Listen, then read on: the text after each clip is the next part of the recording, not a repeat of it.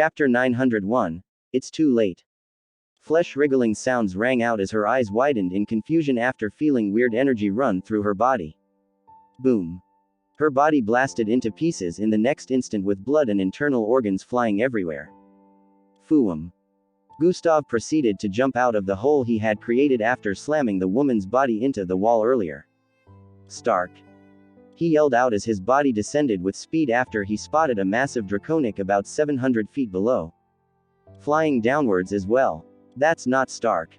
Gustav came to this realization as he activated God Eyes. Begone, weakling. The draconic figure suddenly voiced out as it turned around to gaze at Gustav from below.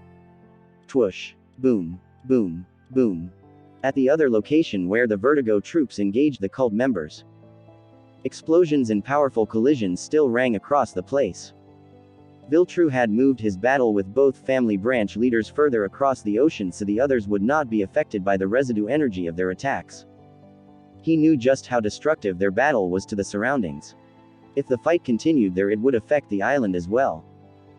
Just one of them was strong enough to level the entire island, and there were 3 of them. From the looks of things, it would not take much longer before the Vertigan troops took care of the cult members here. However, for reasons unknown, they kept battling despite knowing that the odds were against them. On Viltru's side, he had put both family heads in a state where they knew they had no chance against him, yet they kept fighting. Bam. Bam. Bam. Tradisil and Kotario had fully transformed into draconic figures at this point and were hurling out one attack after the other toward Viltru. Viltru took their attacks head-on despite still being in human form. He didn't bother transforming since he was able to handle them despite not being at full strength. Viltru bolted forward amid a combined attack of a red laser beam shooting out of Kotario's mouth, while Tradisil shot out a silver bolt of lightning carrying immense destructive power. Viltru made a circular motion with his right hand as he charged forward across the air, causing both attacks to get redirected the moment they arrived before him. Boom. The attacks slammed into a sea mountain in the distance, blasting it to smithereens. Twoosh. Arriving in front of both of them once more, Viltru proceeded to grab them both and slammed their massive heads together. Both figures drifted away across the air after their heads got slammed together. He lunged forward and threw his fist out multiple times at both of them, causing them to be sent flying backwards once more. As he battered them with numerous physical attacks, more injuries appeared on their bodies. Why do you two keep resisting? You do not have the power to defeat me. Give up before I inflict permanent damage on you both. Viltru voiced out. He seemed to have been holding back all this time because they were family branch heads and he wanted to leave them in good condition so they could be judged by the main Vertigan family. Even if we know we will lose, we have achieved our main objective here today. Kotario voiced out. By now your so-called next head should be in the hands of the master. Tradisil added. What master? Viltru suddenly felt a sense of foreboding after hearing that. Ha ha ha. Despite being injured, Kotario still let out a burst of maniacal laughter. Viltru's mind suddenly wandered back to Gustav's words in the hangar area before they left for this place. Thinking about this carefully now, Tradisil and Kotario were already known to everyone, so they never fitted into the description of this mixed blood, which begged the question, where is the mixed blood Gustav described? This was supposed to be a meeting of leaders as assumed by Gustav, but there were many cultist members in this location as well, so it looked like it was a regular meeting that was being held. However, even if this was a regular meeting, it didn't make sense that one of the leaders wasn't in attendance. Now, how have these two mentioned achieved their objectives despite losing the fight against him? And could the so-called master have captured Stark by now? He recalled Gustav was heading to different locations to round up other cultist members and Stark followed. His eyes widened slightly at this point as he came to a realization. Where is he? He voiced out with a thunderous tone as his eyes turned yellowish with a black dot in the middle. It's too late. Even if we told you, you will never be able to arrive there in time no matter how fast you are.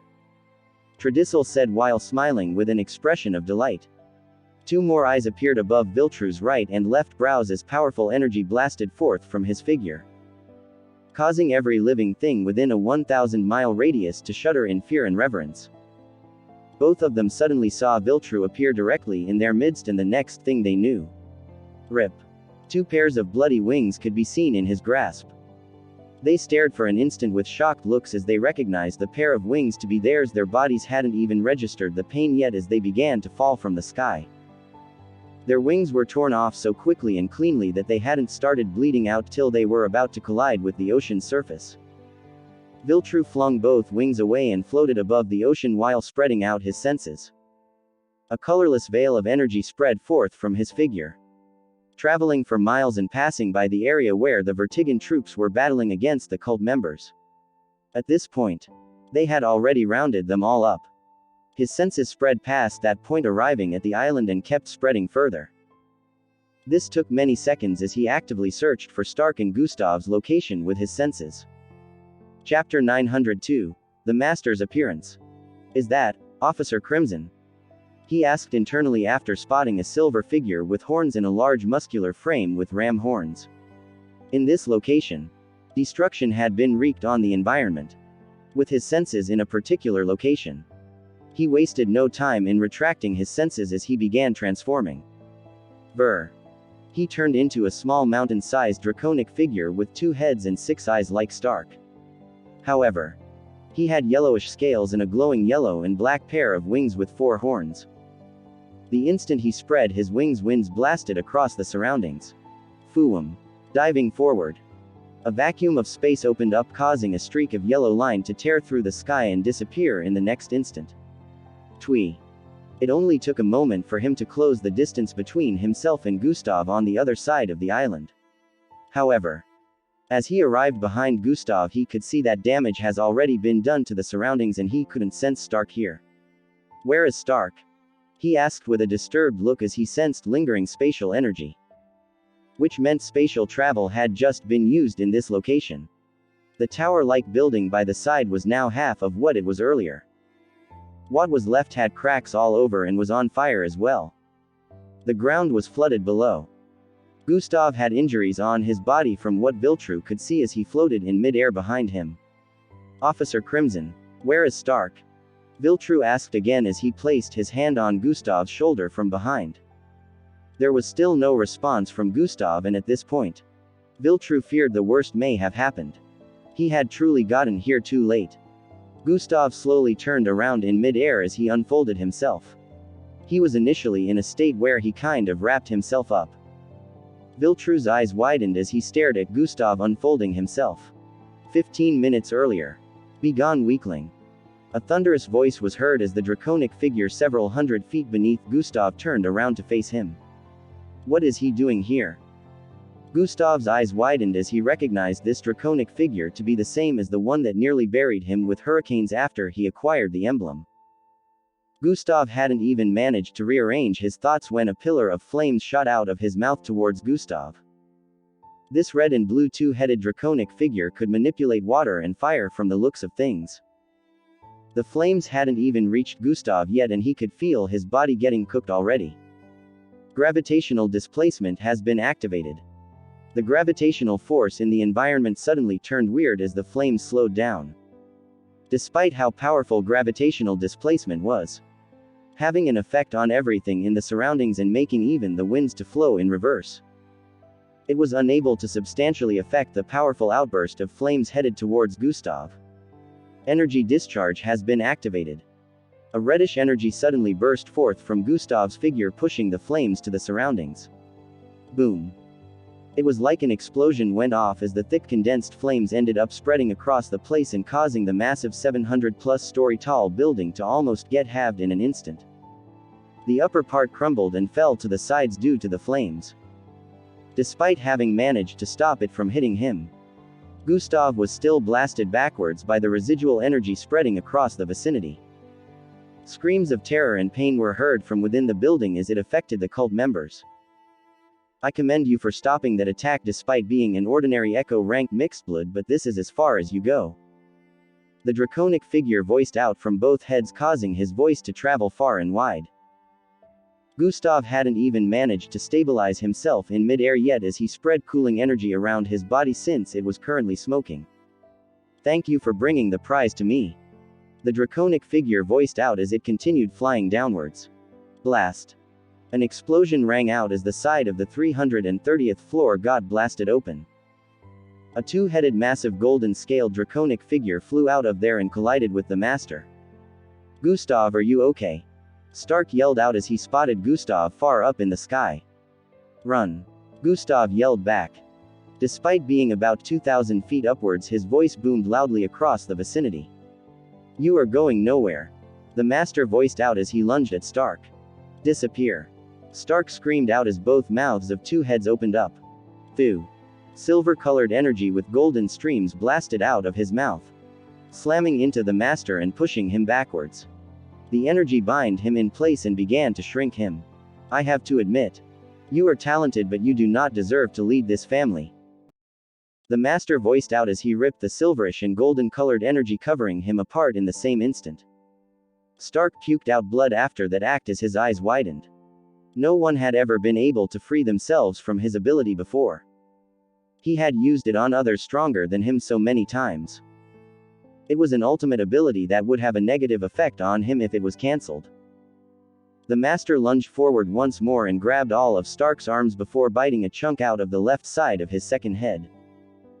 The master had expected that attack to disconnect Stark's second head from his neck, but he had underestimated the toughness of Stark's scales. Stark screeched in pain as he managed to free two of his hands. He grabbed the master's head and stabbed his claws into both eyes, causing him to grimace in pain as well. "Ha ha ha, this is nothing. You're only able to put up a little fight because of your nature, but this ends now," the master voiced out as he opened his mouth, gathering flames within.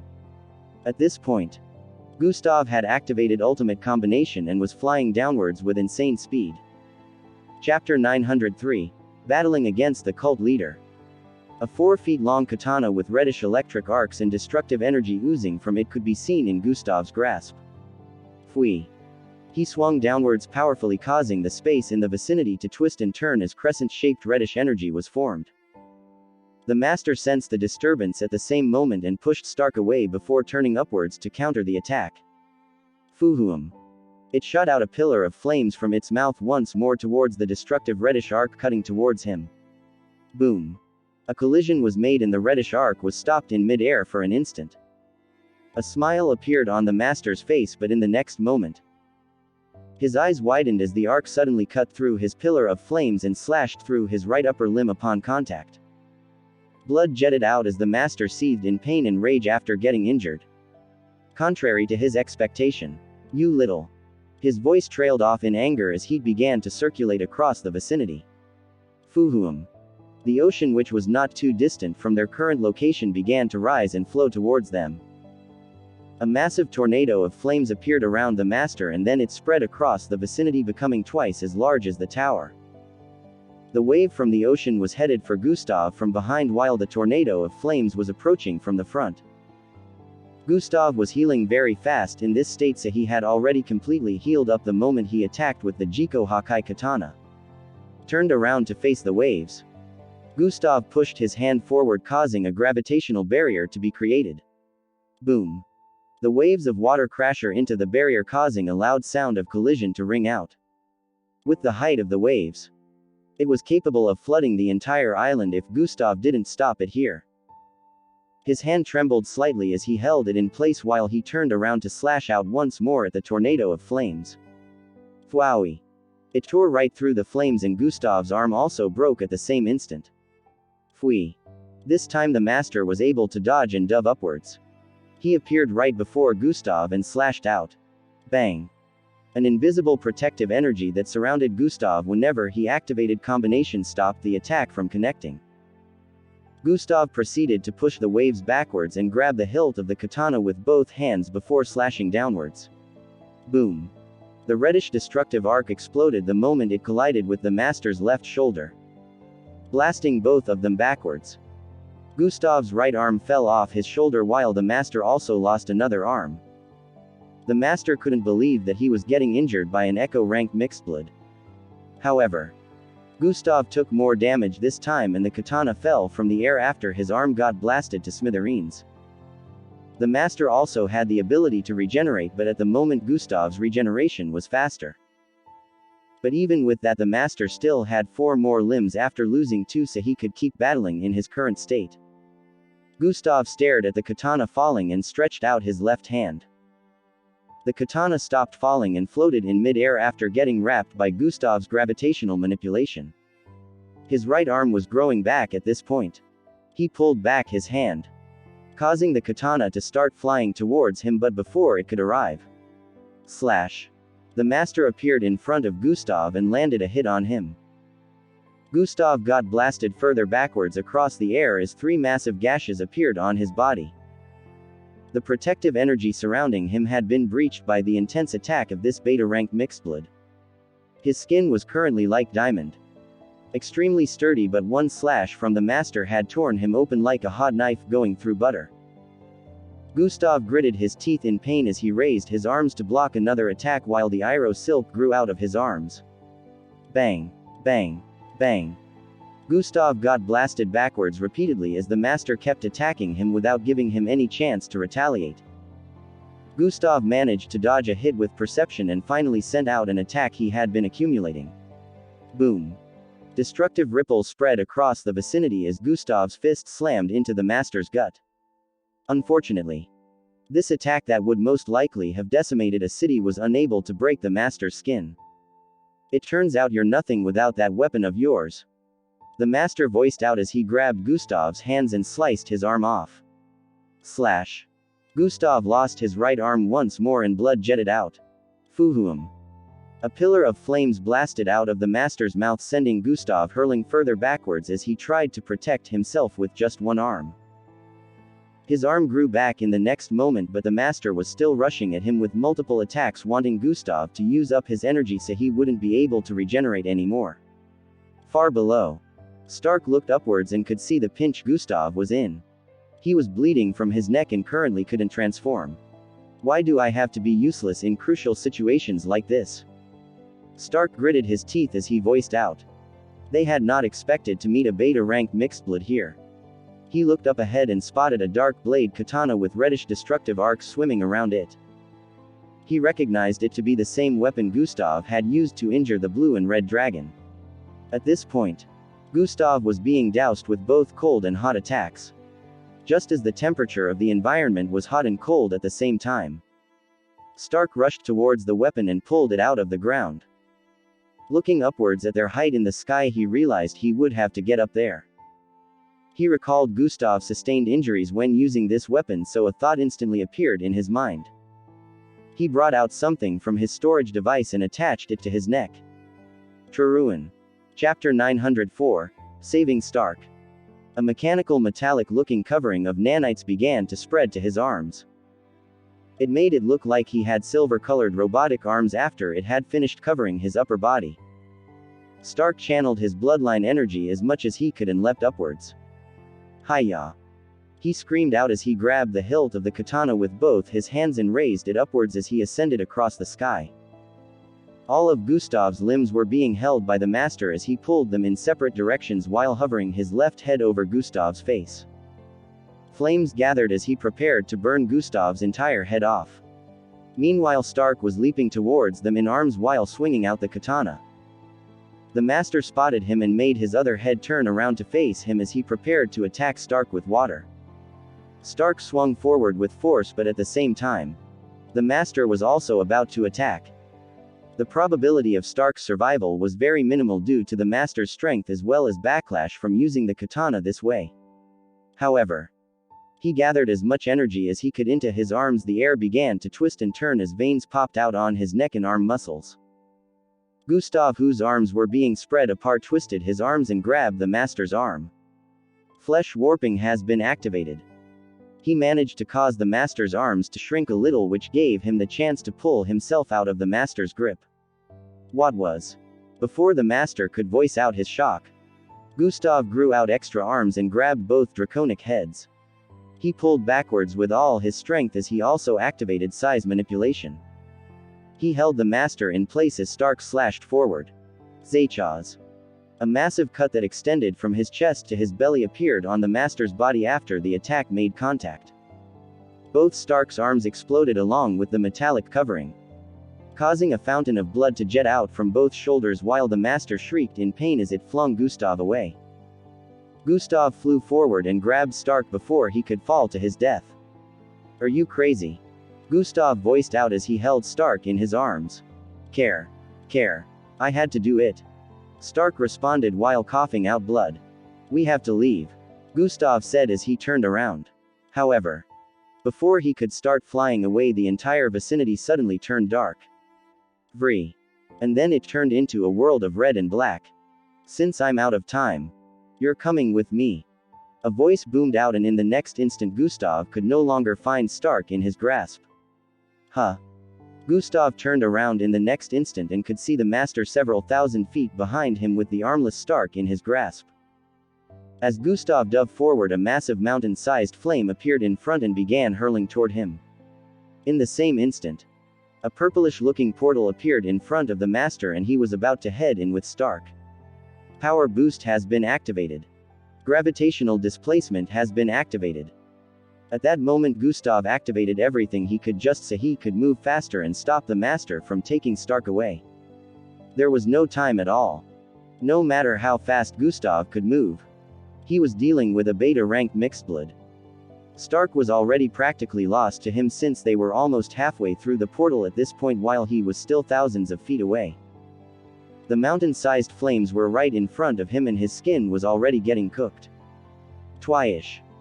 Gustav pushed himself forward as fast as he could as his body turned transparent while his eyes suddenly lit up with a cross-shaped reddish-pink glow. Faroon. Yarki was activated at the same instant, causing a dark pinkish energy surge to spread across the vicinity. It covered the entire vicinity in an instant and was still spreading further. The power of Yarki made the master pause for a moment as Gustav's figure made a tear through space like what happened when he was sent to another planet as punishment by the system. Fwish. He appeared right before them and grabbed hold of Stark before kicking the master into the portal. At the same moment the master regained control of his body. Fwee. The portal closed up in the next instant as Gustav used size manipulation to wrap his body around Stark due to Yarki being activated. Currently, everything in the vicinity was getting roasted because of Yarki's new effect, so Gustav proceeded to retract Yarki before it could turn the entire island into a high-temperature oven. His body still had injuries that hadn't healed up because all these had happened in less than a second. Currently, Gustav had almost expended his energy and his body was currently smoking, but he still had Stark wrapped to the point that not a single skin could be seen. After he finished retracting Yarki, he felt a powerful presence appear right behind him. "Where is Stark?" A familiar voice called out to him. "That's Viltru." Gustav heaved a sigh of relief internally. He initially thought the master found a way to come back, but it looked like it was someone on their side. "Officer Crimson, where is Stark?" Viltru asked again with a disturbed tone. Gustav slowly turned around at this point as he began to unfold himself. Viltru's eyes widened in shock as he realized that Stark had been wrapped in Gustav's bosom all this time. Gustav deactivated size manipulation as he returned to normal length and passed Stark to Viltru. "What happened? Why is he in such a state?" Viltru asked after seeing that Stark was armless. "We played into their hands," Gustav voiced out as he slowly returned to human form. "Stark almost got carted away by this two-headed dragon who I presume is their leader," he added as he brought out a recovery pill from his storage device. "The beta-rank mixedblood you mentioned?" Viltru asked. "Yes," Gustav answered as he fed Stark a recovery pill. Chapter 905. I sent him off with a gift. Viltru's face had a look of astonishment and confusion all mixed together. They were both Echo and Falcon rank mixedbloods, yet they had held back a beta rank mixedblood without any outside help. He felt the leader of the cult might have gone easy on them since he was probably only trying to capture Stark, but still it was an impossible task for mixedbloods of their levels to manage to hold back a beta rank. "I suppose he's the one that escaped with spatial travel." Viltru seemed to have pieced things together as he voiced out. "Yeah." Gustav didn't know how to explain that he had to kick him in or he'd probably still be here since he got Stark back from him. "I sent him off with a gift, he should have gotten it by now," Gustav said internally with a grin. The instant the master phased through the portal, his eyes widened in realization. What? He yelled out with a look of shock as he found out that what was in his grasp had been replaced with 4 spherical head-sized orbs. How did he? What are these? He stated with disbelief written all over his face as he floated above an unknown part of the ocean. Dark purplish electric arcs could be seen swimming across the surface of these dark blue and reddish-colored orbs. He raised the orbs to observe them as he sensed something. Boom. A massive explosion rang out, spreading destructive waves of energy across over 1,000 miles. The ocean was affected as a gigantic hole that spread across a radius of more than 10,000 feet was generated with a wall of waves spreading in every direction. It was a good thing that this occurrence was taking place in the middle of the ocean. There was nothing to be found for miles except for small inhabited islands and seamounts, all of which were wiped out due to the destructive ripples.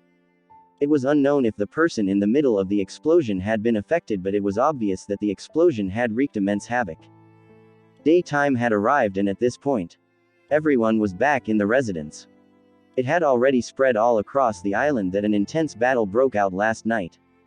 However, the city folks and the members of the branches of the Vertigan family were left in the dark about the situation of the emblem. It was revealed that a battle between the Vertigan troops and members of a cult known as the Satori had gone down the previous night. The island folks were startled. It was hard for them to believe cults still existed in this day and age. Based on the disturbance, they realized the battle must have been a crazy one. At certain periods, the island trembled from the impact generated by intense attacks. The madam of the main family later released a press statement about how the cult members had been contained by the Vertigan troops. This calmed the mind of the island folks as footages were displayed which proved that a lot of the Satori members were captured. It wasn't revealed what the goal of the Satori members was, as this would show that the emblem was initially stolen. At the moment, the main family members were having a meeting in the main hall with Gustav being a part. Everyone had looks of reverence and appreciation on their faces at this point. No one doubted Gustav's ability anymore after witnessing as well as seeing the results of his actions. They had managed to capture around 420 members of the Satori alive. All of them were from one Vertigan branch or the other and had defected, but before Gustav's investigation, none of them had any idea. A lot of the Satori members were killed in the battle last night, especially those in the location where Gustav and Stark had the battle with their leader. Everyone was still in disbelief hearing about how Gustav had managed to stand against their leader, who was a beta-ranked mixedblood, and even saved Stark from getting captured by him. However, this had been confirmed by Viltru, the most powerful Vertigan, and Stark himself. Both of them sang praises of Gustav's prowess. This kid has a very bright future ahead of him. The Vertigan family should stay friends with such a person. Uncle Bila thought internally as stared at Gustav with a look of adoration. Thank you for your assistance, Officer Crimson. We will forever be in your debt, Madame Lillian stated with an appreciative tone. Gustav nodded in response, while some of the other uncles and aunts here also voiced their appreciation. His work here was pretty much done, but he was still worried about the leader of the cult, who was probably roaming about free at this point. Gustav didn't think the orbs were enough to kill the master despite how powerful it was. For all he knew, the master might not have been unfazed by the explosion. The problem now was Gustav had tried to track the master with life signs tracking, but he still had no idea where he cooped himself up in. He was out of range, so Gustav couldn't trace him with the link of the life sign. He could only see through the master's forehead, but even with that, he was unable to tell where the master was because he had hidden in an unknown coven. How are the interrogations going? Gustav voiced out from his seating position on the left side of the room. He needed to know if any of the Satori members would be able to identify the environment he saw through life signs tracking, so they could use that to track the leader. All of them claim to be unfamiliar with the environment you described, Madame Salora responded while shaking her head. This made Gustav feel a little disturbed, as he wondered how no one was able to identify where he was seeing with life signs tracking. Chapter 906. Visiting the Cells. Author's note. Unedited chapters.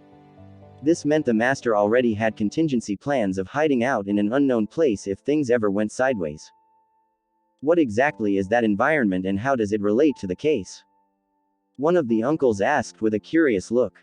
It's a lead. Gustav responded but didn't reveal more than this. He would be unable to explain how he managed to find this lead since he couldn't let anyone know he had a power like life signs tracking. Have both family branch heads been questioned? Gustav asked. Yes, they both have as well, but it's the same. Madame Lillian replied. Gustav had a contemplative look on his face as he heard that and held his chin. You don't have to worry, Officer Crimson. If the leader ever returns, we'll be ready. Madame Salora assured after seeing the contemplative look on Gustav's face. That's fine, but I want to ask them personally. Gustav demanded. Gustav left the interrogation to the main family after he had played his part in helping them capture the cult members. The main family had done a good job of interrogating the cult members and finding out their objectives. As expected, they planned to abduct Stark and get the emblem back by using him as a bargain, but not actually giving him back to the main family until they had cracked how to harness the power of the emblem. The leader was going to use the power to hijack power from the main family and let the cult run the island. The MBO would never interfere if such a situation happened because the cult members were also Vertigans. The MBO wouldn't want to interfere in interfamily conflict as they didn't really have any right to. It was a good thing the situation was resolved before it got to this point. The meeting they were holding was planned since they already knew Vertigan troops would come after them. However, they never expected that Stark would come over to the Master's Tower. The plan was to ambush the main family residence while the Vertigan troops were busy battling with the ones at the second tower outside the island. They had no idea that their other locations would be ambushed by Vertigan troops as well. Gustav and Stark's appearance was unexpected, but the Master felt it was the best situation since he only needed to abduct Stark for everything to come to an end. However, he had not expected his plans to be foiled by the combined effort of Gustav and Stark. The family head ceremony would be held the next day, which was why Stark wasn't present in the meeting because they were preparing him for tomorrow. Stark would be fusing with the emblem, which would spell the end of any plots since the emblem could not be stolen the moment it fused with a Vertigan.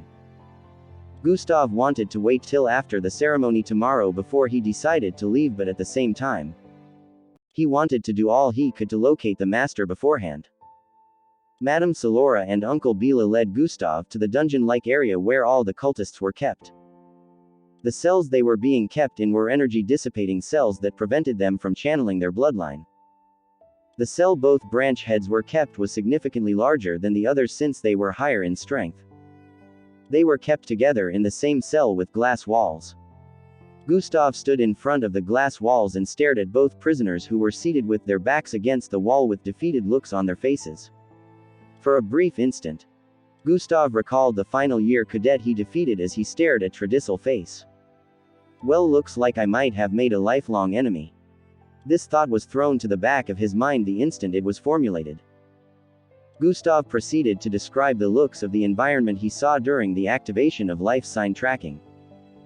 Both of them listened with an unconcerned expression and later voiced out how they had no idea of where such a place was located. Even after giving out vivid details of what he saw, they still shook their heads in confusion. As you can see, Officer Crimson. Just like we stated, they have no idea. Uncle Bila said from behind. There's still one last thing I have to try, Gustav said while looking around and staring at the other cells. Which is? Madame Salora asked from behind. Grant me access to go in, Gustav said while taking off his red jacket. What? Both of them voiced out with looks of confusion after hearing that. You heard me. I need to get in there, Gustav repeated himself. The cells repress bloodline channeling, so just like them you will be unable to use your abilities, which makes it dangerous for you to go in there, Uncle Bila explained. I know. Grant me access, Gustav said with an unbothered expression. It's too dangerous, Madame Salora voiced out in disagreement as well. It is fine. I'm a well-trained MBO officer, so I'll be okay, Gustav assured them. They still had reluctant looks on their faces as they stared at each other for a while. Alright then, but be very careful, okay? We don't know what they might try, Madame Salora finally gave in as she voiced out. Yes, you have to be careful, Uncle Bila added. No worries. I can handle it, Gustav responded. TSSSHHH. A small space opened up in the next moment, which was not big enough for even a little kid to fit through. Gustav pushed his hand forward just as instructed and took a step forward as well. 3. The instant he did that, he felt a kind of trippy pull and found himself on the other side of the glass. It was like a small spatial tunnelway with the ability to transport anything to the other side despite the size. Gustav could instantly feel his bloodline getting sealed after entering the cell. It's similar to Officer Bryant's ability but on a much larger scale. Gustav thought as he recalled Instructor Bryant from the MBO camp. Chapter 907, Finding the Master. Both prisoners stared at him with inexplicable looks. Were you the one in charge of this operation the whole time? Tradisil asked while properly analyzing Gustav's features. He had noticed how the two main members of the family spoke to Gustav with respect. That doesn't matter, Gustav said while walking toward them. That means it's you then. You were the one that caused me to pass out on that fateful night. You've been watching for longer than we knew. Kotario's face lit up in actualization as he voiced out. The main family keeping things under wraps had truly left the enemies without any idea that an MBO officer was already investigating the case. While it looked like it was a good thing for them that it wasn't revealed to the entire family that the emblem had been stolen, it actually wasn't. This blinded their access to information as they had no idea about Gustav's presence in the city. They still thought that the main family was investigating by themselves, which they felt would lead to a dead end anyway. Kotario and Tradisil couldn't believe their demise came from this young man in front of them who looked no older than 19 years of age. What does it matter now? Gustav scoffed as he stood in front of them. Kotario and Tradisil turned to stare at each other for a moment before making an eye gesture. Both their faces hardened up as they suddenly jumped to their feet. Kotario grabbed Gustav by both hands and held him in place while Tradisil grabbed his throat with a threatening gaze. Madame Salora and Uncle Bila were instantly alarmed as this happened. They moved quickly towards the cell, but Tradisil yell was heard next. If you move a muscle, I will snap his neck instantly. He voiced out with a villainous tone. They paused in their tracks after hearing that while looking up ahead with troubled expressions. Ha ha ha. What did you think would happen? We are like humans in this cell with our bloodlines sealed. Weak. Kotario stated while laughing. Now it's just 3 ordinary men in a cell, and of course, both of us will easily overpower this MBO officer. Tradisil added. Let him go. Uncle Bila voiced out. No. He is now our ticket out of here if you. Tradisil was still speaking when Gustav cut him off. Wrong move. He voiced out. Huh.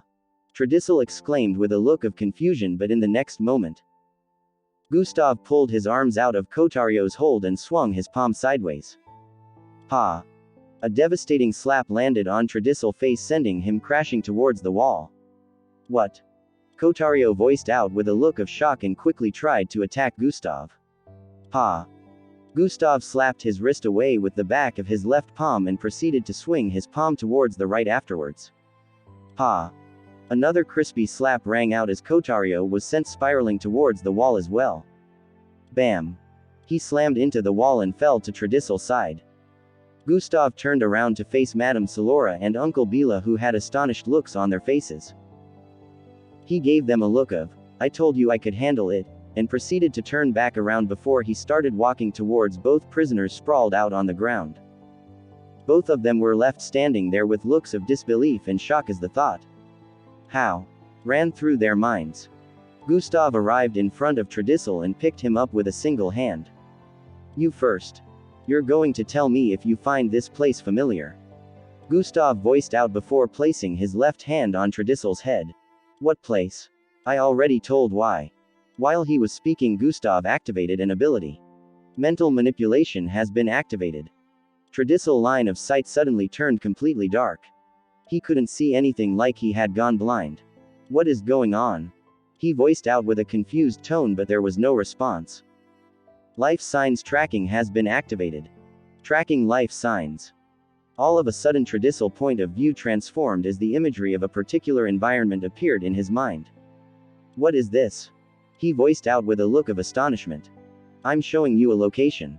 Tell me if it looks familiar. Gustav replied while leaving his hand on Tradissel's head. Tradissel was currently seeing Gustav's point of view as he tracked the master's life sign. Within this place, blue walls could be seen from the sides. A large holographic screen up with some furniture in the background and a door to the side which was wide open led to a hallway up ahead. Tradissel could see it clearly in his mind since picture representation had been clearly provided. This had him wondering how Gustav could use bloodline abilities within this cell. Anything look familiar to you? Gustav asked again after a few seconds. No. I've never seen this place before. Tradissel responded. Lie to me and I will end you right now. Gustav threatened with a cold tone. I swear I have no idea where this is. Tradissel said repeatedly. Gustav proceeded to threaten him with his wife and children, but Tradissel kept repeating the same thing. He had no idea where this place was located. Gustav proceeded to deactivate life signs tracking and flung Tradissel away before moving to Kotario next. The same situation played out again as Gustav activated life signs tracking and showed Kotario as well. Kotario was also unaware of where this place was located even after getting threatened repeatedly. After some time Gustav came out of the cell and looked around once more. Are you satisfied now? Madame Salora asked. No. I'll be interrogating all of them next. Gustav said as he moved towards a cell up ahead. All of them? Uncle Bila asked with a look of confusion. Yes, all of them. One of them might be able to tell me where this goddamn place is located. Gustav said as he arrived in front of the new cell where a lady in a black outfit could be seen. Chapter 908. Disarm him. Give me access. Gustav said to both of them. Are you sure? Madame Salora asked. As you can see, it's perfectly safe. Gustav responded. They still couldn't believe Gustav could use bloodline abilities while within the cells, but they had seen it with their 2 eyes. Even right now he was using an ability that they had no idea about, which had them wondering if Gustav had multiple bloodlines. Gustav just wanted to be over and done with this mission as soon as possible so he could get back to his issues. This was why he wanted to make sure all cult members were caught and accounted for, leaving no loopholes behind. They gave Gustav access to this cell as well, and he went on to do the same thing he did with Tradissel and Kotario. As this yielded no fruit as well, Gustav went on to visit the next cell and then the next and then the next. He wasn't going to stop until he had interrogated all 200 plus of them, or someone was able to give him a hint as to where the place was located.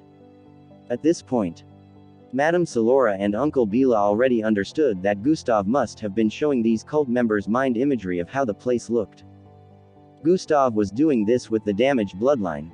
Mental manipulation. Although mental manipulation was damaged, it could at least let Gustav speak to a person's mind and show them images. He couldn't use it to control anyone or read anyone's mind, but at the very least he could do this. Close to 3 hours later, Gustav was almost done interrogating all of them and still hadn't found anyone familiar with this place. Arriving at the second to the last cell, which was occupied by a young guy no older than 20, Gustav got down to work again. These cult members, who were considerably younger than the rest, had a frightened look all through, having been amongst those who were in the same location where the master nearly abducted Stark. He had seen Gustav's prowess and became really frightened of him despite them almost being age mates. Does this place look familiar to you? Gustav asked again, not caring that this inmate was way more frightened of him than the others. In fact, he felt it was to his advantage. It do sent low. Okay familiar at all? He said with a cracking voice. Are you sure? Gustav asked once more, which the cult members replied affirmatively. Gustav was disappointed that this was going to be another bust. He threatened the cult member again. Despite him knowing that he was saying the truth, and as expected, the place didn't look familiar to him. Just as Gustav was about to deactivate mental manipulation, the master finally moved. This caused the view to change a little, as it seemed like he turned around to face a part of this environment that was initially being backed. Wait. The cult member suddenly voiced out before Gustav let him go. What is it? Gustav asked. That mark. The cult member said. The one on the wall. Gustav questioned once more. Yes. Okay. What about it? Isn't it just a gash on the wall? I don't believe so. I've seen it before. Where? On the database of the tower. It was a saved imagery and it looked like it meant nothing. So any clues as to where this place might be located from that? I don't know if this is a clue, but I did see the file name was saved as the name of a city. A city? What is the name? Marseilles. At this point, Gustav deactivated life signs tracking as well as mental manipulation, making their view return to normal. Are you sure? Gustav asked again for confirmation. Yes, I believe so. The cult member responded. Gustav proceeded to turn around to leave, but then the cult member grabbed him by the leg. Gustav didn't sense any hostility, so he slowly turned around. He noticed the cult member was on his knees. Please. I was forced to join. I never wanted to have anything to do with them in the first place. Please help me. He voiced out with a pleading expression.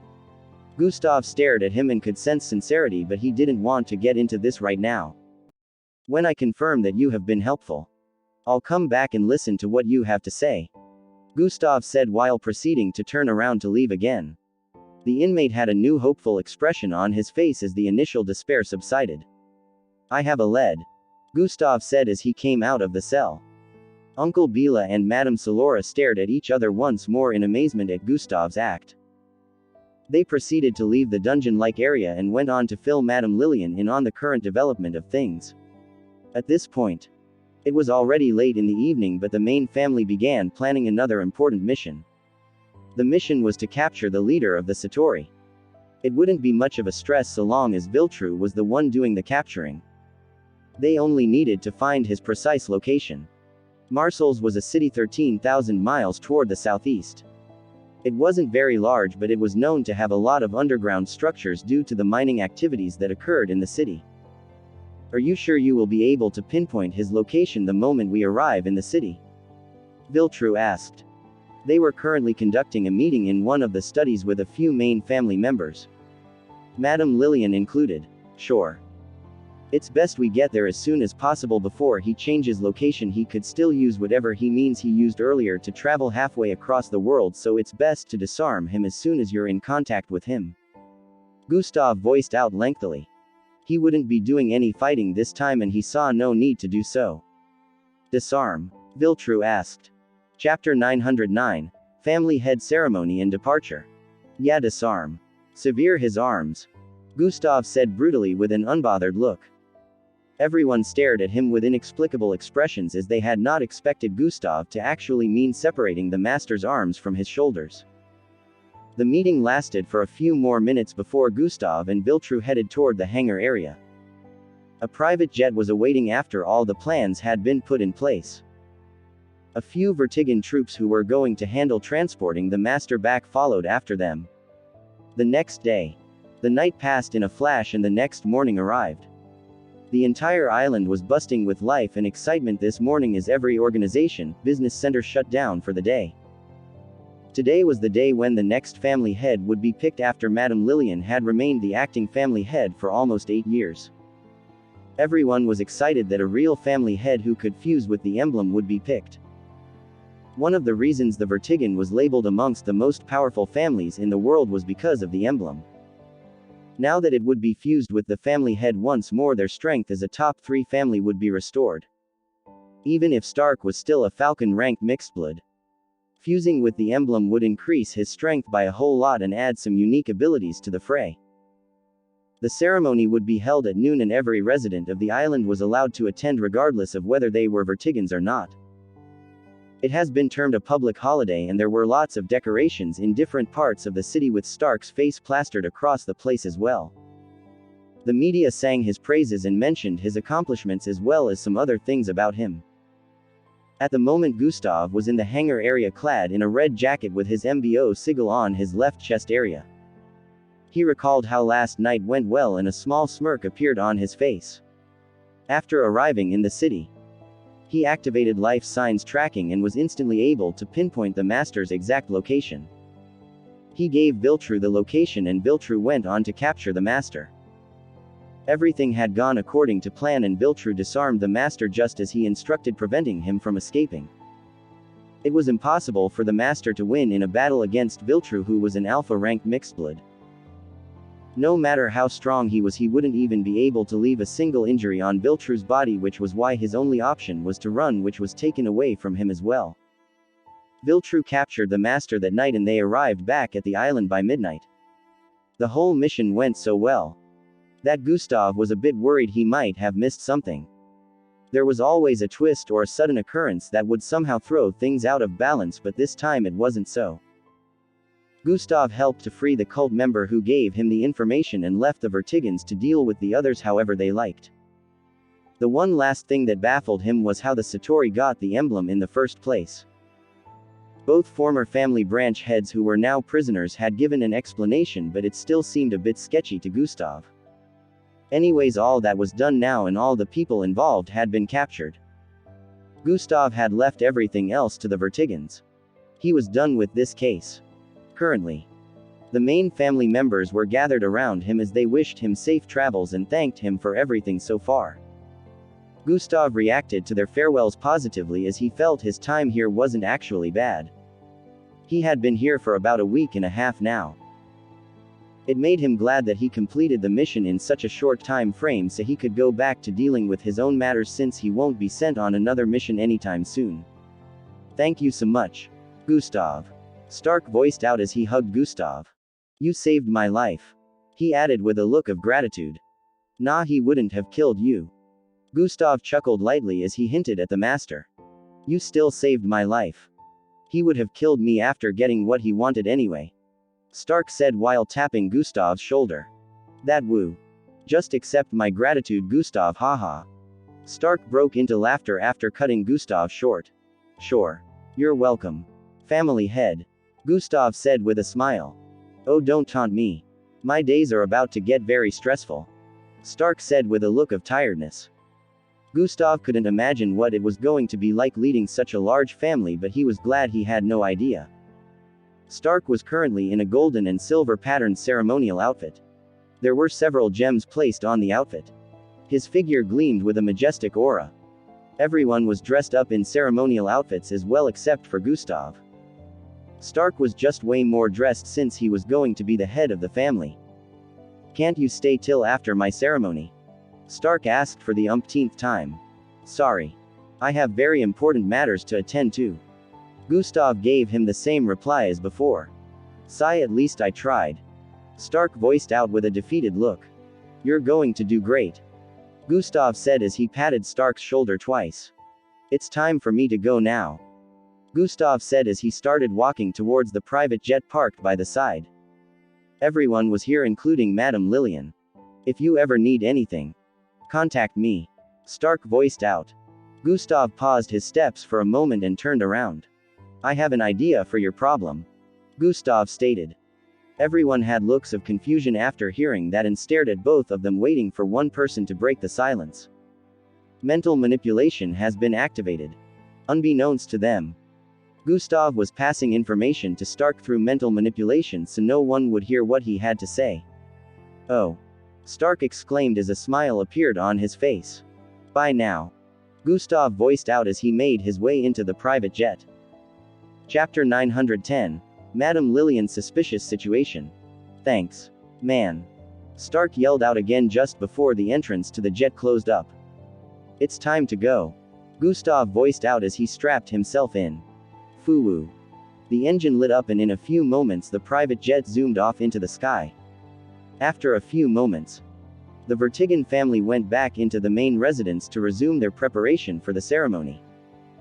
It was almost noon at this time and everyone had gathered in the massive yard where the ceremony would be taking place. The Vertigans as well as other people residing on the island had gathered at the location, ready for the inauguration of the new family head. There was a massive spherical-shaped structure in the sky gleaming with golden rays. There was an aisle well decorated that led to a platform where two main Vertigan family members stood on both sides. As the ceremony was about to begin, the only person missing was the current acting head of the main family. Stark was still hidden behind the curtains as he wasn't supposed to make an appearance until a particular point during the ceremony. However, Madame Lillian had to be present from the onset or the ceremony would not hold. She's running late. Where is she? Uncle Bila asked another main family member. Last I remember she was heading for the dungeon. The family member responded. In the dungeon-like area where all the cult members were kept. The entrance of a particular section secluded from the rest was wide open. A female figure stood in front of the only cell within that structure. She had dark skin with beautiful long white hair. She shared similar facial features with Stark and had smooth dark skin despite being a middle-aged woman. "What are you talking about?" she asked with a look of confusion. "Have I not made it clear to you by now?" "Madam Lillian." A voice resounded from the other side.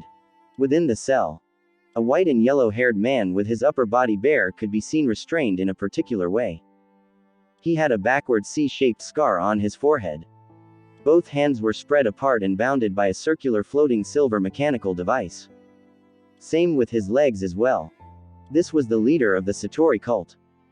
The one known as the Master, who was one of the sons of the family head that died over a decade ago and was in charge of the underwater projects during his lifetime.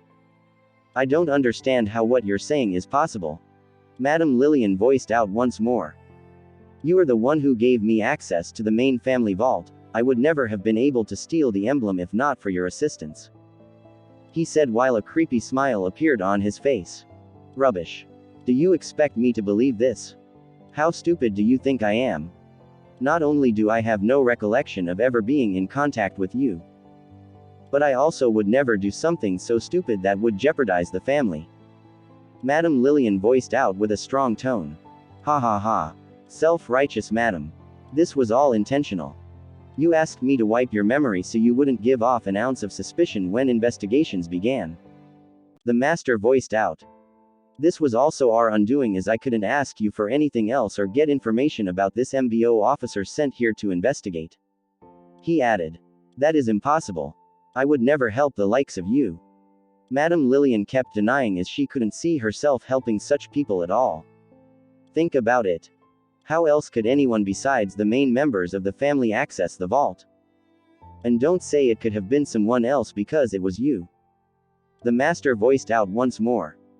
"You did not want your son to become the family head, and I have no idea what else you were up to, but you asked me to erase your memory. If you wish to remember, all you have to do is give me a little access to my abilities so I make you remember," he suggested. "No." Madam Lillian voiced out and turned around. "You will all die today and take these rubbish accusations to the grave with you." She left the instant after saying this, not giving the Master any more chances to speak. "Sister." She heard someone call out to her the instant she arrived at the dungeon corridor. "Bila." She voiced out as she stared at the masculine figure heading toward her. "It's about to begin. What are you doing here?" Uncle Bila asked with a slightly suspicious expression. "Giving the inmates a last chance at redemption. Obviously. They have all been brainwashed by this so-called cult except for that one soul," she voiced out before walking past him. Uncle Bila gave the area she was coming from a glance before following after her. "Make sure their mouths are restrained as well before bringing them to the surface," Madam Lillian commanded. The guards by the sides nodded in response after hearing that. Uncle Bila caught up with her and they both headed to the surface together. The ceremony went on without a hitch as Madam Lillian arrived on the surface with Uncle Bila.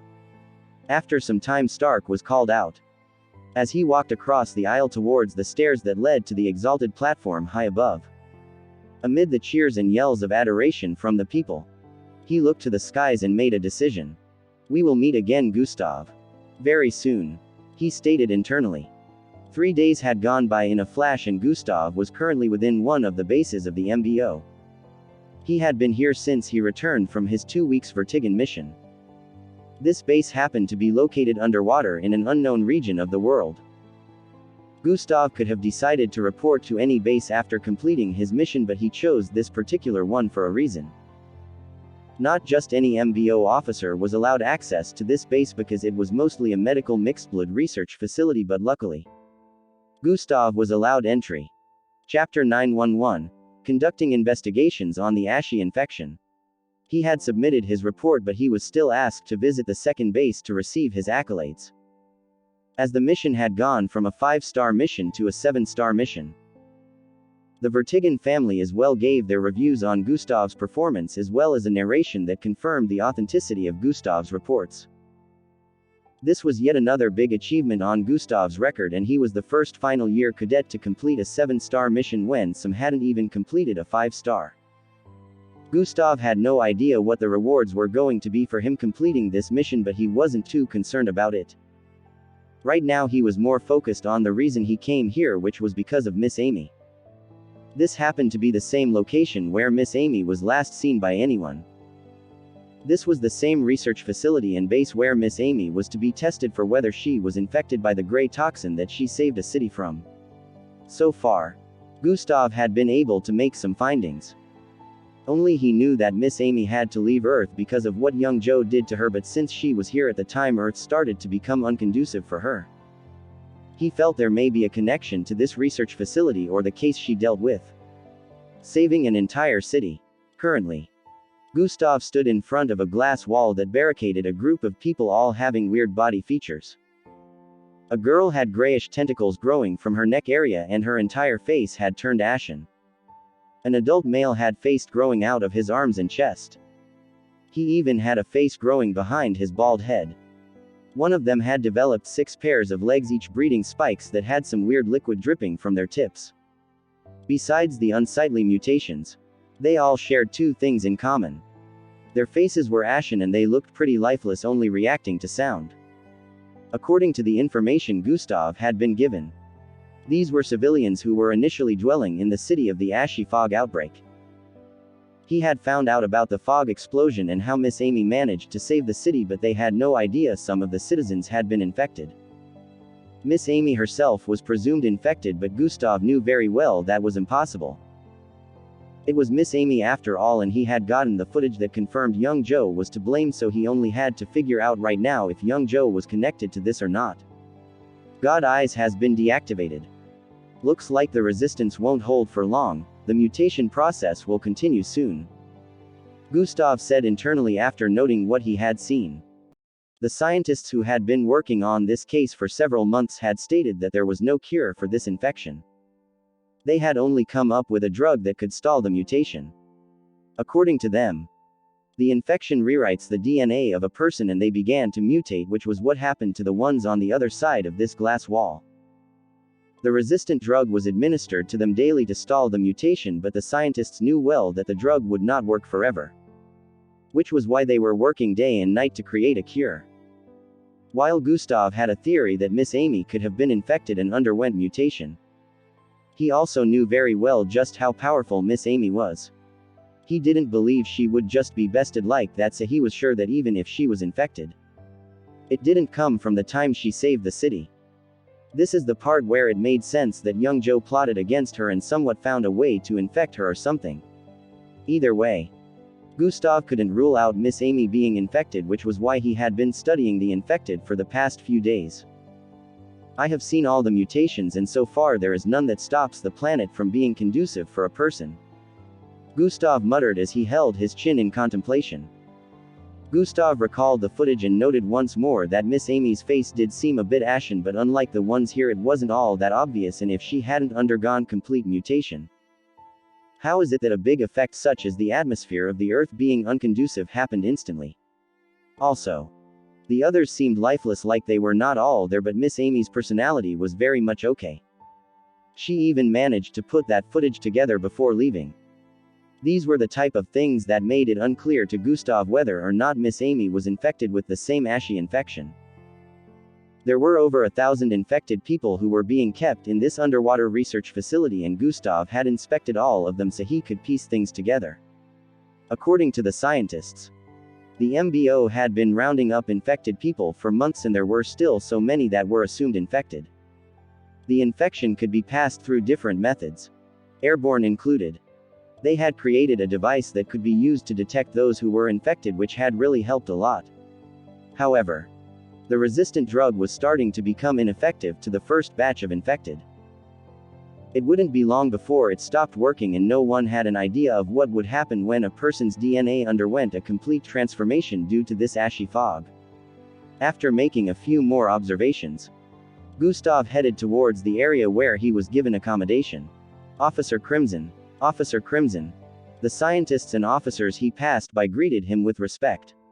He nodded back at them as he kept walking and arrived in front of a door that resembled that of a bunker door. Sashashish. The handle in front of the massive metallic door turned anti-clockwise and made a low hissing sound before shifting to the side. Chapter 912. The System's Return. Gustav moved in and found himself in a large room with a massive glass wall behind. Beyond the transparent glass, an oceanic underwater view could be seen. There were lots of floating reefs, aquatic animals swimming by and seamounts in the distance. It was truly a beautiful sight. Gustav moved towards the side and sat on his bed. Zing. A circular-shaped head-sized orb appeared in his line of sight in the next moment. You have something for me, Gustav voiced out as he stared at the transparent orb.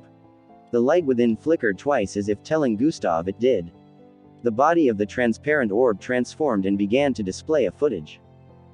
This footage showed a young man with slanted sharp eyes clad in a blue business suit. This was obviously young Joe and he was in what looked like a boardroom. The footage was fast-forwarded and in the next instant, he was in his office holding another private meeting.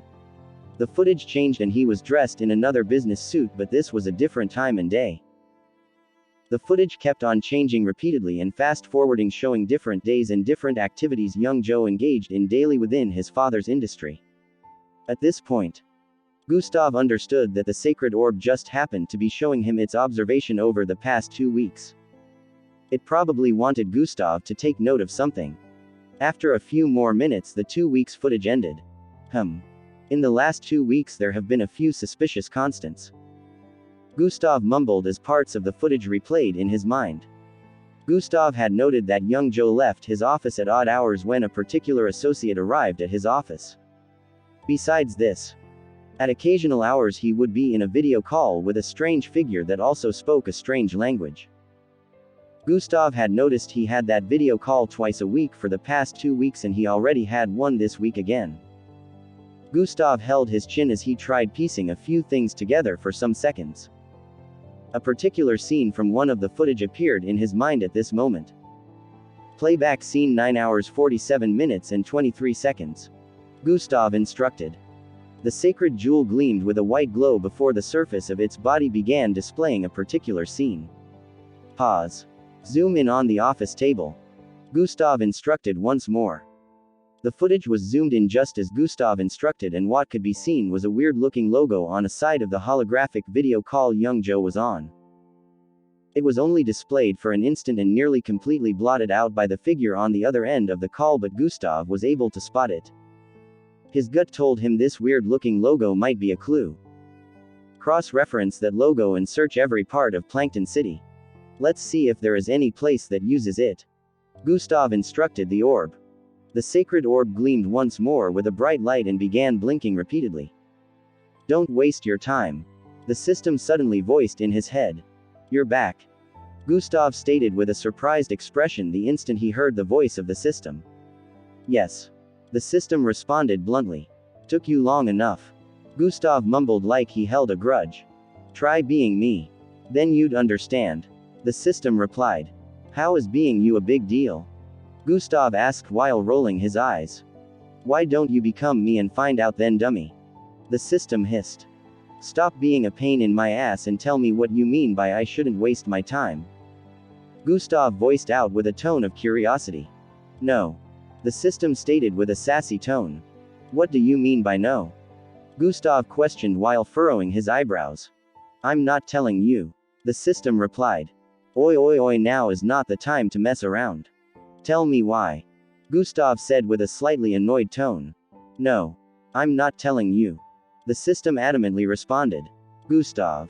Reddish rays of light burst forth from Gustav's eyes and in the next moment, a projection of a cute-looking girl in a long red gown appeared in front of him. You don't appreciate me enough, the system voiced out with a pout and folded her arms with a look of stubbornness. When did you start needing appreciation? You're a computerized existence, Gustav said with a slightly disgusted look. Keep that up and I'll keep my mouth shut, the system said with a HMPH. What's wrong with her? Gustav wondered internally. I heard that she said while giving Gustav a knowing glare. Okay. You win. Gustav said with a defeated expression. Say the words. The system stated while still folding her arms. Sorry. And thank you. Gustav looked like it took a lot for him to say those words. A little blunt, but I'll accept it, she said as the red rays of light receded into Gustav's eyes and everything went back to normal. Gustav heaved a sigh of relief, glad that the small banter was over, even though he had no idea what had come over the system. That logo is of alien origin. The system stated, the reason it told Gustav not to waste his time. Oh. Gustav mumbled as he held his chin with a contemplative look. You won't find it anywhere on this planet. Just as the system finished speaking, the glow on the sacred jewel blinked 2 last times before stopping. The footage of a large door with the alien logo appeared on its surface. Gustav stared at it with a suspicious look as he voiced out. What did you say about not finding it anywhere on this planet? It's not supposed to be anywhere on this planet. That's an archaic Mendelaga planet writing. The system said with a tone of confusion and disbelief. Gustav knew the system was way more knowledgeable than anyone on Earth, so he was sure it knew what it was talking about. Which made this whole situation look extremely suspicious, as this logo was somewhere on a door within Plankton City. Chapter 913. Lockdown protocols initiated. Tons of theories began to appear in Gustav's mind, but one thing he knew for sure was that whatever young Joe was planning, it was definitely something big and crazy. Where is this door is located within Plankton City? Gustav questioned the sacred jewel. The footage began to zoom out, extending upwards for a few seconds until it finally displayed a particular location in Plankton City. Just like that, the entire night went by and the next morning arrived. Today made it the 5th day Gustav had been in this MBO research facility base. He was awake throughout the night after giving the sacred jewel another surveillance task at a new location. He spent the night strategizing for his next objective, which happened to be in line with completing a 1-year quest. Successfully infiltrate the Bureau of City's research center and get scientist Zill's confiscated research. Gustav had to deal with this as well as the young Joe situation. He had begun planning the infiltration a long time ago, so he was just concluding on how he would go about it. Getting the rest of Sir Zill's research was just as important as dealing with young Joe, since they both had connections with the endangerment of the Earth. However, Gustav had decided he would deal with young Joe's situation first, since there were still 4 months left before the timer for the 1-year quest would be done. He would be leaving for the second base later today, but he had decided to stick around this research facility for the rest of the morning. After a few more hours indoors, Gustav moved out of his room to go have breakfast in one of the underwater facility dining areas. There were close to 100 people within this particular dining area, all ranging from MBO officers to scientists that worked down here. Gustav headed towards the counter and made his order. Food was free for all, but Gustav couldn't have his lavish way of eating due to that. The food offered was rationed, and to a certain extent, the quantity was good but not enough for Gustav. He just took his tray back to a corner of the dining area and sat. The place was a bit loud due to people sitting with one another and having convos while eating. Just the usual sight. After digging in for a bit at an empty table, a lady in brownish cargo pants and a green tank top approached Gustav's table. She placed her tray right in front of his and sat opposite him. I got it, she voiced out after taking her seat. Gustav continued eating for a bit before dropping the spoon in his hand. Don't act suspicious. Just pass it over, Gustav voiced out in a low tone as he reached out to grab the water beside him. Do you know how much trouble I went through just to get a sample? She said while passing a cylindrical-shaped finger-sized item to Gustav's tray.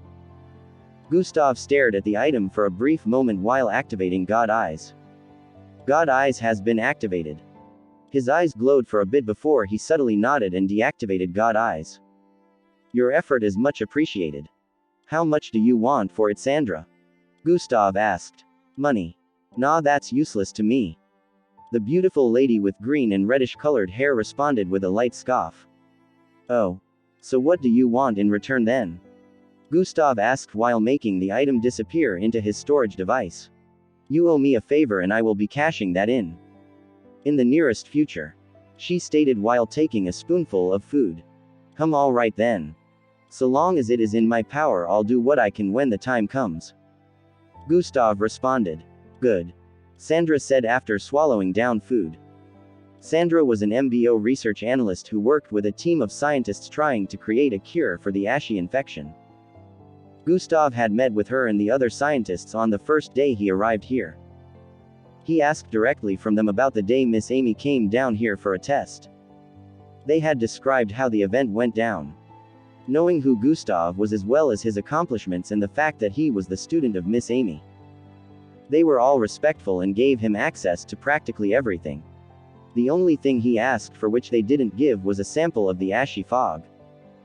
They said it couldn't be moved, and even if a higher up from the MBO wanted to see it, they would have to come here personally. Sandra chatted with Gustav the most amongst all of them, so he approached her to help him acquire the sample secretly. What do you even need that for? She asked. Something important. Gustav answered cryptically as usual, which was reacted to with a scoff by Sandra. Just be careful. If any breakouts happen, I'll have you to blame, she stated. No whoa. Before Gustav could complete his sentence. Beep. Beep. Beep. Beep. Emergency. Lockdown protocols initiated. Emergency. Lockdown protocols initiated. Emergency. Lockdown protocols initiated. Alarms began to go off crazily as the feminine voice of an AI reverberated across the underwater structure. Emergency. What's going on? Loud and concerned voices could be heard in the dining area as people jumped to their feet with troubled expressions. Gustav also stood to his feet at this point along with Sandra as they looked around. Bam. Bam. Bam. The loud sound of metallic doors slamming down could be heard. Could they have found out? Gustav asked. No. This is definitely something different, Sandra replied as she instantly understood what Gustav meant. Bam. Before anyone could leave, a metallic door slammed down at the entrance area, trapping them within. God Eyes has been activated. Gustav activated God Eyes, causing his sight to phase through the metallic doors. This part of the underwater facility was quite close to the Far East area. Gustav's first thought was to gaze towards the south area. His sight traveled past quite a few metallic doors, and he also spotted a few MBO officers in uniforms moving towards a particular area swiftly with troubled expressions. Chapter 914. They won't get there in time. His sight also happened to be moving towards the same area, so he sped up his zooming sight. He finally arrived at the south area, which happened to also be barricaded by a metallic door. Some people in lab coats could be seen on one end of the metallic door. They all had panic-stricken expressions as they moved away from the metallic barricade. Gustav couldn't hear what was going on from this distance, but he could see vibrations. The metallic door was being pounded upon from the other end. He wasted no time, making his sight zoom past the metallic door, and upon arriving on the other end his eyes widened a bit in surprise. That's, as he voiced out. The other MBO officers in the dining room were also receiving information on what was happening. A few infected broke through their cells. One of them voiced out loudly. What? The infected broke loose. We're all dead. The MBO is going to destroy this base if we can't get it under control. The entire dining area descended into chaos after hearing the yell from one of the MBO officers. At this point, everyone pretty much understood what was happening. The lockdown protocol was initiated due to the infected who broke out of their cells. Knowing how the infection could be passed on upon contact with the infection, the AI installed in this base shut down everywhere to prevent them from escaping the area where they were initially kept. At this point, Gustav had already retracted his sight and moved towards the metallic door that had trapped them in the dining area. Gustav. Sandra followed after him while yelling out. The MBO officers in the vicinity with their uniforms moved towards the doors as well. How do I get out there? Gustav asked Sandra. Just as she was about to respond, one of the officers arrived in front of the metallic door and voiced out. You just need to stay here. It's a safety protocol.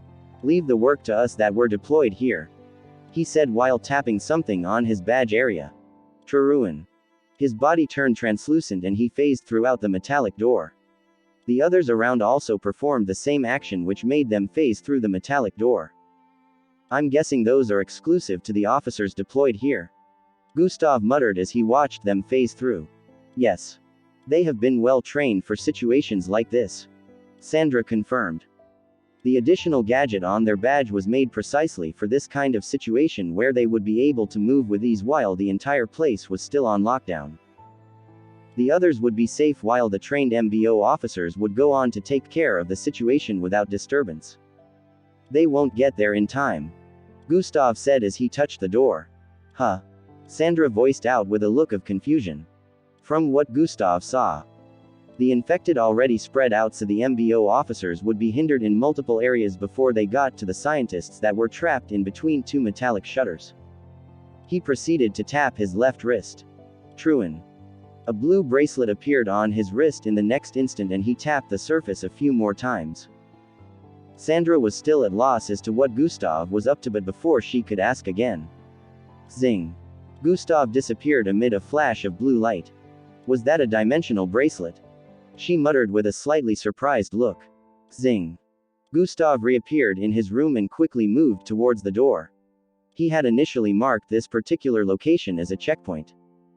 Luckily his room happened to be situated in the south area, so he would only need to pass through one metallic door to arrive at the other end of the metallic shutter where the scientists were being cooped up.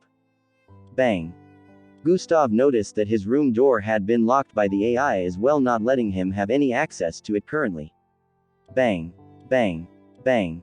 He threw his fist at the door a few times, causing it to get blasted from the wall. It pulled out multiple metallic connectors from the walls along with it. Gustav wasted no time in dashing across the corridor. They said. They're on their way. Within a darkened space where red lights kept blinking, a panic-stricken feminine voice was heard. We'll be dead before they arrive here. A masculine voice was heard next. Bang. Bang. Bang. Bang. The massive metallic shutter in front of them kept getting pounded forcefully. The scientists knew it was very powerful and crafted with special materials to add to its toughness, but currently it had a large dent. The dent kept on increasing and even the walls by the side began to develop cracks. By my estimation, this will only hold for 20 more seconds. After that we'll all be dead. A relatively calm male voice was heard next. Very encouraging estimations, Vic. Very encouraging. A lady stated while glaring at the person who had just spoken. What? I'm only being real, Pamela. I'm sure you all know, Vic said while shrugging his shoulders. Everyone sighed after hearing that. They were all intelligent scientists after all, so of course they knew. Scientist Vic was just killing off the little hope they had with his bluntness. The scientists trapped here were around 8 in number. Bang. Bang. Bang. Bang. The dent kept increasing in size as the seconds passed, and at a point, a small hole appeared on the metallic shutter where they could see a little bit of the other side. A bloodbath already happened on the other side and were next. Scientist Vic voiced out once more as he began to count down. 4, 3, 2, 1. See you in the next life. Everyone. The instant when everyone expected the wall to be blasted down didn't happen. The infected on the other side, pounding on the door, had stopped at the last second. Instead, what they heard next were loud screeching sounds, accompanied by sounds of collision and flesh ripping. Chapter 915. Erasing the infected. The infected on the other side, pounding on the door, had stopped at the last second. Instead, what they heard next were loud screeching sounds, accompanied by sounds of collision and flesh ripping. What is going on? Everyone had the same thoughts running through their minds. On the other end of the door, a figure could be seen zooming across the place and slamming the ashy-skinned humans into the walls. On the floor, several mangled corpses could be seen scattered around. Blood was everywhere, and from the looks of things, these corpses belonged to some scientists since lab coats could be seen on the bodies. There were about 7 ashy-looking figures in the vicinity. Each had unique-looking properties. One had snake-like vines growing out of every part of his body. Another had arms growing out of her back, face, and even her legs. These were the infected, and Gustav had seen every one of them before this. Initially, they looked lifeless, but now their eyes were bloodshot. It almost looked like they had a mind or purpose now. Prior to earlier, Gustav arrived here at the moment they were about to break down the metallic shutter barricading the scientists. He wasted no time in heading for the closest one and bashing his skull into the wall. After his presence was noticed, they all flocked towards him with extreme bloodlust. Swoosh. Gustav noticed that there was a weird stench permeating the environment, so he instantly held his breath as he dashed forward. Multiple hands swung towards him from up ahead, which he managed to evade with his speed as he leapt from wall to wall in a zigzag format. Sish. A large atomic blade was formed in Gustav's hand as he landed right behind the infected with the numerous hands protruding from its body. Slash. With a swing of his hand, Gustav cleanly severed his head from his body, which also had two hands protruding from behind and in front. A ball of whitish gas shot out of its decapitated neck area, causing Gustav to jump backwards instantly. From all sides, different attacks were headed for him as the others lunged forward. One of them shot out whitish projectiles of gas, which Gustav guessed could cause someone to be infected. Partial kilopisol transformation has been activated. Gustav's body bloated a bit as he stomped the ground. Sheik. Sheik. Sheik. Iro silk shot out from the ground, surrounding him before stabbing and spreading outwards. Kira. The sound of screeching filled the environment as the infected around Gustav got stabbed by gigantic spikes from the Iro silk. Some of them got stabbed into the wall, leaving massive holes in their upper body. Sprint has been activated. Gustav proceeded to bolt forward as he conjured up another atomic blade and went on to decapitate the rest of the infected. Sishesh. Whitish fumes could be seen escaping the corpses of the infected after Gustav had finished dealing with almost all of them. The only infected left was a little girl no older than 10 years old. She had attacked initially, but Gustav swatted her away like a fly by slapping her with one hand. He dealt with the others before facing her. Her eyes turned bloodshot as she glared at Gustav with drool dripping down her lips. Kirhia. After making another screeching sound, her body split into multiple clones of herself and they all lunged at Gustav. The atomic blade in Gustav's hand disappeared as he stood in place while activating combination. Combination has been activated. Sprint plus dash. The girl as well as her clones all slowed down in mid-air, almost like they had paused. Gustav stared at every one of them as his eyes turned red and golden. Twauhusshish. He leapt forward and swung his left leg towards the side. Bam. The kick he threw out slammed into the side of the girl, sending her hurtling across the air as she flew into the cell that they were initially kept in. The glass had been broken, so it wasn't much of a cell, but after performing that action, Gustav stomped his feet on the ground. Shickle. The Iro silk shot out of the ground and formed a wall in front of the cell, barricading the girl within. The other clones who had leapt forward earlier ended up grabbing thin air as Gustav had arrived behind them. Flesh warping has been activated. Dashing forward once more, Gustav grabbed the first clone. Boom. She blasted into smithereens, causing body parts to be sent flying everywhere. He proceeded to head towards the next, moving very quickly before any of them could react. Boom. Boom. Boom. For a few seconds, the sound of bodies blasting into pieces reverberated across the vicinity. After Gustav was done, the only thing that could be heard was banging sounds coming from the cell area. The last infected girl was trying to get out from the cell that Gustav had barricaded with Iro silk. He reinforced it once more and looked around the place. Some parts of his body were doused in ashy-looking particles.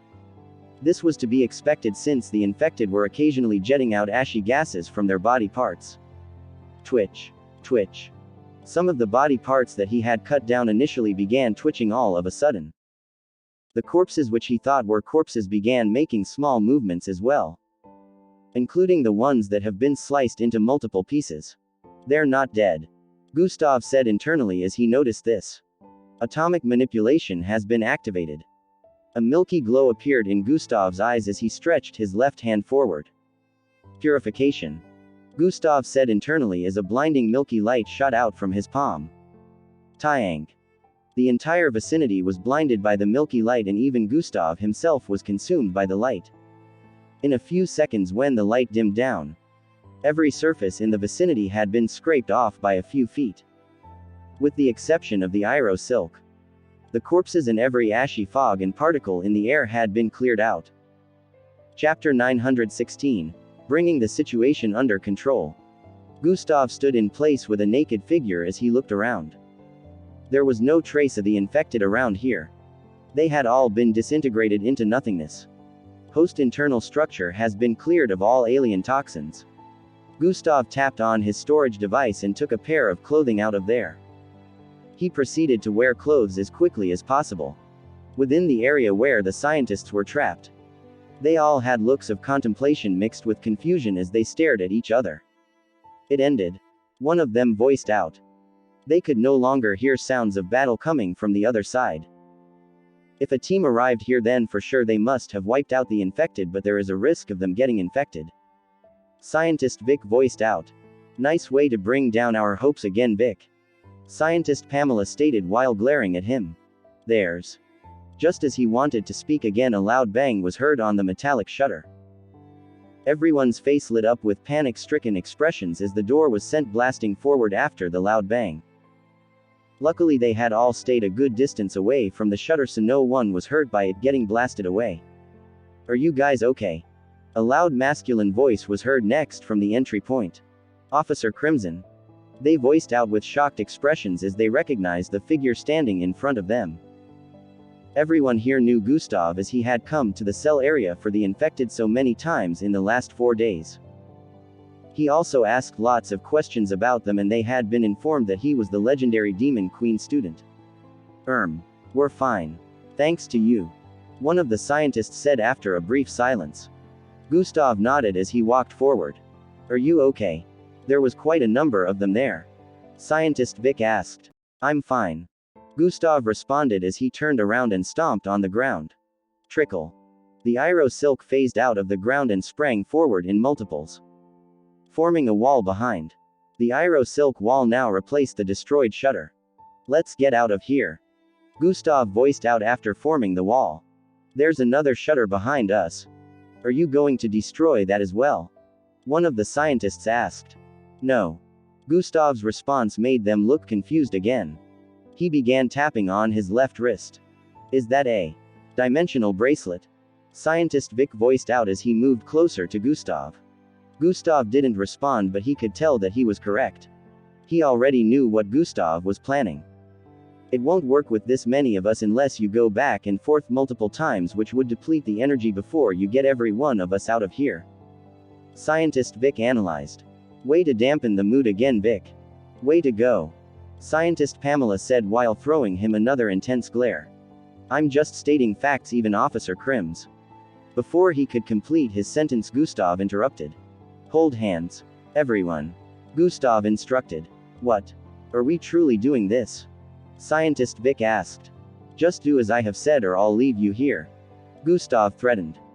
Scientist Vic quickly joined hands with the rest, and Gustav proceeded to touch the shoulder of one of them while activating the dimensional bracelet. Zing. A bright blue light engulfed all 9 of them, and in the next instant, they all disappeared.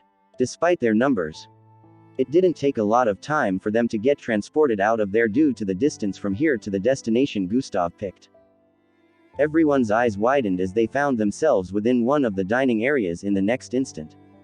What? How? Scientist Vic was the most surprised because he knew a lot about dimensional bracelets. Only a level 7 dimensional bracelet was capable of this, and there were only 5 of them created worldwide. He couldn't believe Gustav possessed one of the 5. Sandra saw the group that had just arrived with Gustav and ran towards them. The others in the dining area too were just as surprised. Officer Crimson saved our lives. One of the female scientists yelled out as he hugged Sandra. There were cries of joy and chatters in the background as some of the scientists explained what happened. Gustav, who was currently being praised by everyone around for his quick-wittedness, was busy scanning around with god eyes. There were other places where scientists were trapped, but the MBO officers had managed to save lots of them. This was mostly a research facility, so the scientists were higher in number compared to the officers. Gustav still had 2 bars left for his dimensional bracelet, so he wasted no time in disappearing once more to help out the others that had not been attended to yet. Around noon, the whole situation had been brought under control and the AI deactivated the lockdown protocol, giving everyone access to free movement once more. Although the situation had been brought under control, it wasn't without casualties.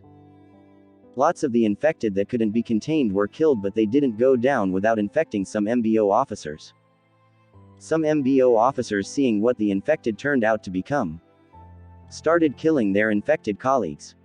The situation turned a lot messy before it was calmed down. Some of the MBO officers had now replaced the dead infected behind cells. Around 18 scientists were massacred by the infected, but close to 200 were saved. No one had expected this to suddenly happen, so the atmosphere was a mixture of tense and joyous. The MBO had sent a higher up to visit this research center to gather reports so they would understand what had caused this. Amongst the MBO officers being praised, Gustav was praised the most. He still managed to save a few more groups of trapped scientists all by himself. Not all of the infected managed to break out of their cells, as some of them still had the lifeless look, but the ones who broke out were killed since they were out of control. All except for one.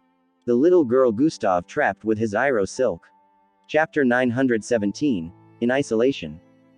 Not all the infected managed to break out of their cells, as some of them still had the lifeless look, but all others that broke out were killed since they were out of control. All except for one. The little girl Gustav trapped with his Iro silk.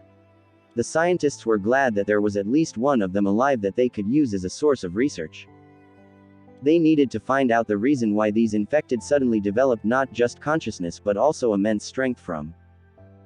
The glasses of their cells were well reinforced, and even Gustav would have a very difficult time trying to destroy it, so it was no doubt that they gained high physical strength and power. The cells could keep an Echo ranked mixedblood like Gustav and even a Kilo ranked within, but Gustav would be able to escape due to the help of atomic disintegration. The ashy fog which their bodies kept emitting had corroded the cells, which made it easier for them to break out with physical force according to the footage. The girl Gustav left alive was currently under heavy sedation, and the scientists were working to discover what had switched in the infected to make them turn into that initially lifeless to bloodthirsty. It still felt like they went from being unconscious to insanity. Gustav was supposed to be leaving at this time, but the MBO had prevented anyone from leaving. They wanted to conduct multiple examinations on everyone present at the time of the incident to be sure no one else was infected. Gustav was currently still undergoing some examinations. He realized his trip might have to be postponed till the next day. So far, every examination had diagnosed him as uninfected, which was surprising to the examiners as they had watched the footage of Gustav saving multiple scientists.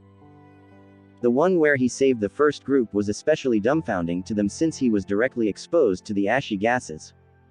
How he was still cleared of infection was shocking to them. They began wondering if he was immune, as some MBO officers who didn't even get as exposed as he did were currently infected. This was all due to the toxin immunity ability, which was currently at maximum level. The ashy gases were considered toxins, so they were all purified despite invading Gustav's body. It was impossible for such things to affect Gustav anymore, which was a luck that other more MBO officers powerful didn't share. However, Gustav was still kept in isolation with the others for now. The examination being performed on the infected girl Gustav trapped earlier was to find out what had happened with them, but Gustav pretty much already knew why this incident occurred. He recalled yesterday when he visited the area where the infected were kept. Gustav was able to see with God eyes that the resistant medication they kept administering to them barely had any effect anymore. He could tell mutation would resume soon, but had no idea when that would be. Gustav had not expected that it would lose all effectiveness this fast and cause the mutations to continue. This was obviously what must have caused the incident, as every infected that broke out of their cells were the first batch of people brought here. The ones still in their cells with lifeless looks had come in later than the ones who caused all the ruckus. Although Gustav pretty much had it figured out, he was still suspicious. He felt the whole resistant drug was supposed to last longer than this. Yeah, I scanned them earlier. It seemed like their mutation was sped up. The system voiced in his mind. What could have caused it? Gustav asked internally. We can't rule out the possibility of it being man-made. The system responded. I have a theory, but I need to investigate. Gustav knew he was probably right with what he was thinking, but he had to confirm. If he was right, this might actually be a good thing, even though it had left many dead and infected. Officer Crimson, how are you feeling? A scientist in containment suits voiced out as he approached Gustav. He was accompanied by two others as they began examining Gustav, who was sitting on a bed within this large isolated space. There were fabric divides by the sides which were a bit transparent, displaying multiple beds on the other ends where other MBO officers were kept as well. This was a normal routine check, and Gustav found it a bit annoying, but he just played along. Can we get another sample of your blood? One of the scientists asked again. Why? Not conducted enough examinations yet? Gustav asked while squinting his eyes. Our apologies, Officer Crimson. It's just protocol. One of them voiced out and moved towards Gustav with a syringe. That won't work, Gustav said while grabbing the syringe from him and stabbing it onto his skin. It instantly broke into two halves, causing them to slightly open their mouths as they didn't know he had such thick skin. Looks like we'll have to make use of the revector equipment. The scientist who had been questioning Gustav since voiced out. No need for that, Gustav said while his fingernails grew longer. He pierced one of his fingernails into his bicep area and grabbed another syringe from the grasp of the other scientist. Stabbing it in, he drew blood and handed it over to them. Thank you for your cooperation, Officer Crimson. We'll be back later. The scientist voiced out in appreciation and turned to leave. When am I gonna be free to leave here? Gustav asked. The scientists paused their movement and turned around to answer Gustav. My guess is tomorrow or the day after. It depends, the scientist responded before leaving with the other two. Might as well just conduct my investigation then, Gustav muttered after they left. Did you do it? Gustav asked internally. Successfully contaminated your blood. They won't be able to use it for anything, the system responded. Chapter 918, The Culprit. Author's note. Unedited chapters. Good, Gustav said internally with a sigh of relief. Gustav already knew why they came to draw his blood amongst many others that were here. He could tell that they had already seen footage of where he dealt with the infected and they already suspected he was immune. The problem was that they still wouldn't be able to create a cure from his blood because toxin immunity was a system-based ability.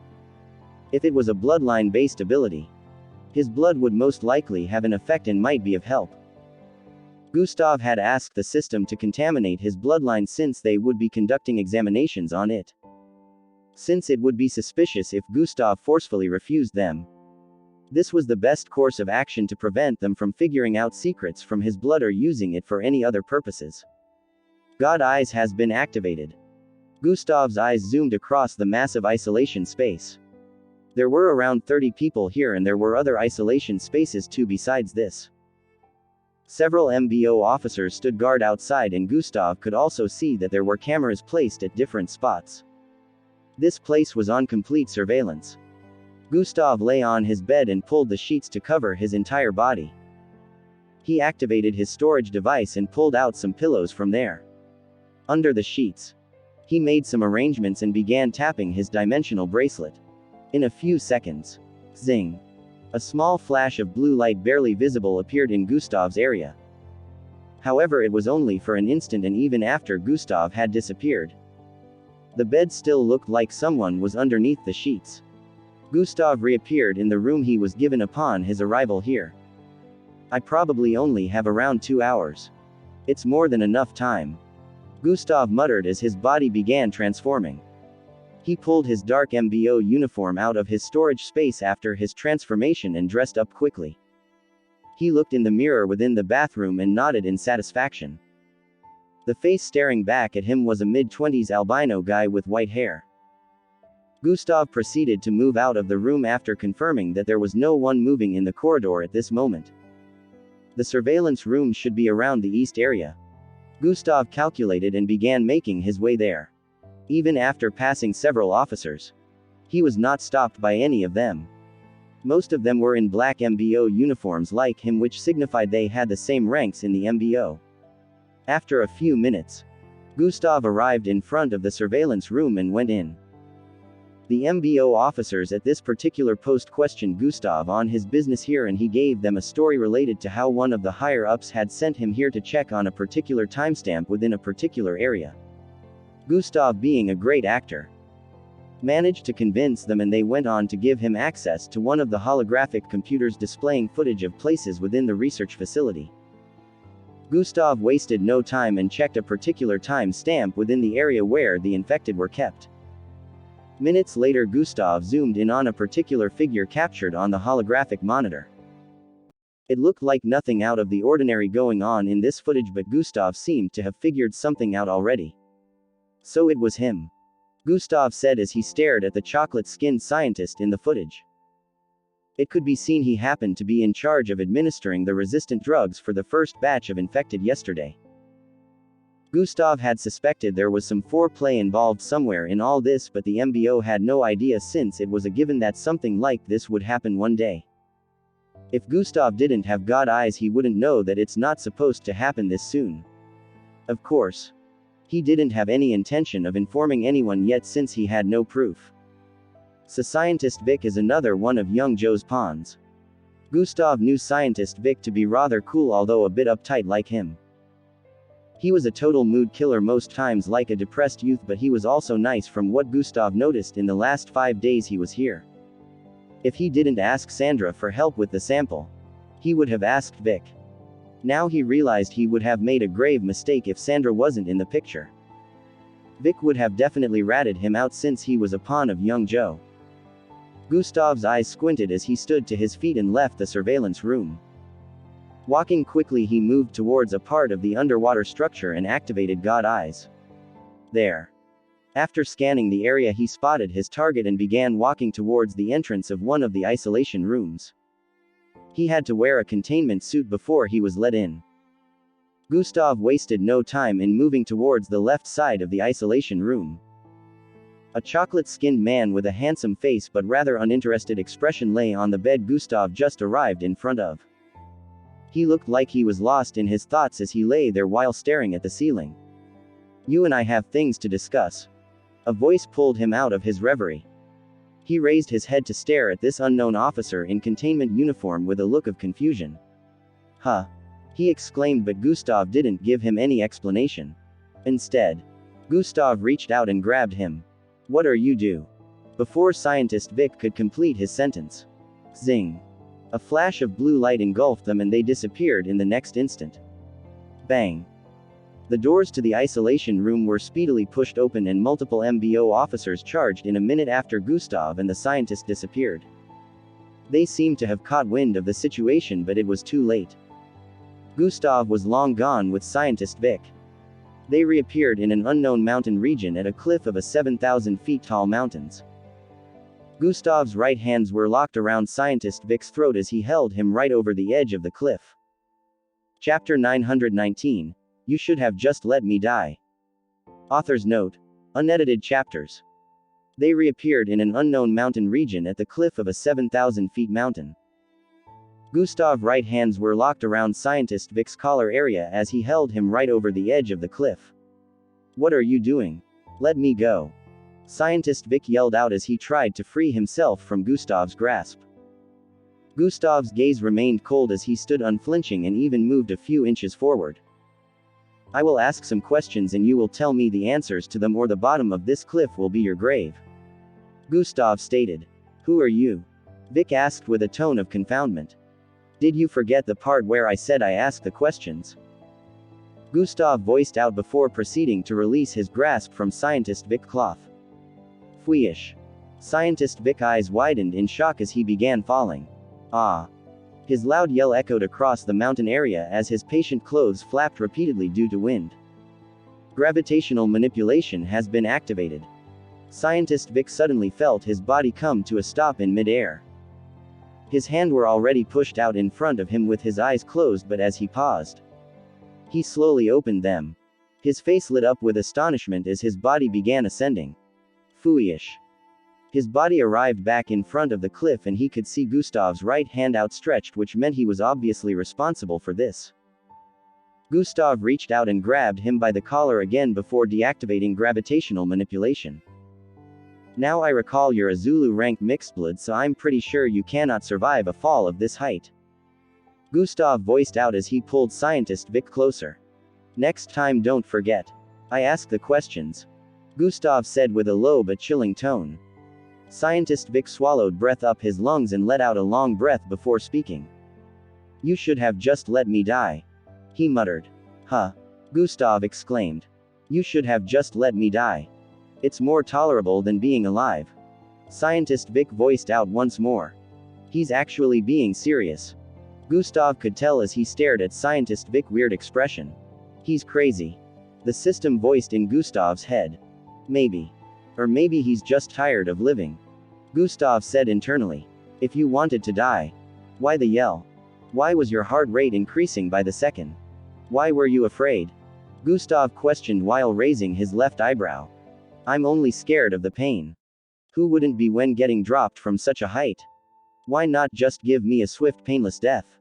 Scientist Vic suggested while shrugging his shoulders. Gustav could surely relate to this as Scientist Vic's answer made him recall old memories. That can surely be arranged after you answer all of my questions. Gustav responded. Few minutes later. I don't know what you're talking about. Scientist Vic said while folding his arms. Oh, I'm sure you do. Gustav responded. No, I do not. Scientist Vic kept denying. You and I both know that you do so unless you wish to die the most painful and gruesome death you could ever imagine. Tell me now. Gustav threatened as his eyes turned blood red. Yeah, I'd prefer that than to tell you the answer to the question you're asking. Scientist Vic replied. So you do know then. Is it worth it? Gustav stated before turning around and slamming Scientist Vic onto the side of the mountain. Bang. A small tremor could be felt after the collision and cracks appeared on that side of the mountain as Scientist Vic bled from his mouth. Is it worth the pain and suffering I'm about to inflict on you? Is young Joe worth it? Gustav asked while pulling Scientist Vic's face closer to his. Yes and no.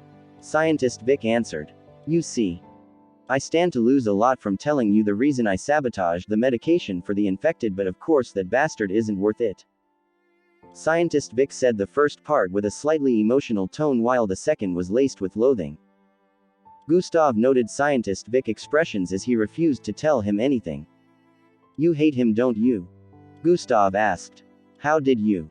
Scientist Vic had a look of surprise on his face as he questioned. I'm not very discreet at hiding my distaste when I mention him. I guess. Scientist Vic answered the question by himself. If you hate him so much, why don't you just tell me what I need to know? I plan on killing him. Gustav revealed. Because he has a hold over me and telling you will jeopardize everything. I don't care about my death, but I don't want the people I care about to suffer the same fate. The more Scientist Vic spoke, the more Gustav came to understand the situation. Young Joe was a cruel and manipulative mastermind after all.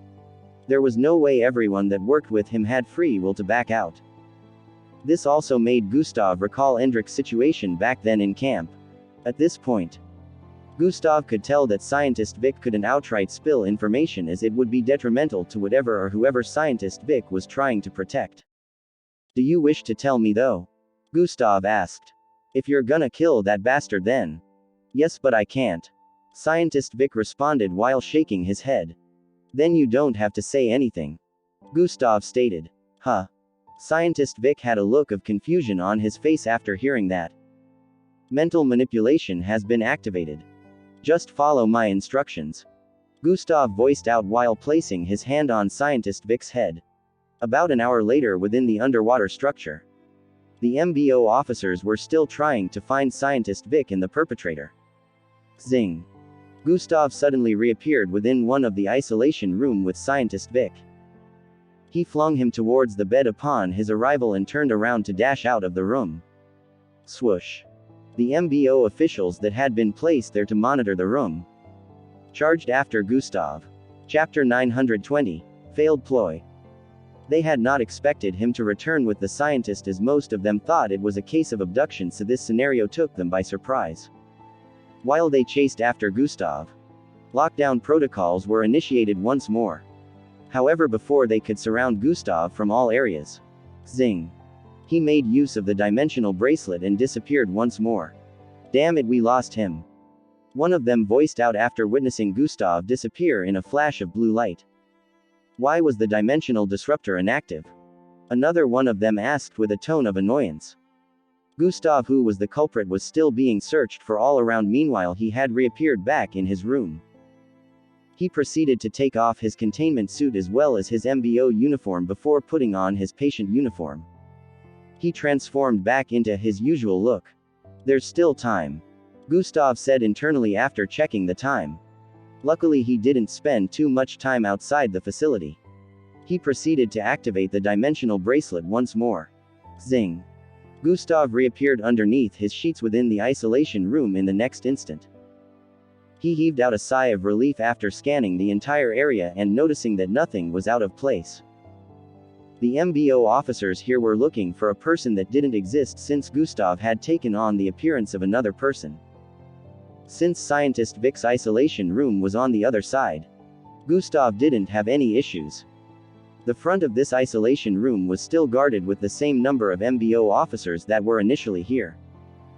The door was pushed open some time later and the same scientists that took Gustav's blood earlier walked in. Here we go again. Gustav sighed internally as he sat up. The next day arrived and Gustav could be seen leaving the isolation room in his MBO uniform. He was being escorted by a few MBO officers as he walked past the door. The others that were still being kept here internally had dissatisfied thoughts, but they couldn't say anything since Gustav was obviously favored by the MBO. The scientists say they still don't understand how you're unaffected, but we couldn't leave our brightest recruit here. The MBO officer in orange uniform beside Gustav said with a respectful tone. Despite being about 3 ranks higher than Gustav in the MBO, he still spoke to Gustav with respect. Gustav just nodded in response. He wasn't new to the ass kissing anyways. Others would try to suck up to him knowing he had a bright future within the MBO based on his performance so far. A private submarine was already waiting for Gustav at a part of the underwater structure. He already bid Sandra goodbye and some of the other scientists as well. Gustav was still a hero to some of them here, so they were glad he was being let out of isolation and wished him the very best. They got to the submarine in a few and left the underwater base. The orders of the MBO officers escorting Gustav was to bring him to the second base. The scientists here still couldn't find anything in Gustav's blood even after getting it multiple times. He was not infected, but also they couldn't find any special cell resisting the infection when they tried experimenting with it. So it would forever be a mystery how Gustav managed to do all he did without getting infected. This wasn't a new thing anyways, since there were a lot of mysteries associated with Gustav. The MBO was curious about him despite being a part of them, but they couldn't mess with him mostly because of Miss Amy. While on the way back, Gustav kept going through his plans for dealing with young Joe. Yesterday he had found out a few things from Scientist Vic. What he did after making use of mental manipulation was instruct Vic to recall memories of when young Joe gave him the task to do. Mental manipulation was still a damaged bloodline, so he couldn't force his way into Vic's head. This was the only way to get it done. He was able to view Scientist Vic's memories as he recalled what had happened. This was how Gustav realized that the whole setup for him. Young Joe planned to get him infected after finding out he was at this research center. A ploy which failed since Gustav had toxin immunity, according to what he saw in Vic's memories. Although young Joe had nothing to do with the creation of the ashy infection, he had done some experiments with it. One of which included the fake resistant drug that could speed up the mutation. The main thing Gustav figured out from Scientist Vic's memories was the fact that Miss Amy wasn't infected by the ashy fog initially. He was the one in charge of the examination Miss Amy was supposed to undergo, and he actually conducted it, but the other person working with had been given another assignment that he was unaware of by young Joe. The memories hinted at Miss Amy getting infected, but by a different variant of the ashy infection which was most likely created by young Joe. After the incident with Miss Amy on that day, Scientist Vic had found clues of the variant, but he wasn't the one who did the job. Gustav also figured out while Scientist Vic was under young Joe control from one of his memories.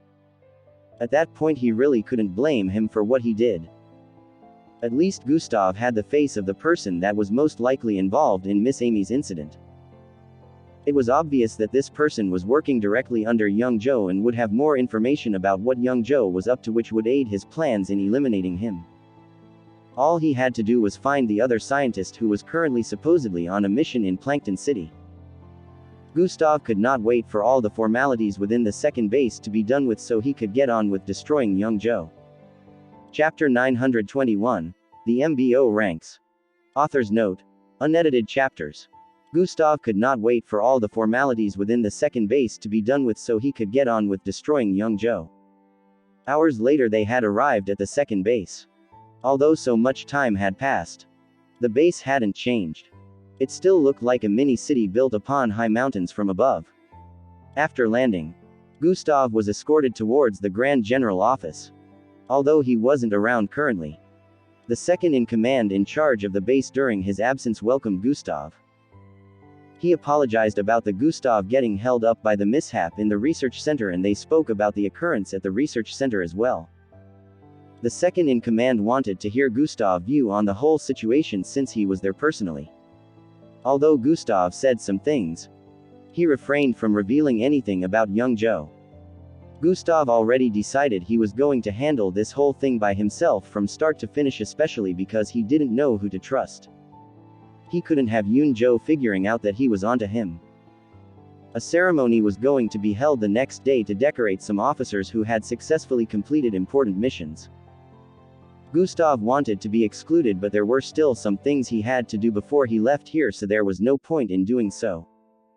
After informing Gustav that the Grand General was going to be available the next day, Gustav was dismissed. As expected, his place of residence within the 7 base was the same as the last time. The mansion where he stayed with Miss Amy and Red Shadow the last time.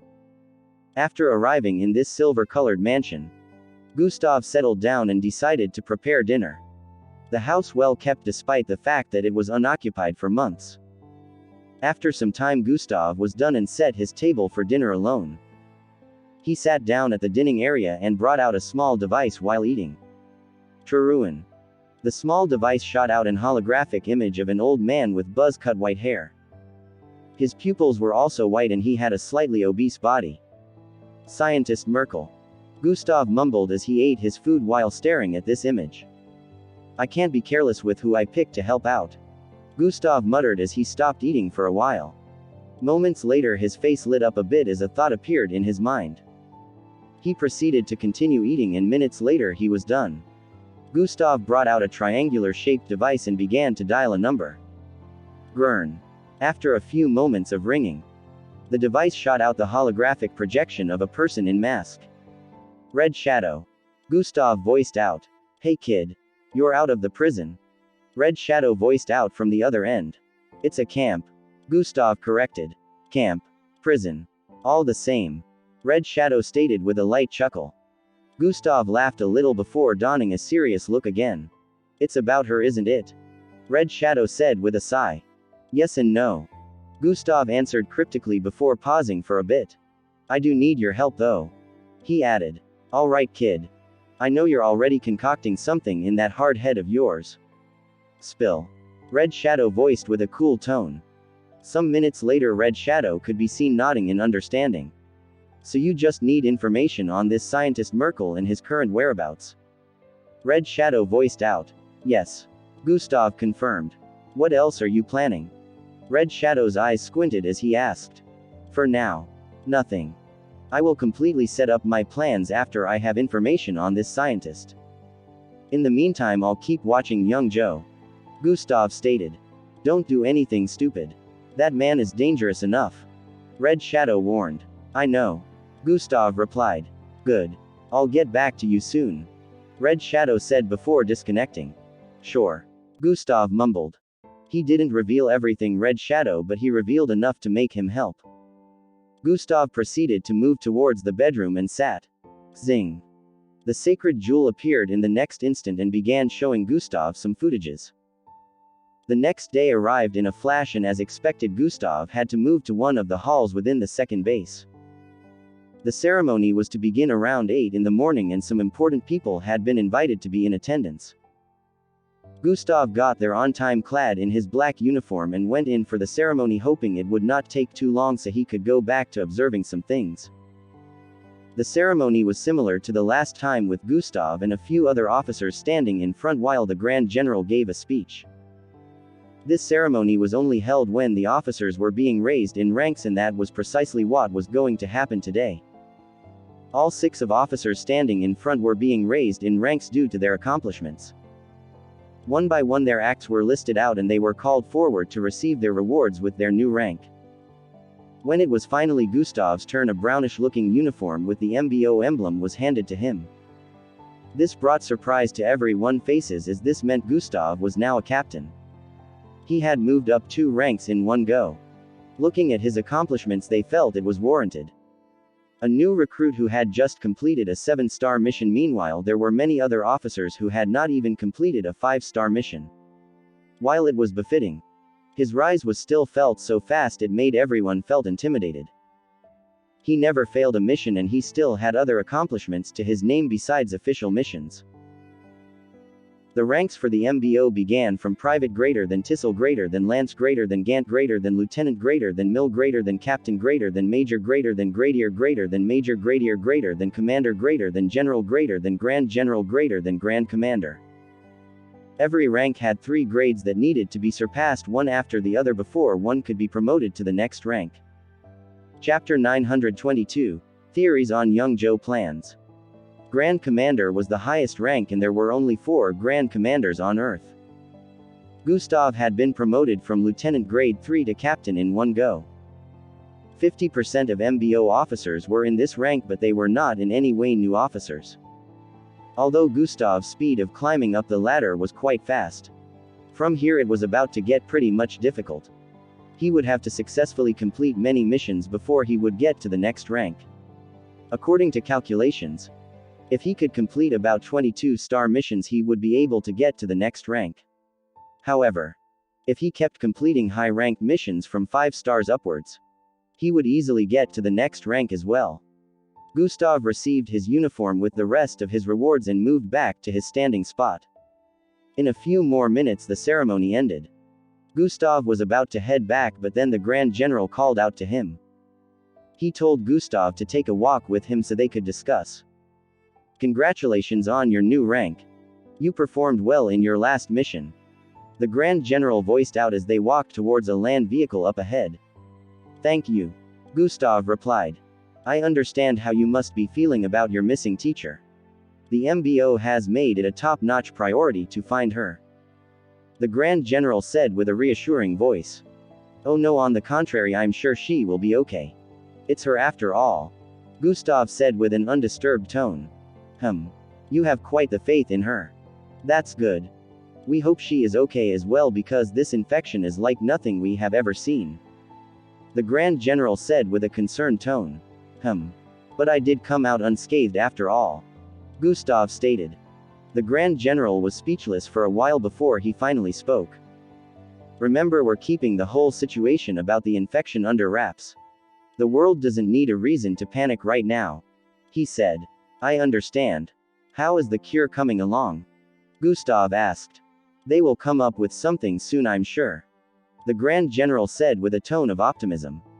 If you do figure out anything about your teacher or need to see how far the investigation is going, meet Jack. He asked me to give you this access card. The Grand General said before passing a green card to Gustav. Gustav nodded while receiving it. He had almost forgotten that the most powerful mixedblood on Earth was currently on Earth. However, he couldn't go meet him with any of the current issues. Miss Amy had entrusted the task to him and he couldn't risk sabotaging everything, so he wanted to handle it himself. There are some. I am not taking any missions in the meantime. Gustav cut the Grand General short before he could complete his sentence. Oh. Are you going to be training for IYSOP then? He asked. I have some personal issues to handle. When I'm done I will start taking missions again, or just as you mentioned. Start training for IYSOP. Gustav voiced out. Alright then. The Grand General said with a look of understanding. Gustav had decided to state this now before the MBO began sending him on missions, because now that he was out of camp, the MBO would want to make use of such a talented recruit well. Hours later, Gustav sat in his room checking out the footage playback the Sacred Jewel was showing to him. Good job so far. I just have to wait for Red Shadow's feedback now, Gustav said after he finished watching a sped-up playback. But keep watching that location, Gustav instructed the Sacred Jewel. It disappeared back into his storage device after that. What do you think about this? Gustav asked internally. We already know he's hatching a plan with aliens, and to make sure things would go smoothly he got rid of Amy. The system analyzed. Yeah. Knowing young Joe is someone who has an intense desire for power, we can't rule out the theory that he might be planning a kind of invasion, Gustav said internally. I understand your point of view, but there are so many loopholes with this theory. The Earth is labeled amongst the most powerful in the universe. Outside entry without permission is impossible, no matter how powerful the aliens might be. Even if they manage to get in, there are alpha-ranked mixedbloods currently on Earth with the power to stop any form of invasion. It doesn't seem feasible in the slightest. The system voiced out lengthily. Yeah, this is all factual, but I think you're forgetting one thing. Young Joe isn't stupid. He must have thought of everything you mentioned and maybe found a loophole so his plans go smoothly, Gustav responded.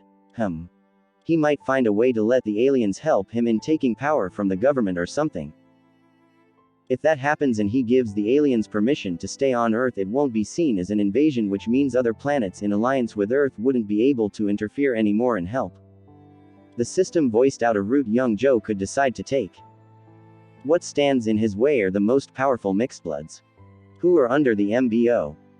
And he is within the MBO, so if he did take control of the MBO, he would be able to control their actions as well, Gustav said with a look of contemplation. Or we could be wrong and he has a different plan entirely. I guess I'll find out soon enough, Gustav muttered. I'll check on Miss Amy for now, he decided while activating God Eyes. Life signs tracking has been activated.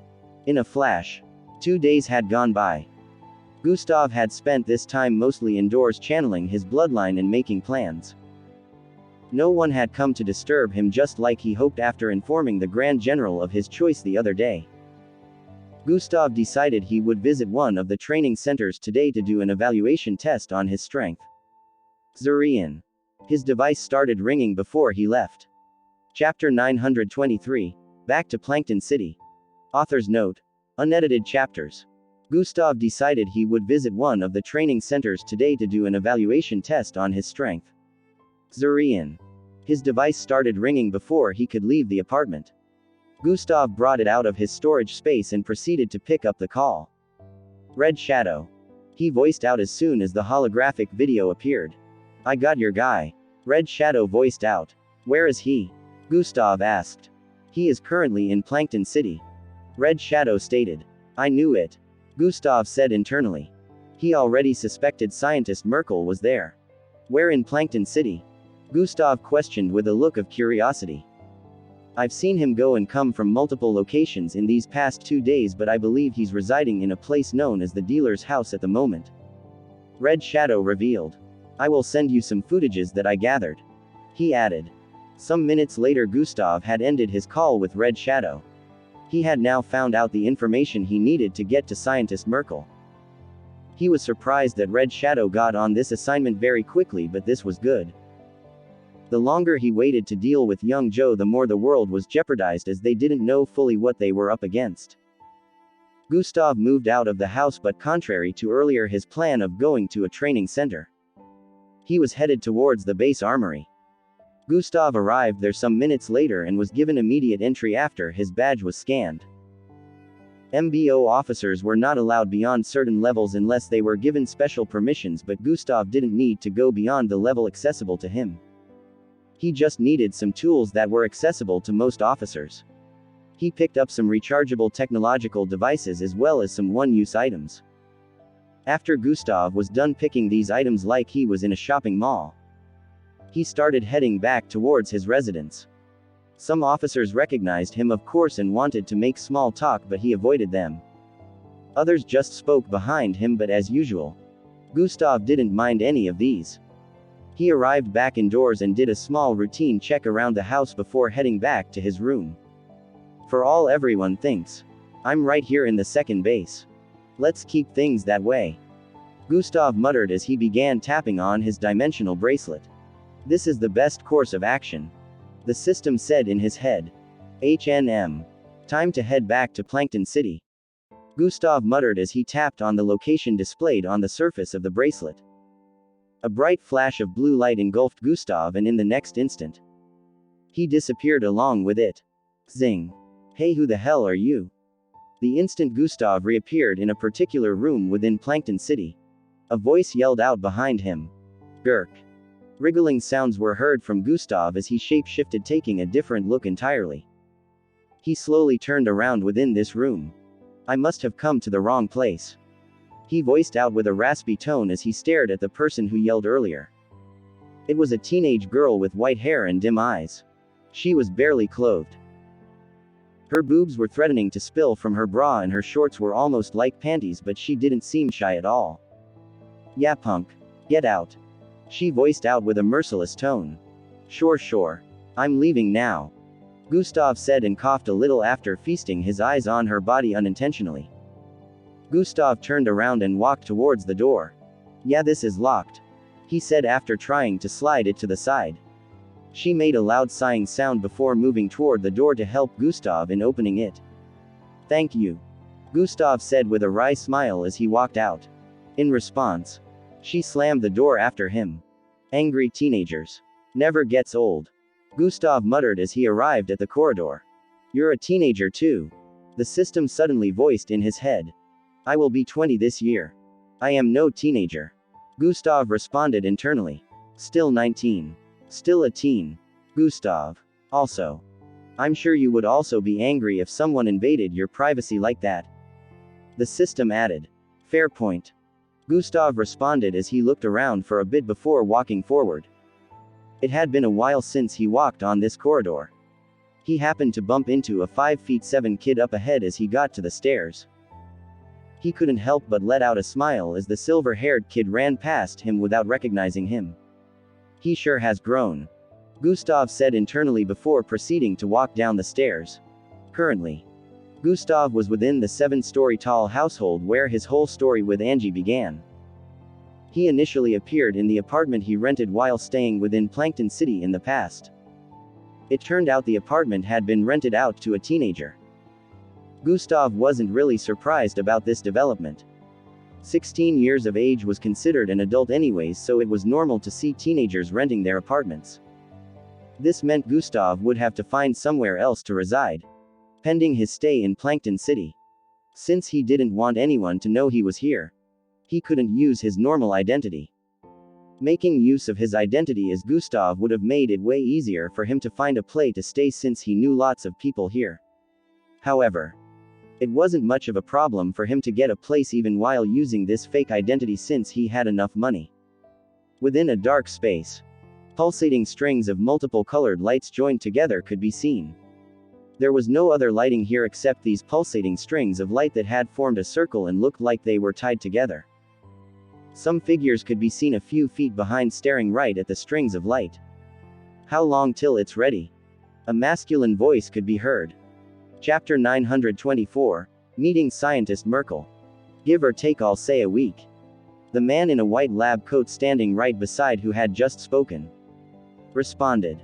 You have 3 days. The man in blue stated. Sir Young, it is impossible for it to be ready in 3 days.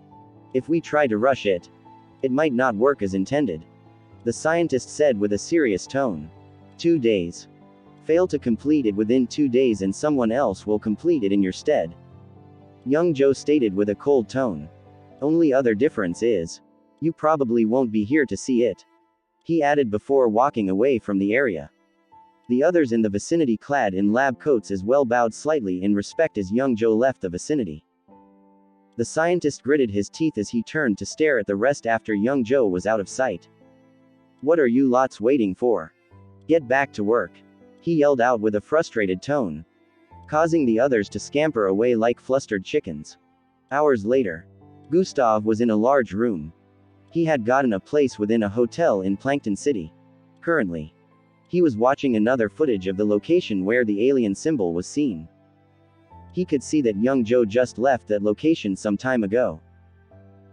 The sacred jewel couldn't see everywhere within this location, so he didn't really have an idea as to what young Joe was up to, but he already knew he would have to check out this location after his visit to Scientist Merkel's place. For some reason he had never seen Scientist Merkel in the same location the sacred jewel had been watching. Neither had he seen him with young Joe, but obviously they were working together secretly from the memories of the scientist he watched. From the footage Red Shadow provided him, Scientist Merkel had been going back and forth from the MBO tower to where he was currently residing. Scientist Merkel seemed like the one that would sabotage the MBO from the inside if Gustav was right with his theories. Since Scientist Merkel had quite the high rank, he would definitely have access to things that might help in young Joe's ploy. After some time, Gustav decided to leave the hotel. It was finally time to pay a visit to Scientist Merkel.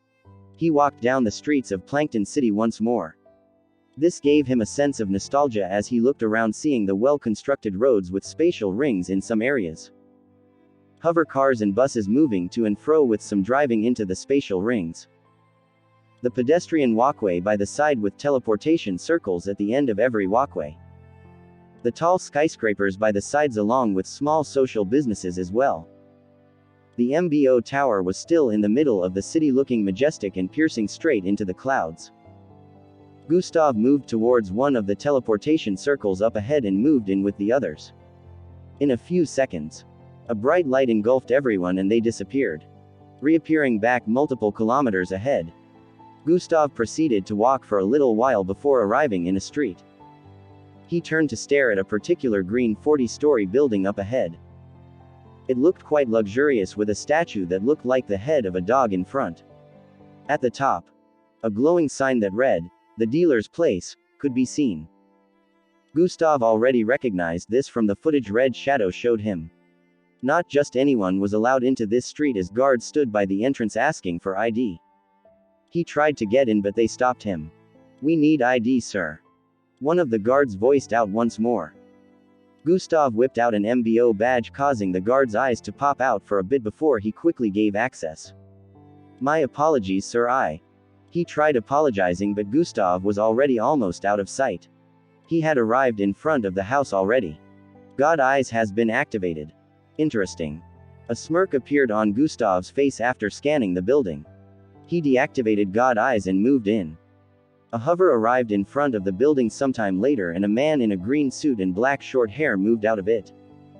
He got into the building and moved towards the elevator before tapping on number 40. Apparently, he stayed on the last floor of this place. A few minutes later he arrived in front of his apartment and the door slid open. Why are the lights out?" he voiced out as he moved into the luxurious-looking apartment. For reasons unknown, the lights were out, making the apartment look dimly lit. Everywhere looked quite dark as he moved around trying to switch the lights back on. However, none of the switches was responding. "What's wrong with them?" he voiced out in frustration as he tapped repeatedly on a switch. "Hello, Scientist Merkel." His heart nearly jumped out of his chest as he heard a masculine voice from behind him. He slowly turned, reached for a button on his chest area and tapped it. A small blue glowing dagger appeared in his hand and he swiftly spun around while swinging it forward. "Ha!" The figure behind him slapped the dagger away from his hand effortlessly and grabbed him by the throat. Scientist Merkel found himself easily lifted off the floor by this person as he choked from the forceful grip around his neck. He stared at this figure who seemed like a young 20-year-old with white hair and deep eyes. He was over 6 feet in height with a lean but tall figure. He didn't look familiar to the scientist at all. Core. WHOAR. EU. He managed to force the words out while trying to free himself from the powerful grip. "That is of no concern to you. I have some questions," Gustav voiced out with a raspy tone. "Answer correctly and I'll spare your life. Answer wrong and..." Gustav suddenly paused as he got to this part. "Never mind that," he voiced out as he activated his storage device and brought out a black pill. Smirk. Chapter 925. Siphoning memories. Author's note. Unedited chapters. Dash. Never mind that. He voiced out as he activated his storage device and brought out a black pill. Smirk. A strange medicinal smell drifted across the apartment after Gustav brought it out. The scientist's eyes widened slightly as he saw the pill and questioned. What are you going to do with a temporary bloodline boosting pill? Why do you need that? Just watch. Right now I don't need you to do anything anymore. Gustav said before swallowing the pill. System. Isolated for mental manipulation use only. Gustav said internally after swallowing. Sure. The system replied. In a few seconds. Gustav could feel intense heat from his chest area, which was an effect that proved the drug was working. He closed his eyes for a bit while still holding Scientist Merkel up in the air. Mental manipulation bloodline has been activated. Gustav suddenly opened his eyes, which were gleaming with white light. He proceeded to place left his hand on Scientist Merkel's head and activated an ability under mental manipulation. Memories siphoning has been activated. Scientist Merkel felt an intense pull in his mind as a white glow appeared on Gustav's hand. Gustav looked up with a trance-like expression as he began to steal Scientist Merkel's memories forcefully. Minutes later, Scientist Merkel's body began to jerk violently while still suspended in mid-air. Gustav continued to siphon his memories without stopping as different scenes flooded his mind. Despite how much time has passed, Gustav still hadn't seen enough of Scientist Merkel's memories. There were still places he was searching for, so all the dots could connect. After a few more minutes, plop, he let go of Scientist Merkel's body, causing him to fall to the floor as a much more violent seizure overtook him. His body was jerking violently and foam was coming out of his mouth. Gustav just stared at him mercilessly but also was quite disappointed. Time is up for the bloodline boosting pill. Gustav muttered. Memories siphoning has been deactivated. The pill had helped him with an ability of mental manipulation that couldn't be activated in its damaged state. Because the pill had boosted the bloodline, he was able to use that ability for a brief period. Gustav felt he had gotten enough memories from Scientist Merkel, but he still wanted to see a few more. Using another bloodline boosting pill just right after one was used was not a good idea, as it would damage the bloodline even more. Also, it didn't look like Scientist Merkel was in a state where he could take any more memory siphoning. At this point, he was pretty much dead. Gustav stared at Scientist Merkel's body, which kept jerking violently, and picked him up before moving him towards the bathroom. After placing him in the bathtub, he fed him a recovery pill which made the scientist pass out. I guess I should be careful with how I use this ability in the future, Gustav said internally as he headed back to the living room. He didn't care about the scientist, but now he knew never to use the ability on anyone he cared about, no matter the situation. What did you see? The system asked as Gustav took his seat in the living room. His memories within the last 4 months. I siphoned them into a part of my mind and now it's like the memories belong to me. Gustav mumbled as his mind recalled everything. There is nothing pretty about this man's memories. Gustav's voice out with a look of anguish. Popping sounds rang out as he tightened his right fist. Now I know what happened to Miss Amy, he said with a murderous look. They really did get her infected with a modified strain of the ashy infection. Gustav voiced out as he recalled the incident. Miss Amy had been invited to the research facility to undergo a lab test on whether she was infected or not. After the examination, she was awaiting the results when this scientist offered her coffee. Miss Amy, being Miss Amy, of course refused when he brought the mug to her.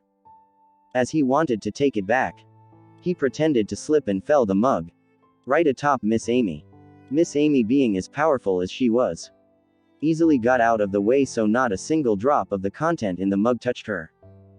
But then she reached out to grab the mug so it wouldn't fall to the floor and shatter. She grabbed it and also swung her hand swiftly around the place, letting the contents fall back into the mug so they wouldn't make a mess on the floor, which would in turn also affect her shoes. The memory was like a classic movie to Gustav, as Miss Amy prevented this small incident just to make sure her shoes didn't get soiled.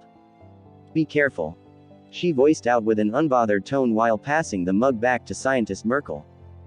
He nodded with an appreciative look and received it. This was where Gustav noticed he had a glove on his hand. Meanwhile, Miss Amy had caught the mug with her bare hands. One would think the content within the cup was to blame, but none of that had spilled on her. The only contact she made was with the handle of this mug. Surprisingly, the moment she did make contact with the handle of the mug, the infection had already burrowed its way into her fingertips. Usually, Miss Amy would also have a kind of protective veil surrounding her, but it was useless in this case.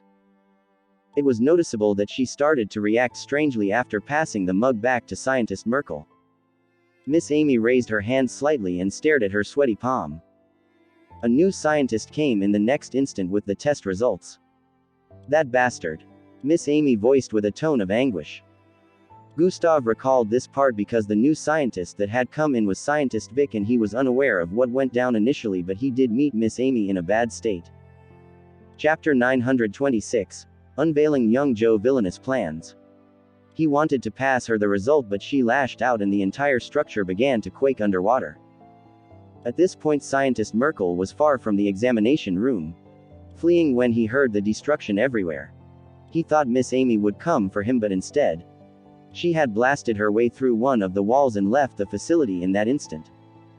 He heaved a sigh of relief, recalling the symptoms associated with the infection. She must have noticed it. At that time, he thought Miss Amy must have noticed that the earth was starting to be unconducive for her. He quickly returned to the examination room and got rid of the results that were supposed to prove Miss Amy was not infected.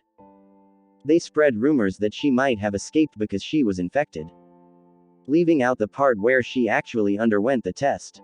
At this point, Gustav had pieced everything together and knew very well that Miss Amy had left to do a quick video recording for him before she would be unable to stay on Earth any longer. This made Gustav wonder when exactly Miss Amy had figured out young Joe's plot. There was a probability she didn't know that young Joe was aware that she knew about his plot. Gustav really wanted to murder Scientist Merkel at this point, but he was holding on because he still needed to siphon more memories. What exactly is he up to? The system asked after listening to Gustav narrate the incident with Miss Amy. He is trying to bring them here, but he seems to have found a way for them to get access to Earth without getting stopped by the many protocols put in place to prevent an invasion. Gustav voiced out as he recalled multiple meetings with young Joe. Scientist Merkel was given a separate task to complete at the MBO tower, and he did that today. He should be having a call with young Joe in a few. Just as Gustav finished that sentence, a loud ringing sound was heard within the living room. "Speak of the devil," Gustav voiced as he slowly transformed into Scientist Merkel.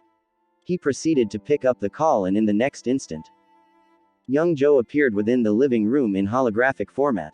"Merkel, have you completed your assignment?" The instant the call connected, young Joe threw this question. "Yes, sir, young. I'm all done on my part. It's now left to you to play yours," Gustav voiced out using Scientist Merkel's voice as well. "Good job.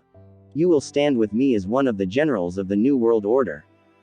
First, we take Earth, and then we can plan further expansion in the future," young Joe voiced out with an ambitious tone. "How long till they arrive?" "The Mendelagas?" Gustav asked. "I have given those idiots 2 days, but I worry they will be unable to meet up with the deadline," young Joe responded. "Now that I have finished with my part in the MBO, maybe I could come to give a helping hand so we don't have to throw away the life of any more brilliant scientist," Gustav said with a light chuckle, as this was the manner in which Scientist Merkel usually spoke. That might not be a good idea," young Joe disagreed. He didn't look disturbed in any way, despite knowing the scientists would be unable to meet the deadline. "Why not? You want them to meet the deadline, right?" Gustav asked. "It's best you remain in the tower to make sure no mishaps happen," young Joe stated. "True, but I'll have Ishak watching it. I could come over tomorrow after inspecting the tower once more," Gustav suggested. "All right then. Tomorrow." Young Joe finally agreed and ended the call. A smirk appeared on Gustav's face after the call ended, and he transformed back into his usual look. "You'll never know what hit you, young Joe," he said internally. "Are you truly going to head to the MBO tower?" The system asked. "I have to," I'll need to disarm what scientist Merkel has activated there to sabotage their operation. Then I can head to their research area afterwards. Gustav voiced out his plans. This bastard must be stopped. If he succeeds with his plans, it's over. Gustav added with a contemplative look. Looks like he just wants power. The system voiced out. Yeah. He's an overly ambitious, power-hungry prick. Gustav cussed incessantly. The moment the device in the MBO tower is activated, every mixed blood on Earth will lose their bloodline temporarily. This is what scientist Merkel has been working on, and from what I've seen it's also one of the reasons they had to get rid of Miss Amy, because a mixed blood of her caliber would have sensed the energy output of that device the moment it was put together. After that, they contained the energy, so even though Jack is currently on Earth he wouldn't be able to sense it until the moment it gets activated, which will be too late. Gustav muttered lengthily. I'm guessing what they're working on behind the door bears the means to give access to the Mendelagas. The system stated. Most likely. I am yet to see how it looks, because within the 4 months of memory I siphoned, Merkel was never there. Looks like he was focusing on his part and never met up with young Joe in public. Gustav said while holding his chin. It's best to have information on that too. So I need to siphon more of his memories. I'm sure he must have been there at least once before. Gustav added with a look of certainty. I don't think he can take any more siphoning. The system stated. It doesn't matter. He will be utterly useless to me if I can't get what I want from him. Gustav said while standing to his feet. I'll let him rest till the next morning. For now, I need to visit the tower. Gustav said while transforming into scientist Merkel. He moved towards the window by the side and stared at the MBO tower up ahead. Chapter 927, Need for Speed. He moved towards the window by the side and stared at the MBO tower up ahead. Gustav proceeded to head back to the bathroom. He tied scientist Merkel up and transformed back into the look he used earlier. He initially thought of using scientist Merkel's identity to head to the MBO, but he felt things might look suspicious since scientist Merkel was just coming back from the MBO. Gustav wasted no time in getting out of the apartment after taking the access cube of the apartment from scientist Merkel. Swoosh. Instead of boarding a vehicle, he sprinted there. Public transport was not allowed to head to the MBO tower, so he knew he couldn't get there by that means. Gustav's speed rivaled the hover cars that dashed past the streets of Plankton City. Even mixed bloods couldn't follow with their eyes as his body created after images across the roads. In a few minutes, he had arrived in front of the barricade surrounding the MBO tower. The MBO camp. Swish. Swish. Sounds of projectiles tearing through the air reverberated across the surroundings. Multiple blue light beams flying forward from a particular direction could be seen moving faster than the speed of sound. These light beams kept shooting forward in uncountable numbers while a group of people behind had to keep swerving left and right to dodge the beams while charging forward. Bam! Someone got hit in the left shoulder area and got blasted halfway across the track. Remember, one hit and you're out. In the far west area, a woman in an MBO uniform yelled out. The others who were still on the track, filled with blue projectile beams gunning for them, turned even more cautious as they used every trick at their disposal to dodge the beams. These blue beams clouded one's vision due to their numbers and speed, but they had to be agile enough to dodge and get to the finish line before the timer being displayed in mid-air was up. Over 100 cadets were moving forward while jumping sideways. Some were making use of their bloodline abilities to parry the beams as they head forward, while some kept leaping upwards and doing a front flip or back flip to evade them. Every minute a cadet was getting knocked out due to the speed of the beams increasing the closer they got to the finish line. Who do you think will win? E or Elevora? Ildris is closing in on them. Does anyone see Angie? The top 10 are really something. They have given the others behind a huge gap. Those who had gotten knocked out of the race stood behind spectating the ones who were still in the game. They were on a plain track field that was quite wide, but there were walls erected by the sides, and the instructors as well as those spectating were behind and upwards. The ground where the race was happening looked like it was sunken ground. Multiple cadets could be seen sprinting across the place, dodging the projectiles best of their abilities. Vera's body was wrapped in multiple vines that had sprouted out of the ground and were carrying her forward elegantly. Swish. Swish. Multiple vines spun across the place, tackling the blue projectiles shooting at her. A few feet to her left, Falco dashed forward and leapt before spinning towards the side several times in the air to dodge the projectiles. Black tattoos could be seen on the visible parts of his body. He seemed quite agile, dodging the beams with ease despite how fast they were.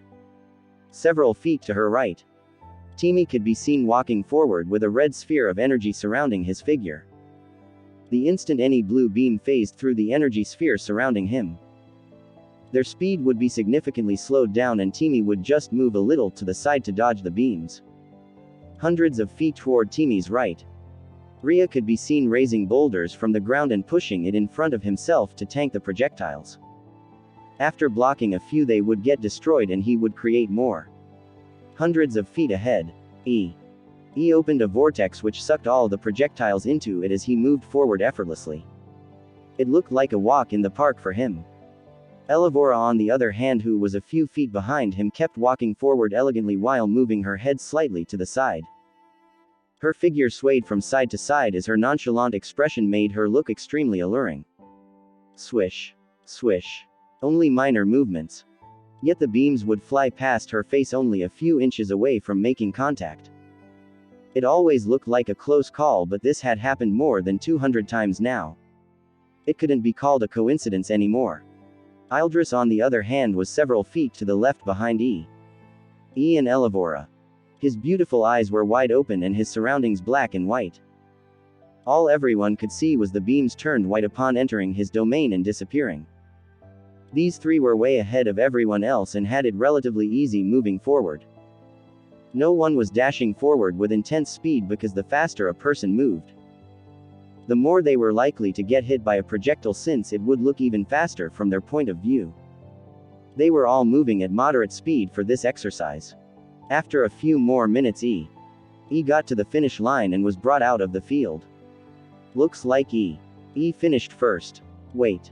There's someone with him. Is that Elevora? Elevora is still on the track. Up ahead at the finish line. A smile appeared on E's face as he stared at the person up front sitting atop a boulder. Y'all are so slow. The silver-haired girl with two horns on her forehead voiced out. Nah, you're just too fast, Angie. E stated with a small chuckle. Slowpoke. Angie laughed as well and poked E on his shoulder. Chapter 928. Dismantling the Bloodline Disruptor. How long have you been here? E asked with a look of curiosity. About 10 to 15 minutes, I think, she said with a contemplative expression. What the hell? You monster. E's eyes widened as he blurted out before bursting into laughter. At this point, Elevora also arrived at the finish line without breaking a sweat. The others also began to arrive one after the other after this, and they were all shocked to see Angie at the finish line. Not because she wasn't fast, but because they didn't even see her at the starting line and had no idea she was even taking part in the exercise. According to the instructor, Angie got to the finish line a few seconds after the exercise started. The revelation shocked everyone and they wondered just how fast Angie was currently. In the past 2 months where Gustav had been away, Elevora had become the strongest in their set once more, but she still lost to E and Angie. The exercise was just too convenient for them. Speed and vortex creation. Plankton City. It was currently night and Gustav was in the MBO tower. He had found his way in and was currently on one of the top floors. The 1075th floor, to be precise, was larger than 17 football fields combined, and it was so high up in the air that it was already breaking through the Earth's upper atmosphere. Gustav was currently in his MBO uniform while still using a fake identity that belonged to another MBO officer currently not in Plankton City. Despite the badge, the MBO tower still scanned body features before giving access, so Gustav couldn't use the other fake identity to head in. However, to prevent mishaps, he headed to a bathroom to transform back into the initial appearance after getting into the tower. He was currently on the same floor scientist Merkel had the device implanted, and it looked like it was going to be a Herculean task to deactivate every one of them. The device branched out to different spots cause it had several other small tools connected to it. This was why it had taken over 4 months to set up. Of course, deactivating it was easier, but it would still take time. Especially when MBO officers were moving around.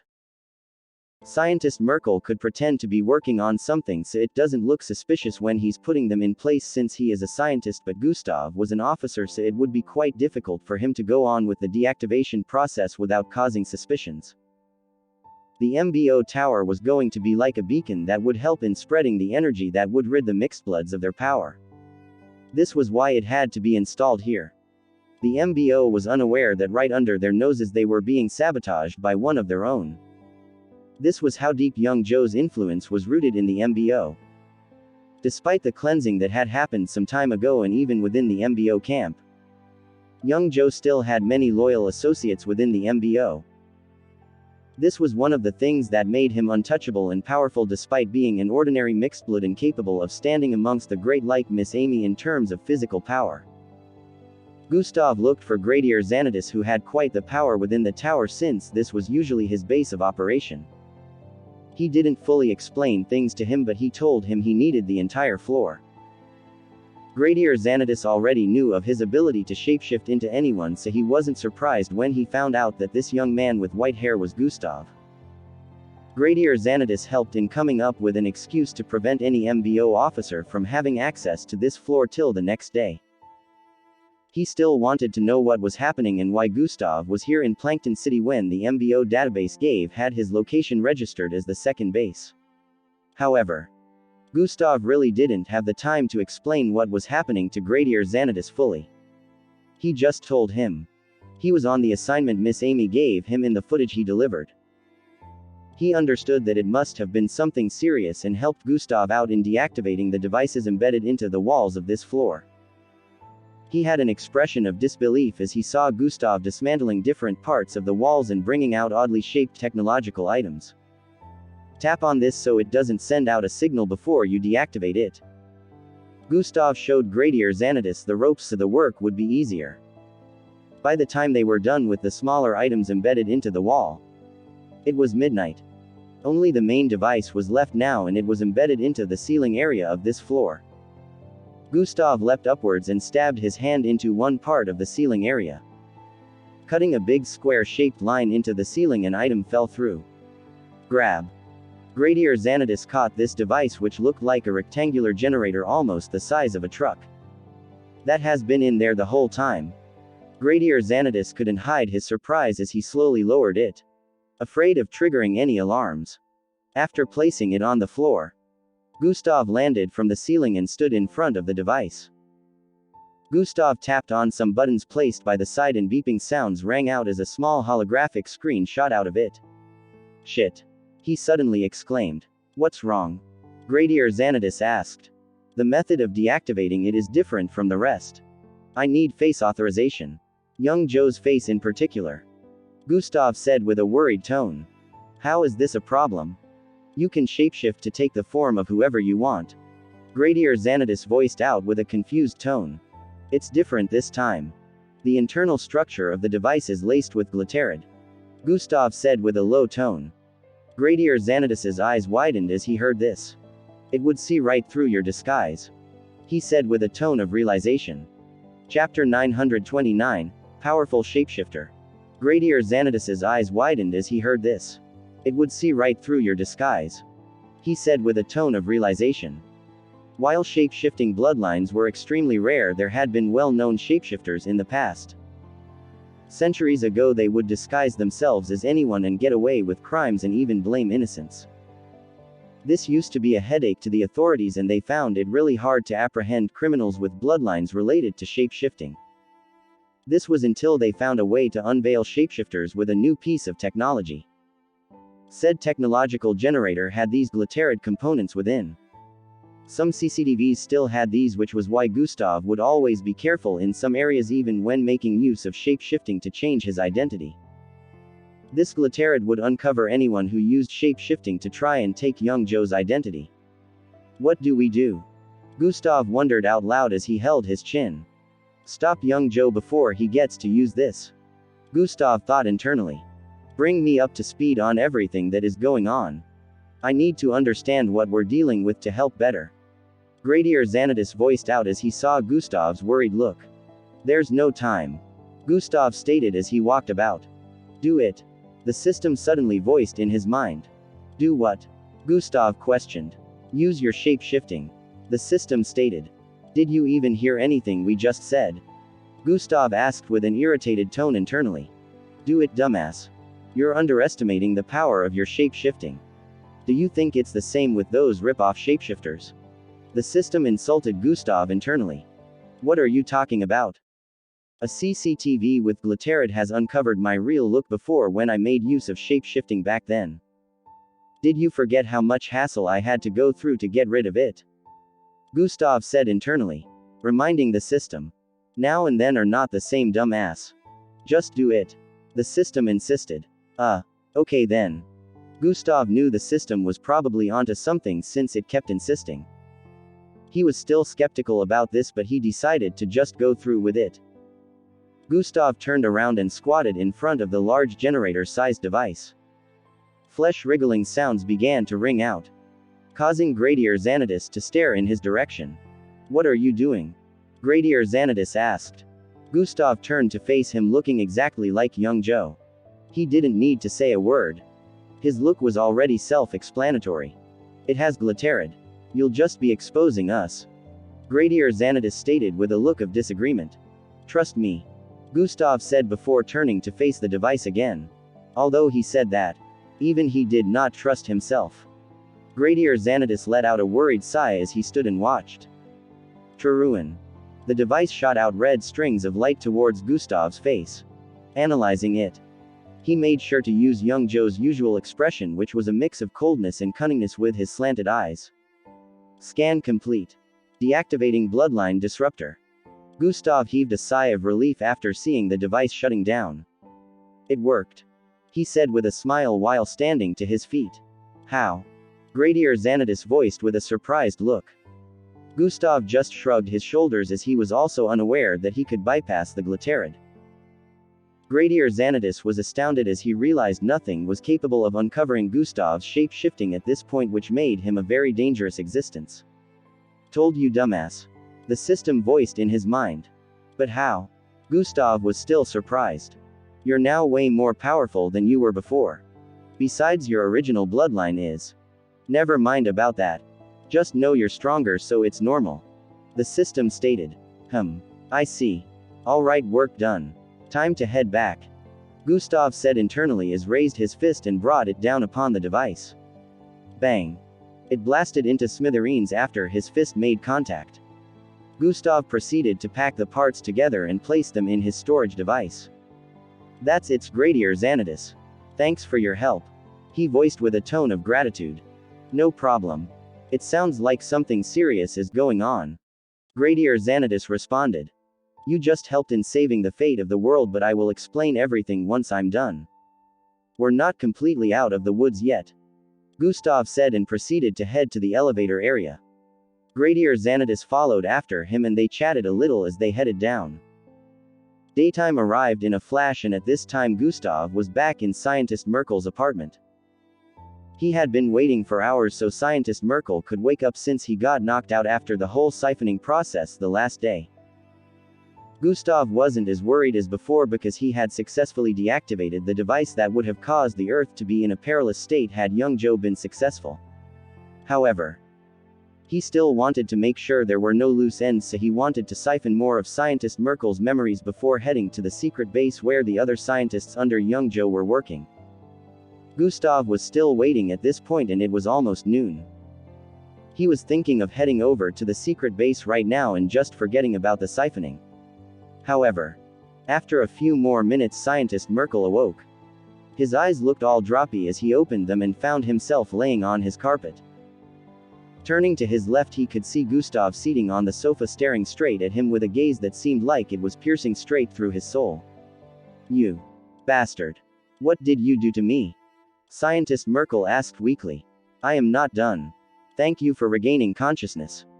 Gustav said as an evil grin appeared on his face. You. Stay away. Stay away.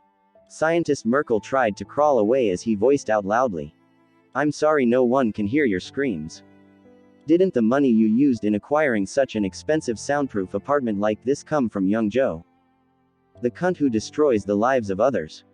Gustav said as he walked towards Scientist Merkel. Chapter 930. Scientist Merkel's death. Oh, my apologies. I shouldn't cuss, but I can't help it when a depraved piece of shit like young Joe is involved. Gustav stated as he grabbed Scientist Merkel by the head and raised him. Help. Somebody help. Scientist Merkel began yelling out again, but upon remembering this place was soundproof, he lost hope as he stared at the face of his abductor. I saw what you did to my teacher. Good job. Gustav voiced out once more as a crazy smirk appeared on his face. Your teacher? Who is that? Scientist Merkel asked with a look of confusion. I'm here because of her. Good job in driving her off the earth. Gustav added as he downed another bloodline boosting pill. Scientist Merkel's eyes widened in realization as he stared at this white-haired kid in front of him. You are her student. He voiced out.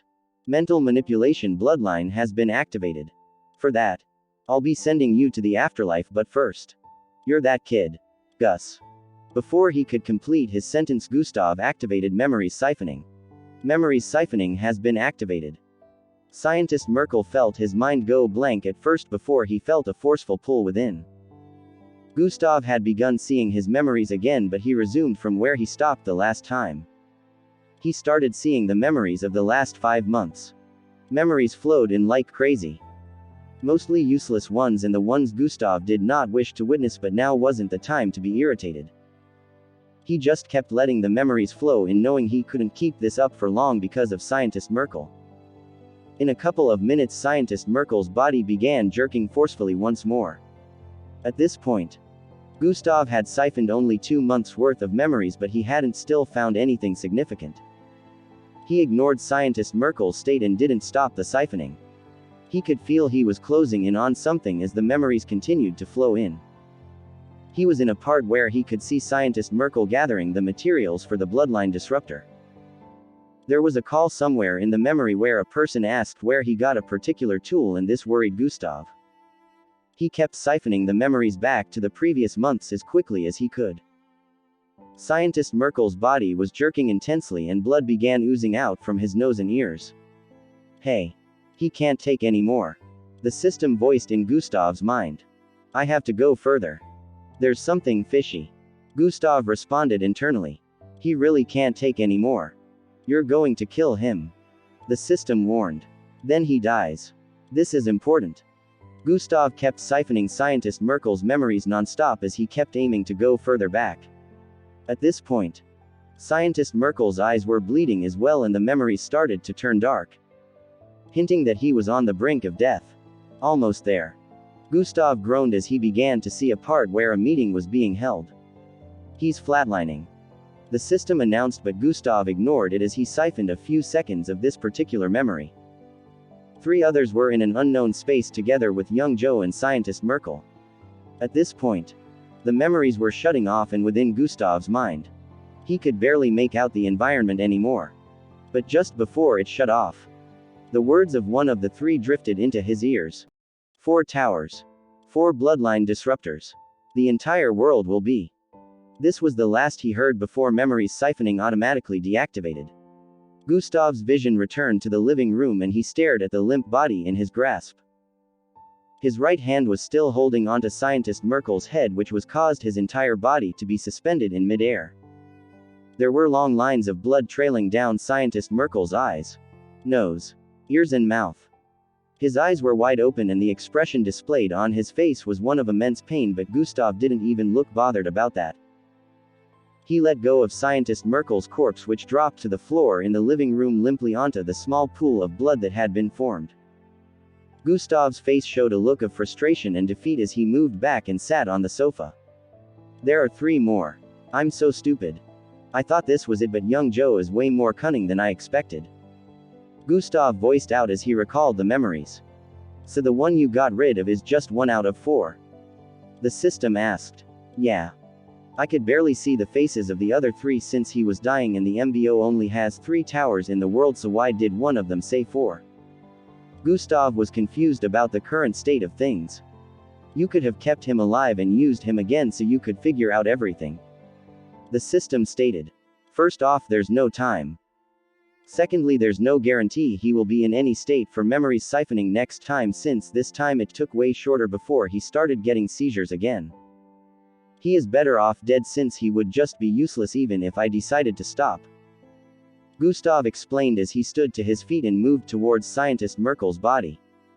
He squatted in front of it and questioned. Can we use brain waves reanimation like the time with Boss Danzo?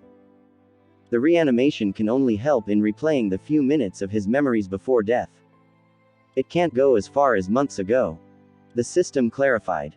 Gustav sighed and picked up the body before heading to the bathroom. He placed it in the bathtub and stretched out his right hand. Atomic disintegration has been activated. Gustav constructed a small milky-colored ball and dropped it on the corpse. In a few moments, it had disintegrated completely along with the clothes and even the bathtub. Wriggling sounds rang out in the bathroom as Gustav began transforming into Scientist Merkel. He proceeded to change his clothes as well and turned to the side to stare at the mirror. I guess there's only one other option. Kill young Joe before any of them gets activated. Chapter 931. Discovering what is beyond the door. I guess there's only one other option. Kill young Joe before any of them gets activated. Gustav voiced with a decisive tone. He stared in the mirror for a few seconds, making sure his transformation to Scientist Merkel was without flaw. After he was done, he turned around and headed out of the bathroom. It was currently noon when Gustav headed out of the apartment. He had taken all of Scientist Merkel's belongings and also seen enough of his previous month's memories to act precisely like him. Gustav got into Scientist Merkel's exotic-looking red hover car and drove off into the distance. In barely a few minutes, Gustav was driving down a sloppy area in Plankton City that led to the southwest border of the city. This area was a sparse forest region.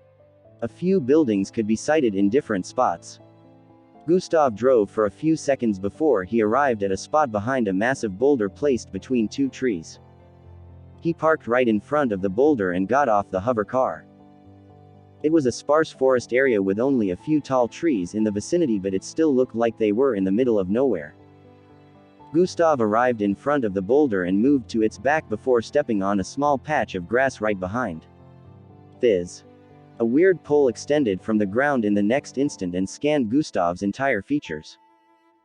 After it was done, the surface of the ground around him opened up and a platform began to descend into a hole that led deep underground. This was one of the secret bases where young Joe had been conducting experiments regarding his plots. This one in particular that had to do with the aliens, whom the sacred jewel had been surveying. Gustav scanned across the place with god eyes as he descended from the platform. The underground base was pretty large, with multiple hallways and large laboratories where different experiments were being conducted. It was almost as large as the underwater research facility that belonged to the MBO, and there were more than 100 people in medical coats moving about the place as well as being stationed in some areas.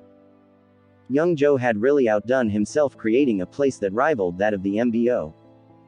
The craziest part was that young Joe had several more places like this scattered across the world. However, because of his ties to Plankton City, he made this place his base of operations most times. Gustav scanned across the place and his eyes caught wind of a place in the far west area of the underground secret base. Unlike all other experimental rooms and laboratories with see-through glass walls, this one was constructed rather differently. It had dark-colored walls, and for some reason, Gustav couldn't see through the walls barricading this particular room. Gustav looked a bit further to the left and saw a sign on the entrance door. This was the same door the sacred jewel had been checking on day and night, and he had seen the faces of all the scientists involved in whatever project they were busy with within. He also knew of their identities since he had some of Scientist Merkel's memories. After descending completely, Gustav began heading in the direction of the room immediately. As he arrived at the corridor that led to the room, some guards approached and tried to stop him. "Sir, Young knows of my appointment," Gustav voiced out while bringing out a weird-looking badge he got from Scientist Merkel. Both guards, who were clad in dark bodysuits, looked at each other for an instant before letting him through. Gustav walked through the corridor and arrived at the door that led to the private laboratory room. He finally stared at the alien logo straight up and could see how massive it was. The door was more than 30 feet tall and up to 15 feet wide. The logo was way more massive than 3 humans put side by side, and the carvings just happened to glow with an ominous yellow color. Gustav stood in front for a few before the door opened up of its own accord. Thaish. It slid to the side and a cloud of gas rushed out, covering the entire vicinity in an instant. Gustav knew it was harmless and walked straight into the cloud of gas. The door closed up after him and the gas surrounding the vicinity disappeared after a few. The instant Gustav passed the entrance, he realized he had arrived in a dark but large space. In the middle of this dark space, strings of circular light could be seen floating in mid-air. It looked absolutely beautiful as these strings of light were clustered together in a circular kind of way. They looked like a multicolored glowing knot, but Gustav could sense chaotic energy flowing from them. The strings were pulsating in a weird kind of way, and from what Gustav noticed in his few seconds of arriving here, it looked like they were getting bigger. It was barely noticeable, but he figured it out. What is that supposed to be? Gustav wondered internally as he stared forward with an awestruck expression. They're creating a singularity, the system said in Gustav's head. A singularity? Gustav's eyes slightly widened as he heard that. He knew theories about singularities, so he knew it wasn't something to be trifled with. How do? Before Gustav could complete his question internally, a loud voice was heard from ahead. Scientist Merkel. Gustav looked to the side and could see all the other scientists staring in his direction. They all looked surprised to see him, and Gustav proceeded to walk forward with a prideful expression while staring at them one after the other. There were up to 30 scientists in this dark space, and each of them had one role or another here. Before Scientist Merkel was spotted, some of them were moving around the strings of light and installing some weird bars onto the floor beneath it. Some were tapping on holographic screens and some were mixing 1 or 2 chemicals. Chapter 932. The Dangers of the Singularity. Have you lots figured it out? Gustav asked. Sir. It will still take around 3 to 4 days to finish up. The scientist that had called out to him voiced out respectfully. PFFFT, you'll all be dead before then. Gustav stated with a light burst of laughter. The atmosphere turned tense and gloomy at the same time as the scientists were reminded of young Joe's timer. Is Sir Young around right now? Gustav asked. No. But he will be here anytime soon to check on our progress. A scientist replied with a down look. A thought appeared in Gustav's mind as he heard this response. All right then. I finished my task, so I asked him for permission to come help you goofs. With my assistance you can be sure of getting the task done before the time limit is up. Gustav stated as he placed his hands on his waist with a Messiah-type expression plastered across his face. The scientists had looks of hope as they heard that and stared at Scientist Merkel with reverence, unaware that this was Gustav, of course. So I see we're dealing with a singularity here. Can someone bring me up to speed on the aim here? Gustav asked while moving towards the area where holographic computers were being operated. As expected of Scientist Merkel. Just one look and he could tell that this was a singularity. Most of the scientists had this thought in their minds as they stared at Gustav with a look of reverence. Scientist Merkel had been busy on his task, so he had no idea what had been going on here except for a vague idea since young Joe only mentioned it once. One of the scientists began explaining everything to Gustav from how they arrived at this point and what they were aiming for. It turned out that no alien spacecraft could invade the Earth with the kind of security put in place to prevent such. The Earth literally had a kind of unbreakable force field surrounding it and has been said to be unbreachable for over 1,000 years. According to the history books, of course, some alien species had tried and failed. They couldn't get through. The singularity was not just a singularity but also a black hole. However, this was not the usual type. Time and space were collapsing in on themselves within the strings of light. If anyone was to make contact with it at the moment, they would see a million different lifetimes in an instant and then cease to exist. This was why Gustav was sensing chaotic energy from the singularity, and this was unlike anything he had ever felt before. Young Joe was aiming to use this singularity to bring the Mendelagas here. When the singularity had been tweaked to become just like how young Joe wanted it, a dimensional pathway that rips the fabric of time and space apart will be constructed. It will work based on time and render the energy field surrounding Earth useless to the Mendelagas, giving them the chance to travel through with their spacecraft. The singularity will make every Earth security protocol inefficient. Passing through it would be like returning Earth to its old times where the security protocols didn't exist. In a way, it would hamper with time, but it would only grant spaceship access to Earth without issues. By the time everything had been explained to Gustav, he stood in place with a contemplative expression for a few seconds. There's a possibility that doing this can have really adverse effects, right? Gustav asked internally. Yeah. Good case scenario, it succeeds and the Mendelagas manage to get to Earth without a hitch, but then the entirety of Plankton City might get sucked into the singularity after it shuts down, or it sends out a weird time displacement energy, which I promise you, you don't want to know what will happen if that ends up happening. The system voiced in his head lengthily. That's the good case scenario. Gustav's face nearly changed expression to convey his current astonishment, but he managed to keep his cool so he could maintain his act as scientist Merkel. Gustav calmed himself up and asked next. Then what is the worst case scenario? Gustav asked. The singularity refuses to close up and sends ripples of time displacement through the Earth, or it swallows the entire Earth up and keeps growing in size and eating more planets, galaxies, until the entirety of existence is wiped out. The system explained. Gustav's jaw almost dropped as he heard the system mention this.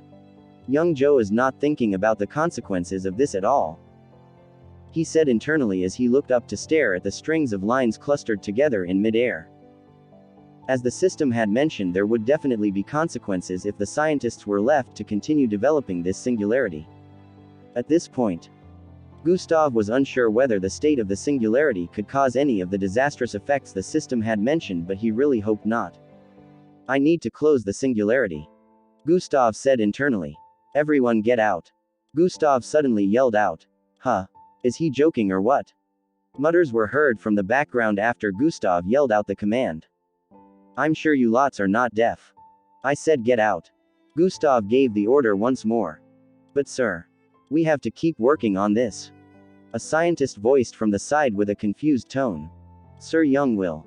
Before he could complete his sentence this time, Gustav interrupted. I told you to get out for this exact reason. I can see you lots wish death upon yourselves and don't want my help, Gustav said with a tone of disappointment. They all had pleading looks as they heard that, and one of them even began begging. Now all of you get out of here this instant, Gustav yelled out once more. Just as everyone began leaving their standing points to head for the entrance, a voice was heard from the entrance area. Where do you all think you're going? Everyone's eyes widened slightly as they heard this familiar voice. Gustav's eyes squinted as he slowly turned around to stare in the direction of the entrance. So you've finally arrived. Chapter 933, Assassination Attempt. Gustav's eyes squinted as he slowly turned around to stare in the direction of the entrance.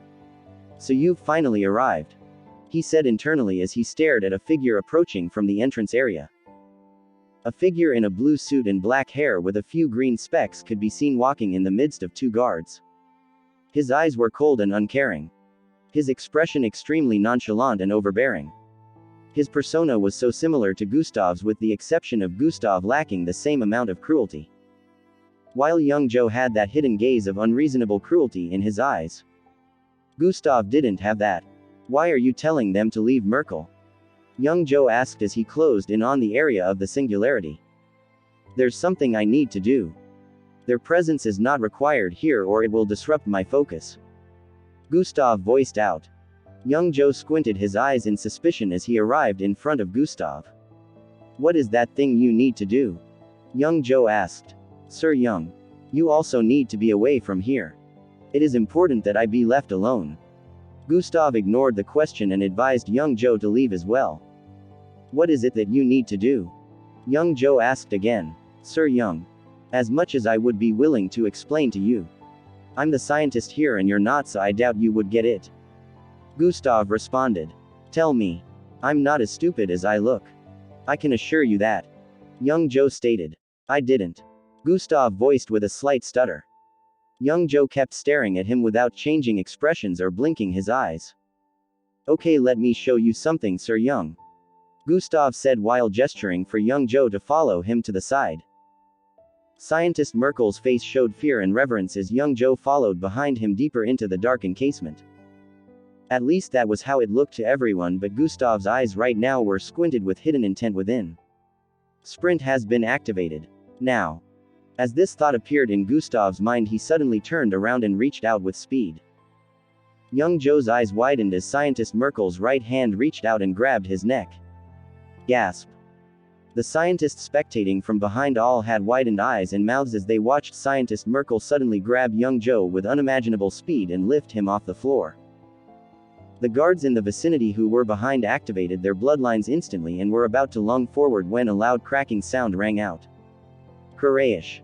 The entire place descended into silence the moment this happened.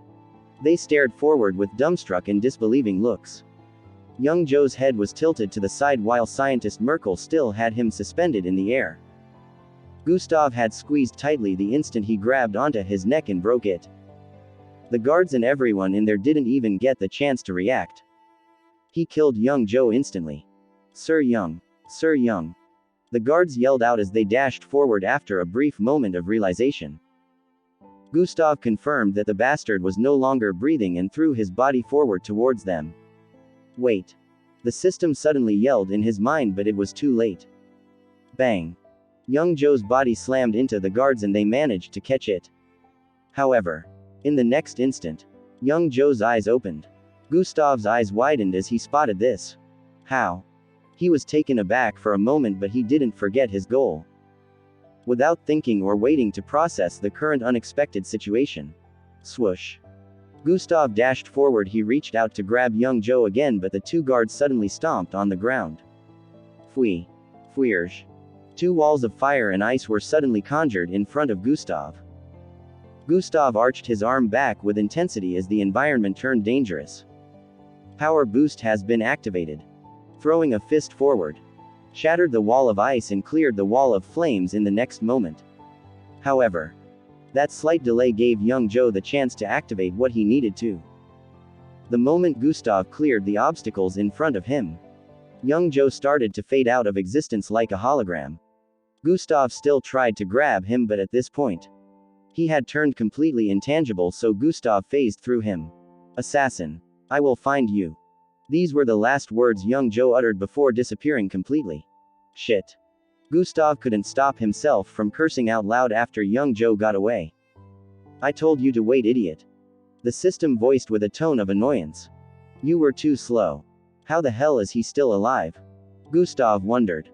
I will tell you about that, but don't you have more important things to worry about at the moment? The system responded. Gustav looked forward and activated God Eyes. His sight was still unable to phase past the walls, so he spread his perception out instead. All the guards in the underground secret base were heading towards this location. Get out. Gustav yelled once more as he stared at the scientists. They all had looks of fear, so they quickly ran out of the place as he yelled out. This caused the guards at the entrance to be stalled for a bit, giving Gustav the chance to use Iro Silk. His body turned greenish and bloated a little as he stomped on the floor. Iro Silks grew out of the ground and erected a wall in front, blocking the entrance as the scientists scurried out. How do we close this? Gustav asked the system as he stared at the singularity. We don't have the resources. And you're not powerful enough to do it without building an actual machine that could fix this. The system stated. Come on, there must be a way. Gustav said as he racked his brain. I could use atomic disintegration. It works on anything so long as atoms are included. Gustav said as his eyes began to glow a milky color. Impossible. A singularity this size creates billions of atoms by the second. Unless you can erase that plenty within a second with your atomic disintegration, it would be impossible. The system debunked immediately. Chapter 934, Closing the Singularity. Gustav reckoned atomic disintegration was far from being as powerful as that. No atomic manipulation ability was powerful enough to get rid of the singularity of this size. Bang. Bang. Bang. Bang. Loud banging sounds could be heard from behind as different attacks from the guards collided with the wall of Iroh silk Gustav erected. Despite how sturdy the Iroh silk was, Gustav knew he didn't have much time. "Can I just blast this entire place off the map?" Gustav said as tens of dark purplish orbs began to appear around him. Reddish electric-like arcs swam around the orbs as they appeared in numbers, causing the space around to start trembling from the energy the orbs projected due to their numbers. Do that and risk blasting Plankton City off the map as well. We have no idea how the singularity will react to making contact with another chaotic energy. Mixing chaos with chaos just brings about more destruction, dummy. The system explained. Then stop insulting me and come up with a good idea. Gustav retorted as he moved closer to the singularity. You're devouring power. That's the best I can think of right now. The system suggested. Kahelia. Gustav voiced with a contemplative look. Yeah. Using its power, or rather your power, to devour the singularity might be the only way out of this. The system stated. I've tried so many times to use it, but it doesn't work. As you said. My body probably sealed it within me because it knows I'm not powerful enough to use it just yet. Gustav said while raising his right hand slightly. You have to try again. It might be the only option we have right now. The system voiced internally. Gustav's sight peered into his right hand and he could still see the multicolored slanted squares trapped within what seemed like a spherical bubble. Alright, here goes nothing. Gustav voiced out as he stretched his right hand forward. His face squeezed up as he tried using the power. He imagined devouring an existence like he did that day in the dungeon. He tried to recall that feeling and kept pushing his hand forward to try and use the ability. This continued for a few minutes and still, Gustav was unable to use Kahelia's power. Bang. Bang. The sound of the iso silk being broken through could be heard from behind. It wouldn't be long before it gave way from the looks of things. It is not working. We have to get out of here. The system stated. At this point, Gustav opened his eyes with a look of disappointment, knowing the guards would soon break through. Come on. Let's go. The system reminded. At this point, a crazy thought appeared in Gustav's mind and he began to move closer to the singularity. What are you doing? The system asked. I gotta try this. Gustav voiced out as he activated Hover. Hover has been activated. He floated in the air right in front of the singularity. He could feel the intense chaotic energy more now. He gulped down saliva and began to stretch his right hand towards the singularity. Gustav, we don't know what will happen if you make contact with the singularity. It's dangerous. The system yelled in his head once more. Gustav didn't listen to the yells of the system. He finally pushed his hand through the middle of one of the glowing strings. Xian. A loud metallic sound rang out as the singularity began to pulsate increasingly. Gustav felt absolutely nothing at first, but in the next moment, he turned transparent. Then, ding, ding, ding. A chiming sound rang out repeatedly before a blinding multicolored glow burst forth from Gustav's right hand. Even after it had disappeared into the singularity, the immense multicolored glow shone forth from within. Gustav began to feel intense pain coming from his chest area. He groaned a little in pain as it increased by the second, almost like it was connected to the glowing multicolored light beaming from his hand, which kept increasing in brightness. The higher the light, the more intense the pain, to the point Gustav was struggling to breathe as his muscles began to have spasms. Gustav couldn't hold it in again and screamed out. ARRGGGGHHHHH. The entire vicinity trembled intensely due to his scream, as well as the power of the singularity trying to fight back, getting devoured. Space was twisting and turning in this dark place, and many rifts kept appearing all across the place as chaotic energy blasted forth repeatedly. In the next few seconds, the blinding multicolored light had encapsulated the whole of the singularity. And in the next instant, doom. The singularity disappeared and the multicolored blinding glow receded into Gustav's right hand. It made the shape of multiple slanted multicolored squares clustered together on his palm before disappearing. Gustav's eyes dimmed and he fell from the air while passing out. Breaking news. Luckily, no casualties have been reported despite the shockingly widespread earthquake that affected the entire city. The focal point of the earthquake has been identified, but it is still unknown what could have caused such an earthquake which covered so much range. Some city folks living close to the focal point have claimed it was a disturbance underground, and they have spotted multiple people in white clothing leaving there with convoys and choppers. It is still an unproven theory. All across Plankton City, news of an earthquake was being broadcasted. This was a man-made earthquake, of course. The focal point they were referring to was the area where the surface of the underground secret base was located, and the earthquake was caused when Gustav was trying to close the singularity. Everyone had no idea of what had just happened except for those who were underground at the time. Brigadier Xanatus, who was currently on site with a few more MBO officers, scanned the location thoroughly and found the access to the underground base. They destroyed the surface area and went in to scan the place. At the bottom of the platform, Brigadier Xanatus scrutinized the place from behind while the MBO officers checked the different laboratories within. "It's empty, sir." One of them approached him while voicing out. Chapter 935. Regaining Consciousness in Confusion. At the bottom of the platform, Brigadier Xanatus scrutinized the place from behind while the MBO officers checked the different laboratories within. The whole place looked a bit deserted, but some pieces of equipment could still be seen lying around. It looked like it had been in use until a while ago. "It's empty, sir." One of them approached him while voicing out. Brigadier Xanatus looked around with a suspicious expression. Truruan. Ripples suddenly spread forth from his position. Transparent figures in blue began to appear one after the other. From what one could see, these transparent figures were mostly clad in laboratory uniforms and were evacuating the underground base as quickly as they could. The MBO officers in the background watched this play out with focused expressions. One of the figures phased through an MBO officer and picked up some things on a lab table before also leaving. They couldn't have gone far. "Spread out and find them," Brigadier Xanatus commanded as the blue figures disappeared in the next instant. It turned out he had just used a bloodline ability that granted him the power to reanimate scenes that happened within a particular location in a particular time frame. It was similar to a scanning device the MBO had access to, but Brigadier Xanatus's was more powerful. "Sir, you have to see this," one of the MBO officers who stayed behind voiced out. He directed Brigadier Xanatus to the end of the underground base towards a corridor that led to an isolated area. Brigadier Xanatus arrived in front of the 30 feet tall door with the sign carved on it. The door happened to have cracks all over with a wide hole by the side which made it easy for anyone to get access into the isolated area.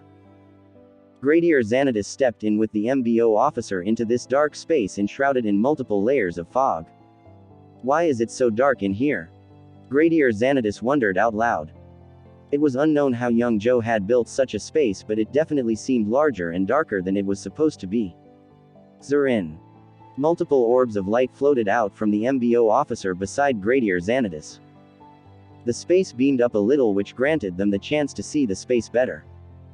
There was a massive darkened crater on the floor with cracks, spreading black lines that extended as far as the eyes could see. "We believe this is the precise location where the earthquake was triggered," the officer voiced out as they arrived in front of the massive crater.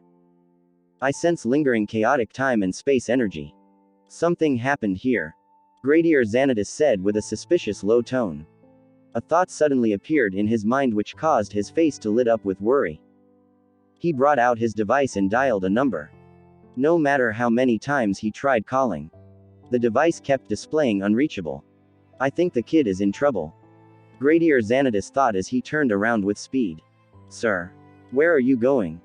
the MBO officer in front asked with a confused look after noticing his expression. "Emergency. I need to go now. Handle the rest and send me reports later," he instructed while walking out of the isolated space.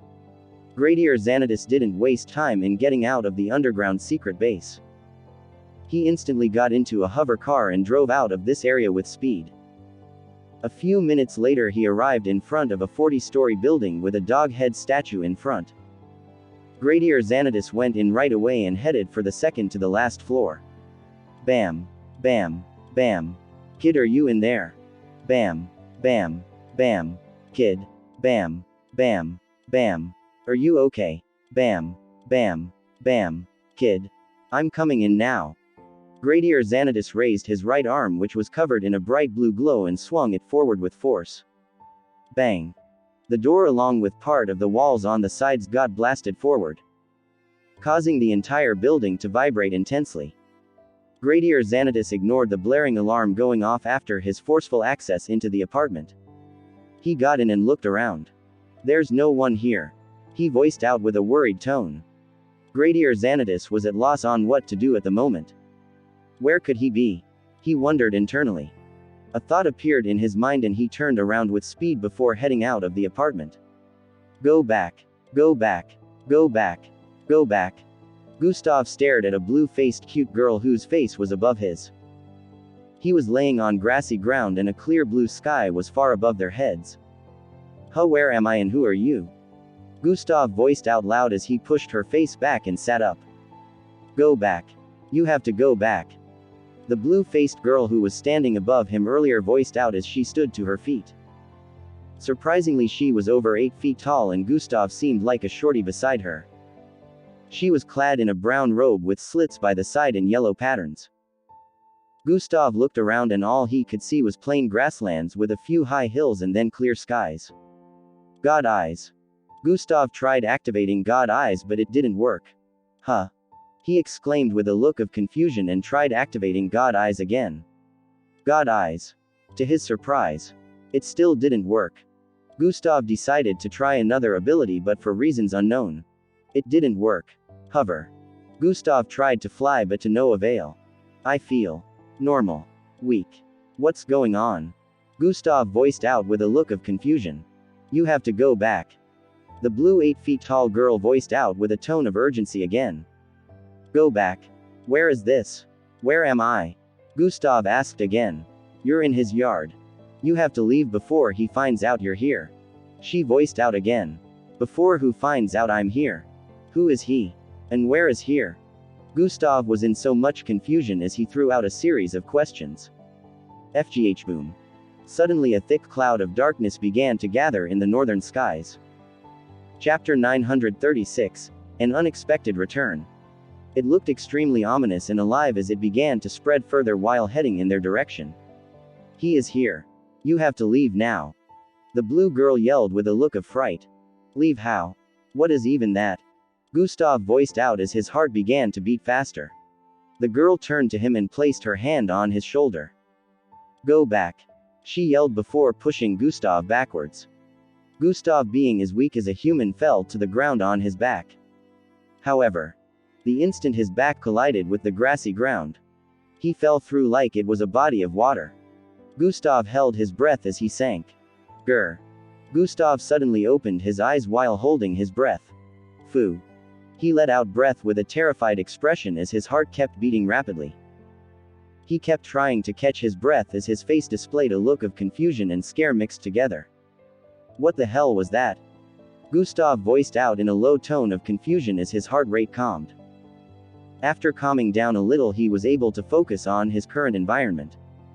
Now where the hell am I? Gustav asked as he looked around this dimly lit space. He noticed that his arms were extended upwards and bound together by something. This was the same situation with his legs as well. There was a kind of translucent barrier surrounding him and 4 white walls at the ends of this space. Gustav tried separating both hands and legs but it was to no avail. It was just like what happened earlier. He couldn't sense his power. He felt weak. Sish. The wall separated on the south side of the wall, forming a kind of door, and someone walked through it. You're finally awake. A familiar voice echoed across this space as the figure walked towards Gustav's position. Gustav's eyebrows furrowed as he peered forward deeply, trying to make out the face of this figure. Step. Step. Step. Step. It was proving difficult since he was just like a normal human trying to see in the darkness. However, he could make out the height of this person, who seemed to be around 5 feet 7 with dark green hair, which may just be dark due to the dim lighting. Gustav crimson. The figure uttered with a tone of disgust as he arrived in front of Gustav. Hung Joe. Gustav's eyes widened with a look of surprise as he voiced out. The figure standing in front of him, clad in a black suit, was none other than Hung Joe. Breathe it in. Breathe it in. That air of despair. Breathe it in. Hung Jo said as a grin appeared on his face. He was enjoying Gustav's current expression. Which air of despair? I'm just surprised you're not completely brain dead. Gustav's face went back to normal as he voiced out. Oh yes. The tough guy act. Keep pretending you're not scared. Hung sounded disappointed that Gustav's expression had returned to the uncaring look. I'm not. Gustav responded with a nonchalant look. TCH. It's been almost 3 years and that overbearing ego you began cultivating back in year 3 is now way higher than before. Hung Jo stated with a look of disgust. Your return is not important to me. You don't even have a bloodline anymore. In your words, you're trash. Don't waste my time. It's your brother I have business with. Where is he? Gustav had snapped out of the temporary shock he had earlier. Now that he thought of it, young Jo must be somewhere around since Hung Jo was here. You see, that is where you're wrong. I am not trash because I am responsible for trapping you here. Hung Jo stated. Let me give you a little backstory. Hung Jo voiced out and began narrating how it all came to this.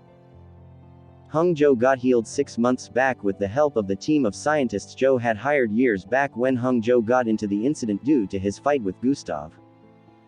They had tried so many ways and dedicated almost 3 years to make sure they healed Hung Jo, and they finally achieved that 6 months back.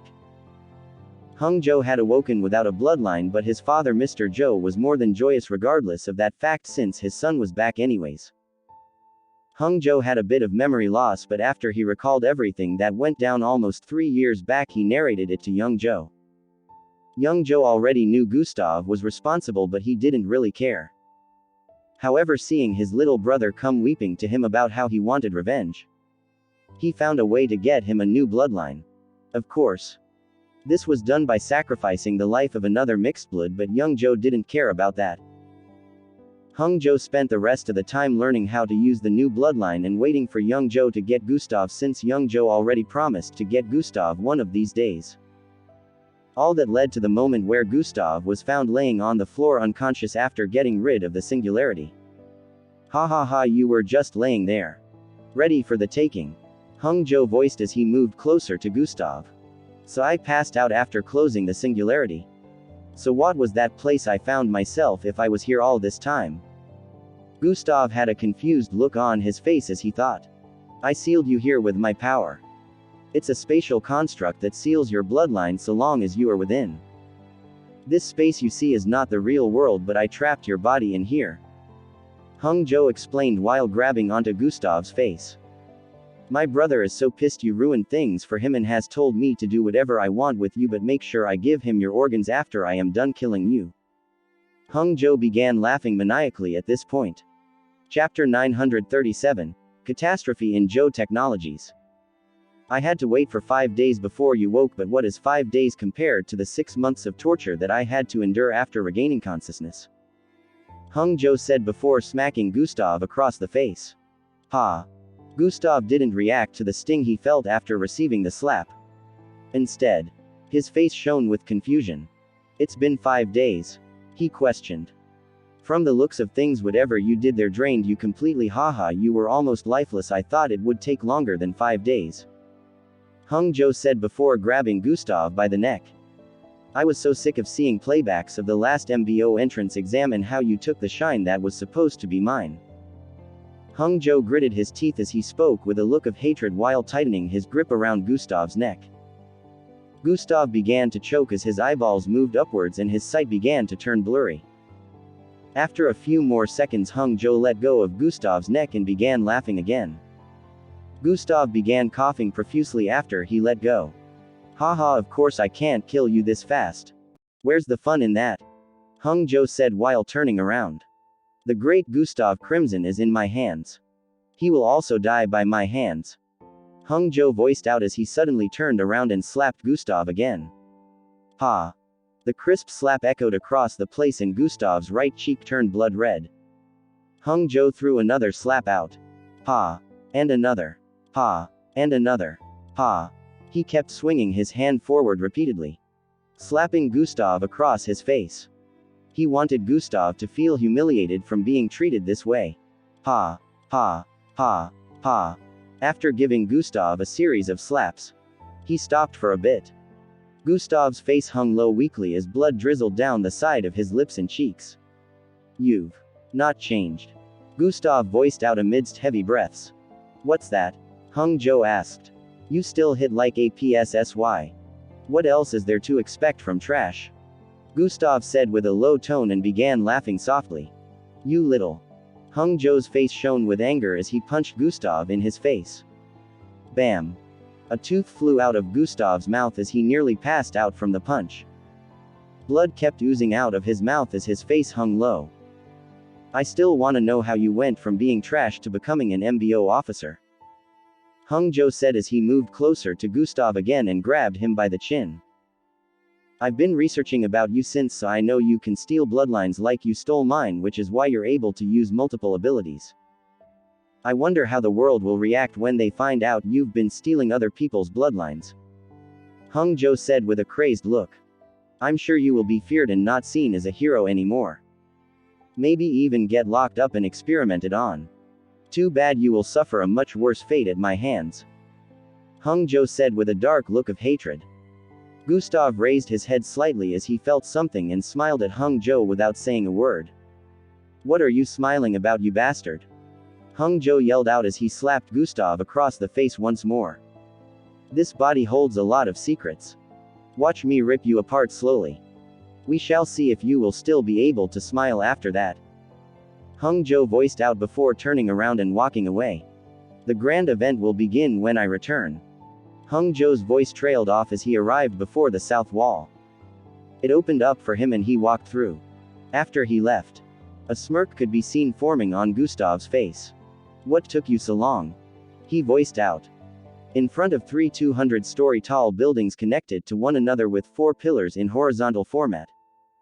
Tons of people clad in MBO outfits surrounded the vicinity.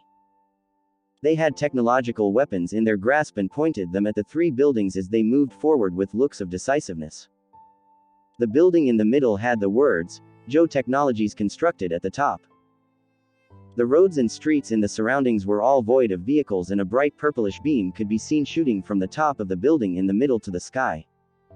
It penetrated deep into the skies and weird energy was spreading from it. "Charge!" A loud voice rang out from the ranks of the MBO and everyone charged forward. "Find young Joe and capture him," the same voice yelled out. They spread out and some of them headed in the direction of different buildings. However, before they could close in on the buildings, powerful red beams began to gather around the buildings. Fwowie! Fwowie! Fwowie! Fwowie! These beams shot out with intensity and the instant they slammed into an officer they would get blasted to pieces. The situation instantly turned into a bloodbath as MBO officers were dropping like flies. The powerful beam was very fast, so it was difficult to evade. In just a few seconds over 100 MBO officers had been killed. Some bodies had large holes blasted in them even with armor on, while some had their entire body blasted into smithereens. "Push! Push! We must not let him take authority," one of the commanders yelled as he kept charging forward. Boom! A beam slammed into him in the next instant, causing him to get blasted to pieces. The MBO officer behind him got doused in blood and internal organs. She paused with a look of fright on her face as she breathed in and out profusely while staring upwards at one of the buildings. "Erg!" she screamed out as she began shooting the laser gun in her arms fiercely. Fwoo! Fwoo! Fwoo! However, in the next second, a beam flew through her face, causing her entire head to get blasted to pieces. Her body fell to the ground limply after that. "Fall back! Fall back!" Another commander began yelling for the others to fall back after some time. The MBO officers left and began turning around and heading back as quickly as they could to regroup. Chapter 938, The Situation of the World. Within a floor on the MBO tower, officers were gathered together as large screens popped up in the air. A team has managed to successfully infiltrate. We can only hope they achieve good results. A Grand General stood on the podium and voiced out. Meanwhile, we will try attacking the Joe Technologies buildings a few more times to erase any form of suspicion so the officers that infiltrated will be able to do their jobs properly and successfully complete the mission. I ask that you all risk your lives once more to protect our planet from invasion. Even if death comes, our children, our spouses and our loved ones as a whole will be safe after the mission is complete. He voiced out with a strong tone, causing the MBO officers to yell out in agreement. They sounded fired up as the Grand General voiced this. We may be powerless at the moment, but it is this moment that we can truly prove just how powerful we are. After saying this, he got off the podium and carried a gun too.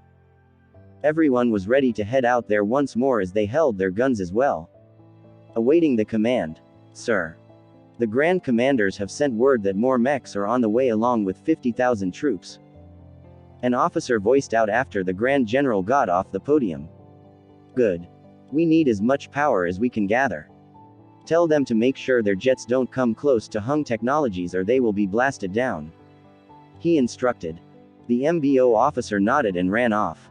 Now it's just a matter of time. He must not take over the world government defensive systems before the team gets there. He said internally with a look of urgency.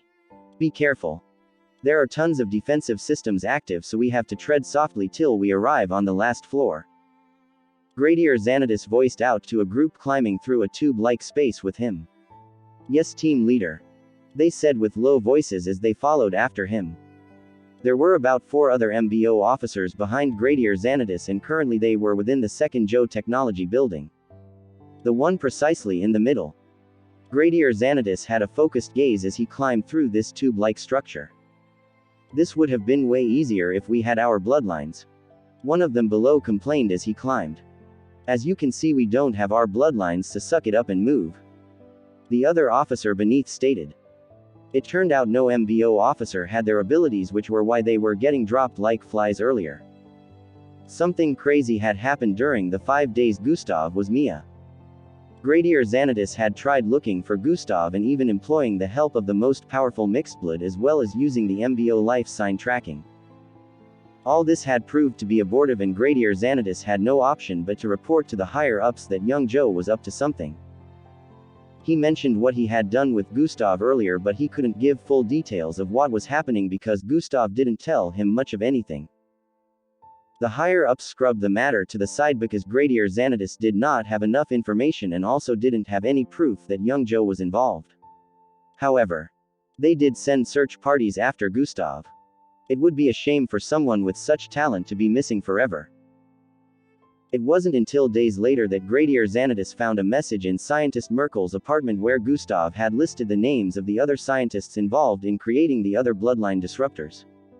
Initially, when Gradier Xanadus headed there, he left instantly after sensing there was no one in the apartment since he was urgently trying to find Gustav. He didn't do a thorough check of the apartment, which was why he didn't see the message earlier. After he saw the list, he gathered a team to go after the scientists, and luckily every one of them was caught and forced to confess their collaboration with young Joe and some of his plans that they were aware of. This was more than enough proof for Gradier Xanadus to use, but it was too late. There was something Gustav and Gradier Xanadus didn't know. Young Joe had an extra bloodline disruptor installed in the Joe Technologies building. For the entire Earth to be stripped of its bloodline, 4 disruptors had to be activated at the same. However, with them getting rid of the one within the MBO tower, they had practically ruined the chances of making things work out as planned for young Joe, but no one knew young Joe had an extra bloodline disruptor. By the time Gradier Xanadus was uncovering this, Gustav had already been missing for 4 days.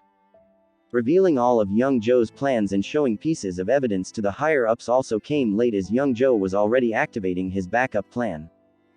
When troops were sent to apprehend young Joe and get rid of the other bloodline disruptors, he activated all 4 of them. The entirety of mixedbloods on Earth instantly lost the link to their bloodlines. Both powerful and weak were at the mercy of the bloodline disruptor. They thought destroying one of the disruptors would help in fixing the situation, but they were wrong. Even after destroying all 3 planted in the other locations, they didn't regain the link to their bloodlines. The last one left to destroy was the one in Joe Technologies. However, it was practically impossible to get to. There was a force field covering the entirety of the structure and high-level defense systems.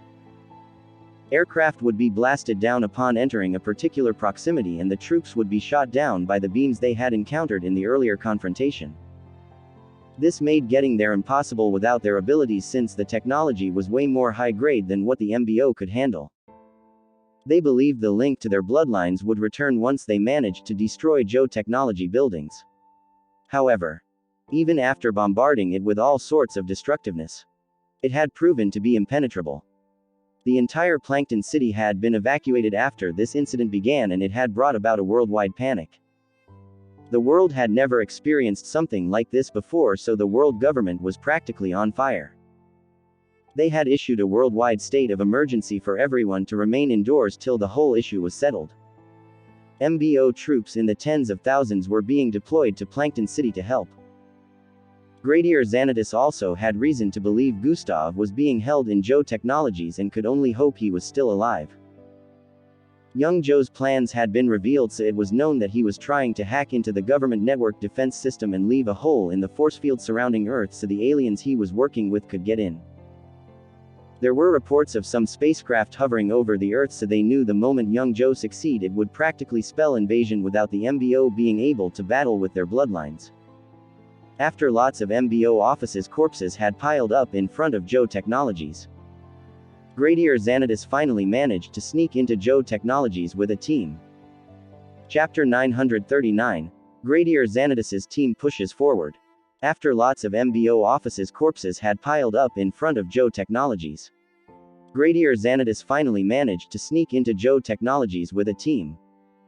After a few more hours of climbing through this tube-like area, they arrived in front of a small panel-like dead end which they blasted open.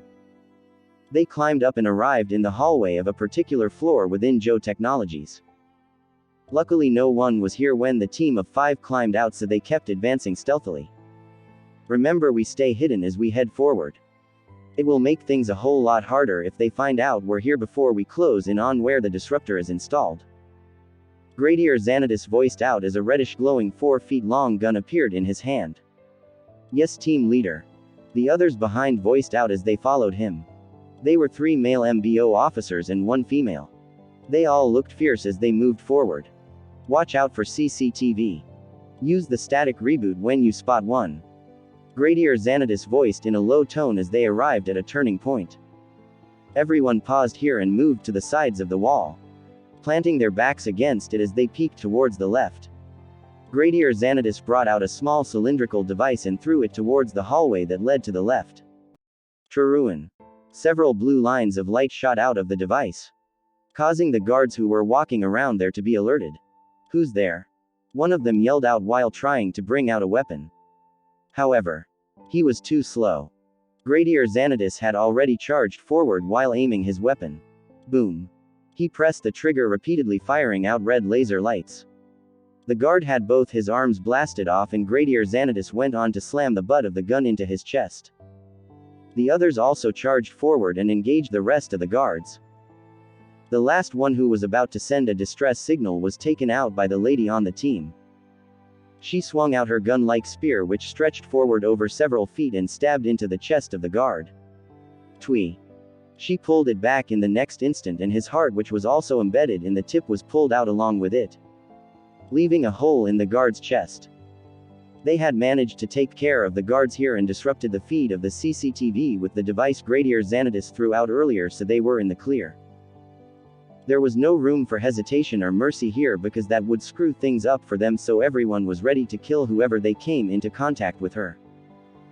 Luckily the bloodline disruptor affected everyone, so even young Joe guards who would originally be very powerful were just ordinary people like them now. This was no small situation, as the fate of the Earth was resting on their shoulders. It had only been about a day since the whole incident started, but lots had already died, and it had turned into a great emergency situation.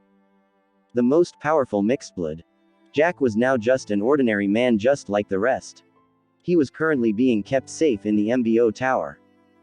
I should be out there joining the battle, Jack voiced out as he stared at a glass wall within the MBO. He could see the entire Plankton City from this particular view. Behind him was a man dressed in a silver MBO outfit. It was obvious that this man was a Grand Commander, but according to reports, No Grand Commander had shown themselves since the incident began. What they didn't know was under the surface. They were still the ones making the decisions. You're going to be needed to put an end to all this the instant they get rid of that bloodline disruptor. The man voiced out with a powerful tone from behind. They're dying like ants down there. Jack voiced out while turning around to stare at the man whose face was not revealed. They're dying for a cause. Whether you like it or not. Thousands of them dying will never be close to having the same damage as your demise.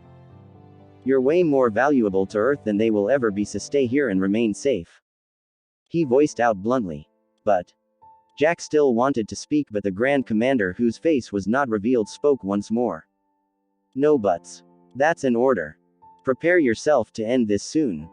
We're already receiving reports from the team that infiltrated. After he said this, his holographic projection disappeared. Jack sighed after the call ended and turned around to stare at the city once more. I hope you're alright, kid. Jack voiced underneath his breath. He was just as worried as Gradier Xanatus, but he was considered too valuable to be thrown into a battle with the situation of the world. The MBO camp. Within a hall. The instructors were having a meeting with Commander Cilia. Is there any need for us to be worried? Instructor Bryant questioned. Even if we are, it's not our fight. We're not involved and we have to make sure we never are, for the sake of the kids here. Commander Cilia voiced out.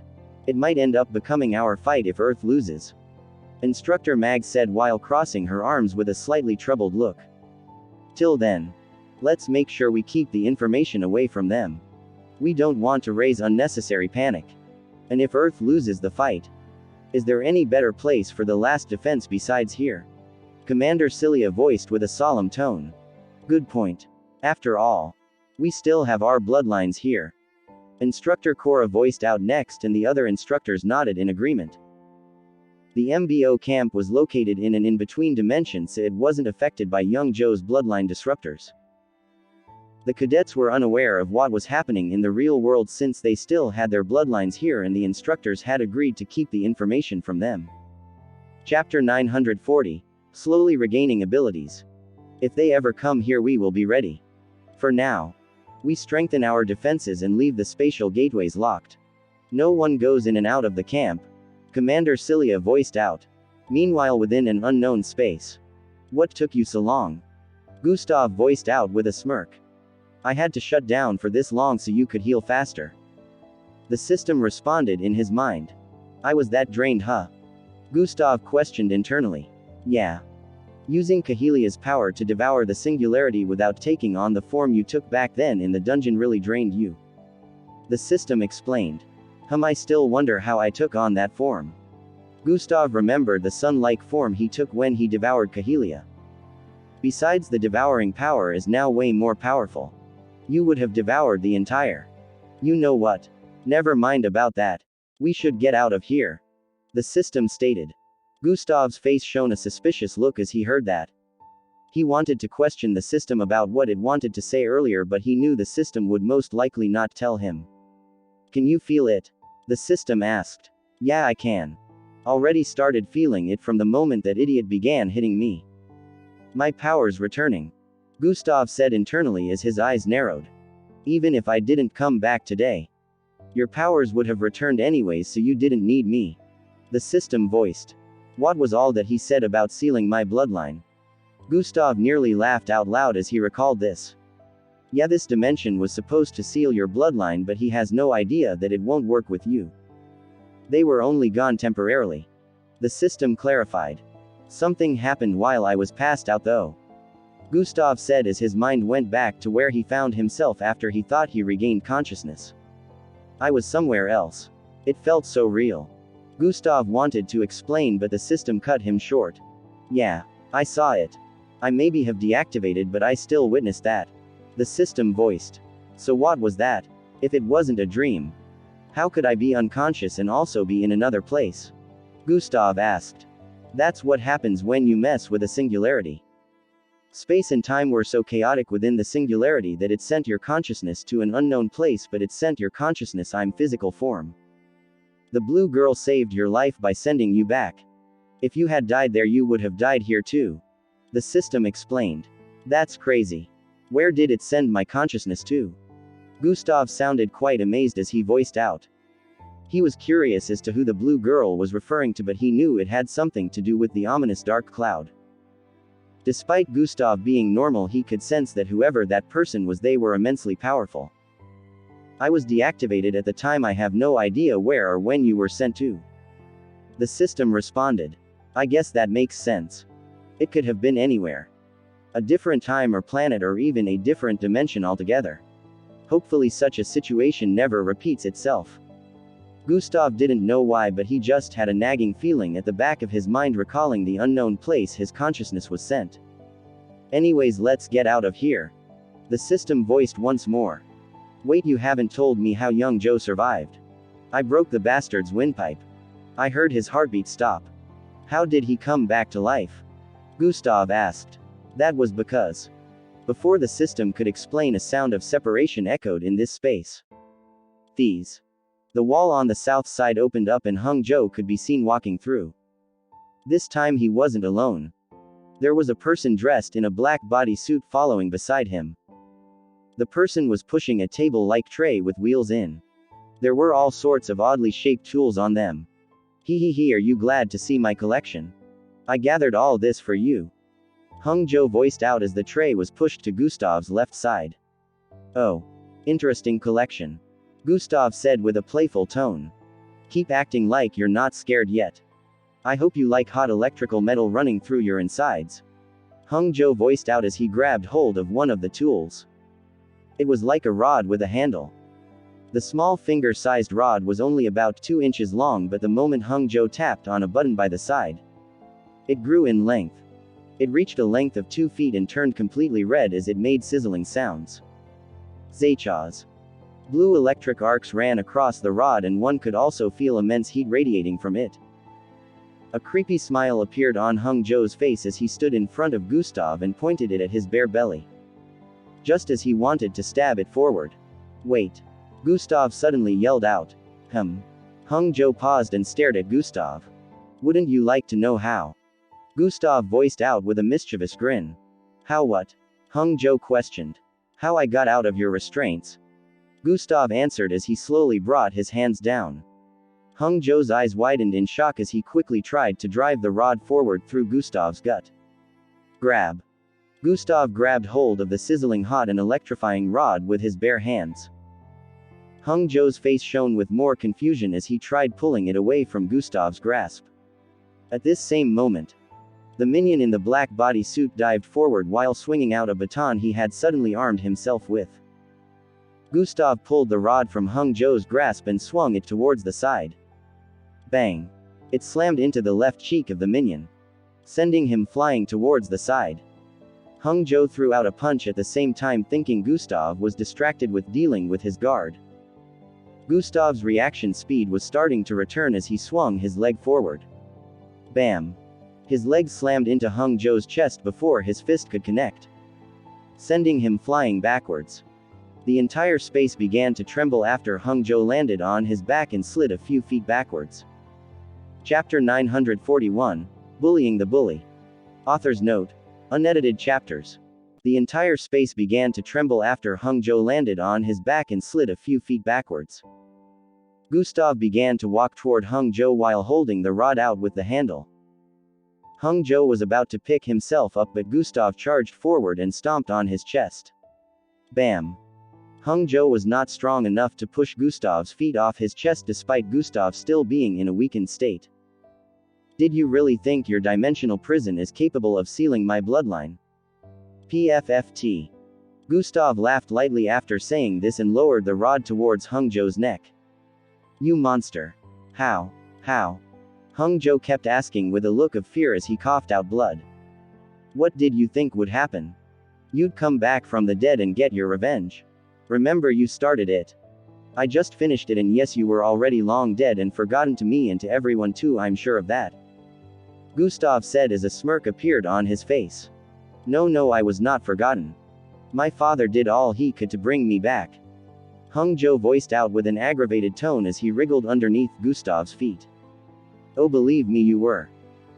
Your poor father was just performing his obligation as a father, and your brother Tisk Tisk Young was just trying to get you out of the way so you wouldn't keep disturbing him. He doesn't actually give a damn about you. Gustav voiced out. No, my brother loves me. Shut up, you lying trash. Hung Jo screamed out. Haha, he knew I was responsible for turning you into a vegetable, and what did he do? He asked me to become an ally and that he would help me climb to the highest rank. He said you were an idiot and tried to recruit me instead of avenging you. Gustav smiled as he spoke while shaking his head in pity. Shut up. You're lying. Hung Jo covered his ears as he yelled out. He didn't want to listen to any more of Gustav's words. Mental manipulation has been activated. Do you remember Yuhiko? The same girl you were crushing on so bad you beat me up every day because I asked her out. Gustav began speaking, and his words were also infiltrating Hung Jo's mind due to mental manipulation. Of course you remember. Can't say the same for her though, cause she asked me to become her boyfriend in camp about 2 years back. Gustav chuckled lightly as he got to this point. You had only been in a coma for like 6 months, yet the girl you were doing all that tough man act for asked me to date her. At this point, Hung Jo's eyes were red and filled with tears. Gustav remained uncaring and moved the rod closer to his face. Poor little Hung-sa hung up on revenge. Can't even get anything done right. Couldn't defeat me when I was weak and still can't even now that things were made easier for you. Gustav's words were breaking Hung Jo's mind as thoughts of negativity filled his head. You were definitely better off as a vegetable. Why did you come back? An irrelevant existence trying to give himself a little bit of relevance, but on the bright side you. Before Gustav could complete his sentence this time, the system interrupted. You might want to speed this up. I don't think you have time for this. The system stated with a tone that depicted something was up. Why? I'm just getting started with him. What's wrong? Gustav asked internally. Nothing much. Just that Plankton City is on fire cause the Earth is currently going through an invasion crisis. The system responded sarcastically. What? Gustav exclaimed out loud as he heard that. Yeah, we gotta leave now. I'll give you the full gist of things. The system added. Gustav looked down to stare at Hung Jo again, a little disappointed he wouldn't get to enjoy this like he wanted to. Who else gets the chance to bully their bully thrice in a lifetime? I'll be taking that bloodline. You don't need it anyways. Gustav voiced out as he flung the rod away and reached down. No. No. No. Hung Jo screamed out in defiance as he tried ripping Gustav's hand off his neck, but it was to no avail. Pucky. Gustav's fingers stabbed into Hung Jo's neck in the next instant, causing him to scream out in pain as blood oozed down his neck. Requirement for bloodline acquisition has been met. Analyzing B-grade bloodline. 1/100%. 100%. Analysis complete. Does host wish to acquire spatial construct bloodline? Yes, no. Yes. Jo Technologies. Bang. Bang. Bang. Within the 192nd floor. Sounds of gun blasts could be heard. One could tell that a fight was going down on that floor, and it was intense. Within a particular space filled with all sorts of mechanical appliances. A group of 5 seemed to be going against multiple people in skin-tight black suits wearing masks. This was Gradier Xanadis's team going against Hung Jo guards. They had reached this far and were closing in on the area where the bloodline disruptor was located, however they had been figured out. Young Jo currently knew of their presence in the tower and had sent out his guards to go after them and stop them. Most of the CCTV had been disabled, so they initially had no idea where they were currently until some of the guards stumbled into them on this part of the floor. They were only 5, whereas Young Jo's minions were over 12, but one of them recalled how others had been defeated on the lower floors and quickly called in, reporting on the general communication device about their current location. At the moment, Gradier Xanadis and his subordinates were trying to fight their way forward and move to the next floor, but it was proving difficult due to the numbers of the guards increasing by the minute. We might have to blast our way out of here. Gradier Xanadis voiced out as he squatted behind a metallic board protruding from the left side of the wall. Chapter 942. What do you suggest, team leader? Author's note. Unedited chapters. A team member was behind him laying on the ground for cover while the other 3 team members were on the right side hiding for cover while also shooting occasionally. What do you suggest, team leader? The lady behind asked. Gradier Xanadus looked up at the ceiling and asked. How powerful is a neuron ballistic grade 2? He asked. The lady looked up as well and was instantly able to tell what Gradier Xanadus was up to. Powerful enough to blast a hole in the ceiling for sure, but the range might burn us to a crisp down here. She answered while moving her head out of cover and firing 2 shots forward. Twee. Fwowie. A shot slammed into one of the guard's chest, tearing a hole in it while the second one missed a guard by the neck. On my mark. We're all charging forward. Everyone uses your infrared goggles.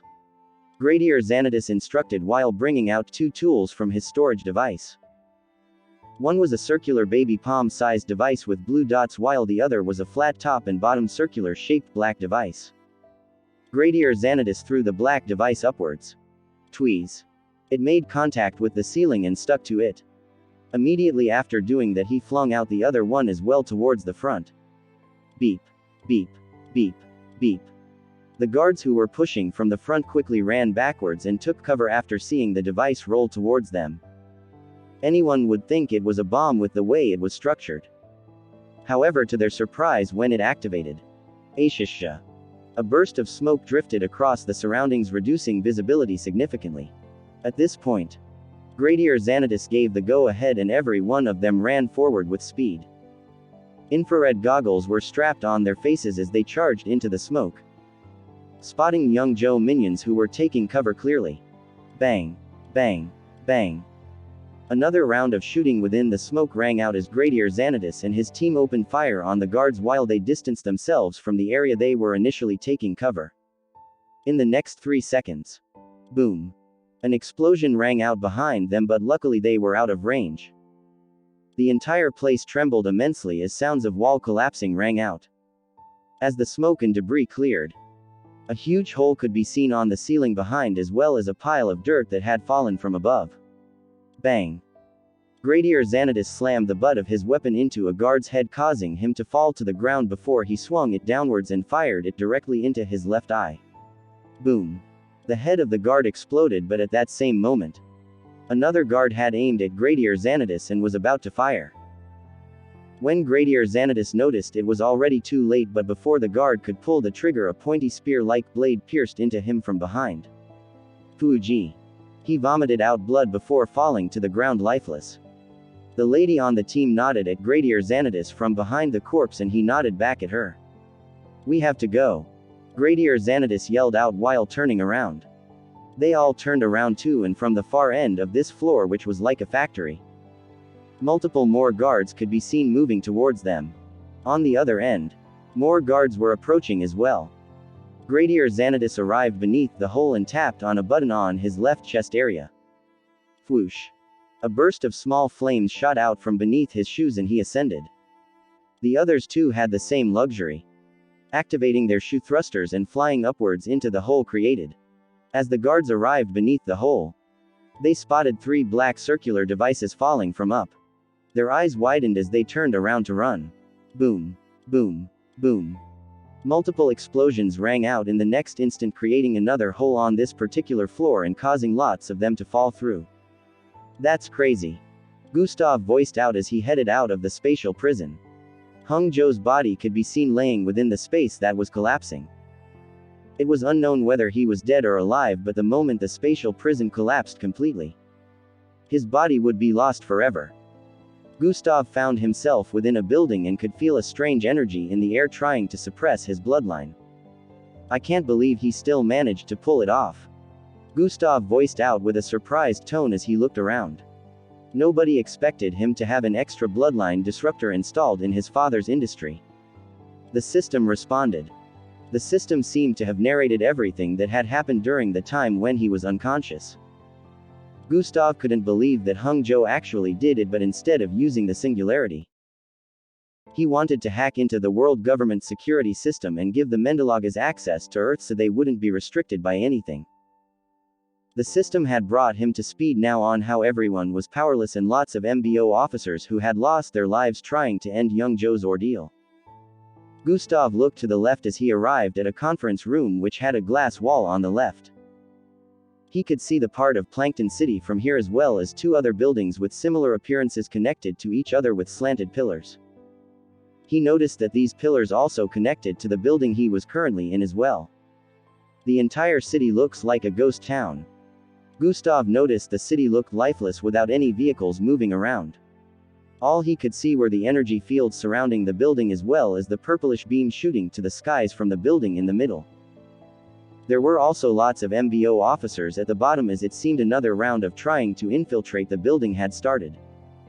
As Gustav spotted the corpses scattered all across the place below, a gut-wrenching feeling of anger began to rise within him.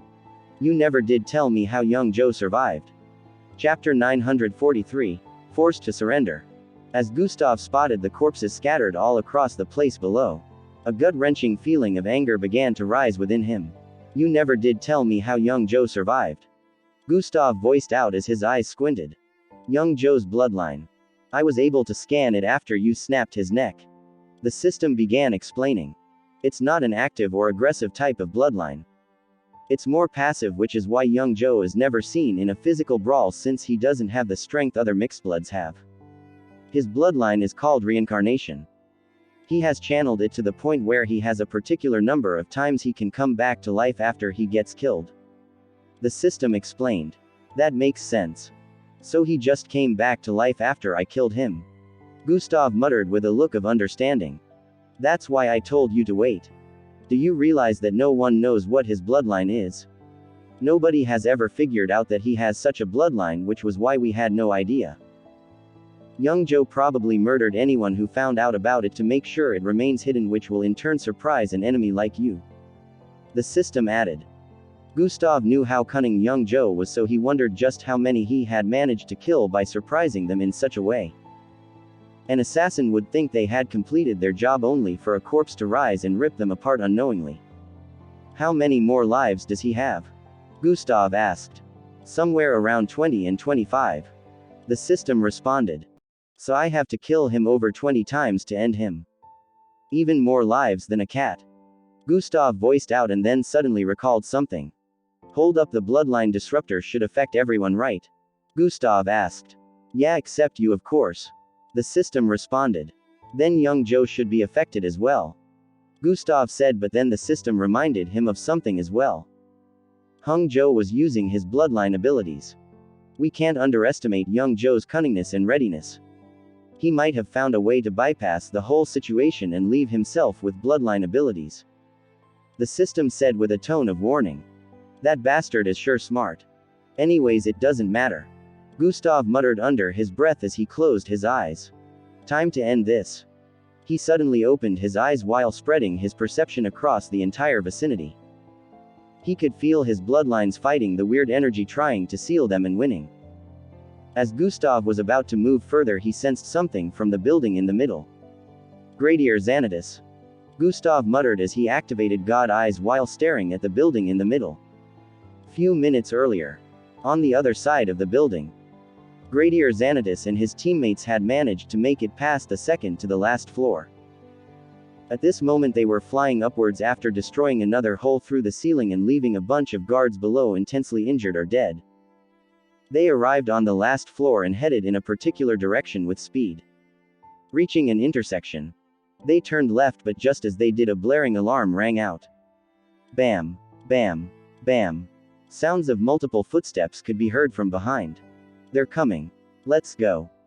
Gradier Xanatus yelled out as he ran forward while repeatedly shooting at the multitude of guards chasing them from behind. They kept running and arrived at another intersection, but upon looking to the left, over 10 guards were headed in their direction. They had no choice but to turn right. This hallway was leading to another small manufacturing room within Joe Technologies.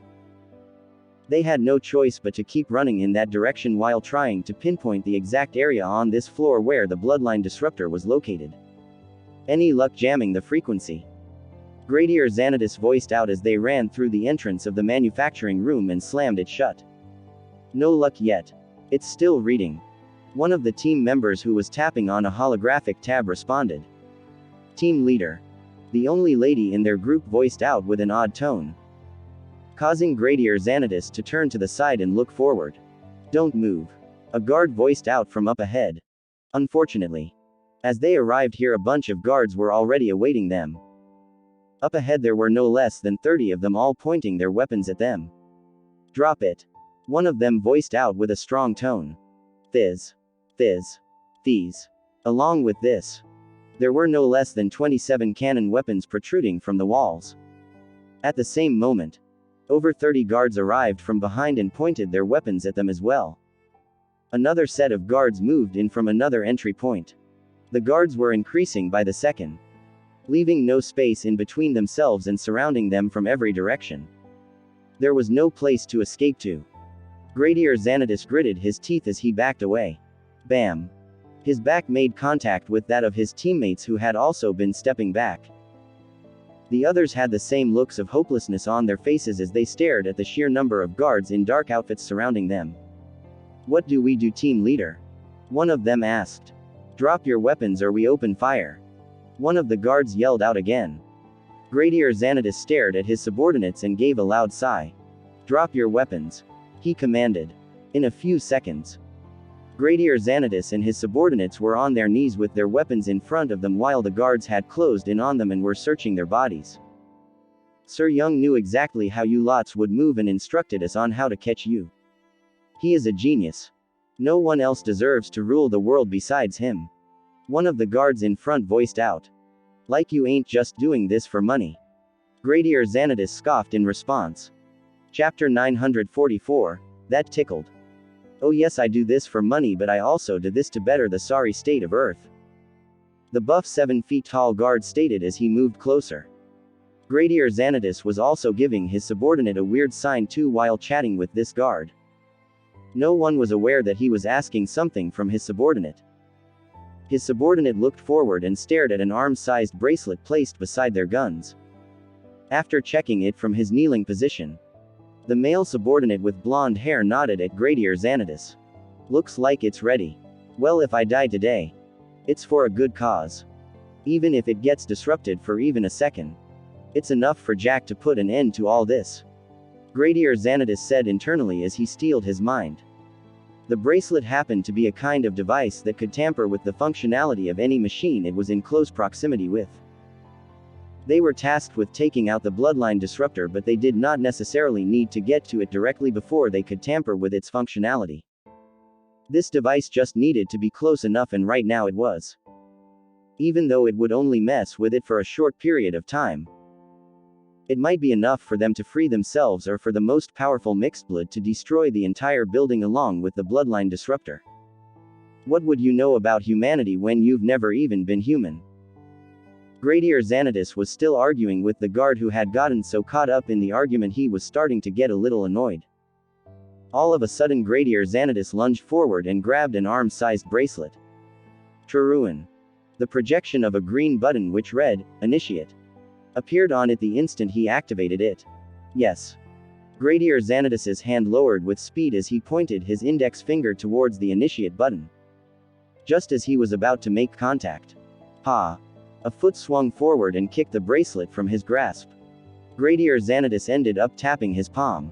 "No!" he yelled out as he turned his face to the left to stare at the device. He tried to lunge forward to get it again, but the next kick that was sent out came flying at his face.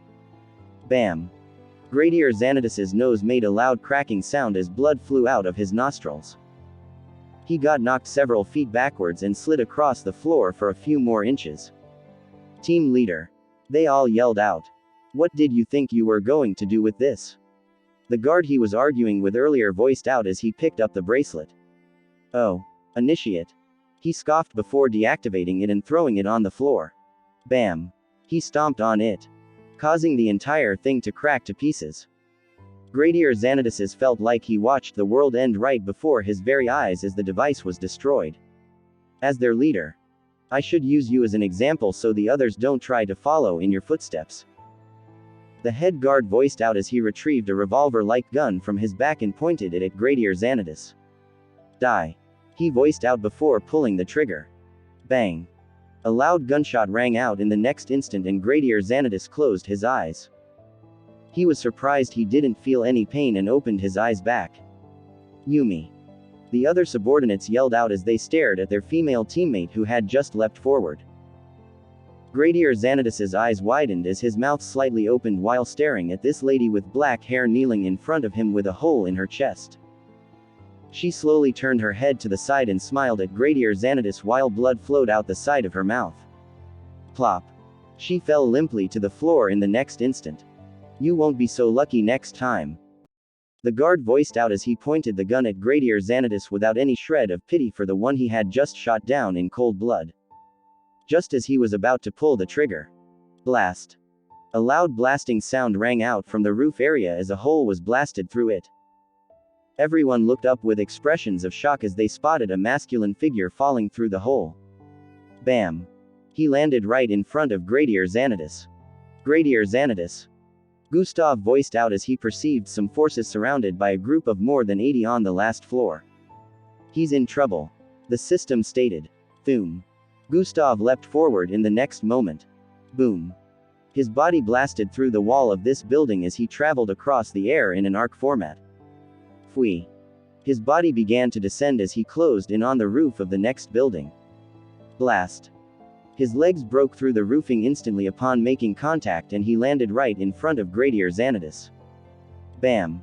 Gradier Xanadus, are you okay? Gustav asked as he stared at the dumbstruck guard in front of him. I'm fine. Gradier Xanadus answered while reaching toward the lady who was bleeding out on the floor. Bang. Out of shock and panic. The guard fired the weapon again, but the projectile it shot out bounced off Gustav's face after making contact. That tickled. Gustav voiced. Gasp. The entirety of the guards instantly became frightened as they realized that Gustav still had powers.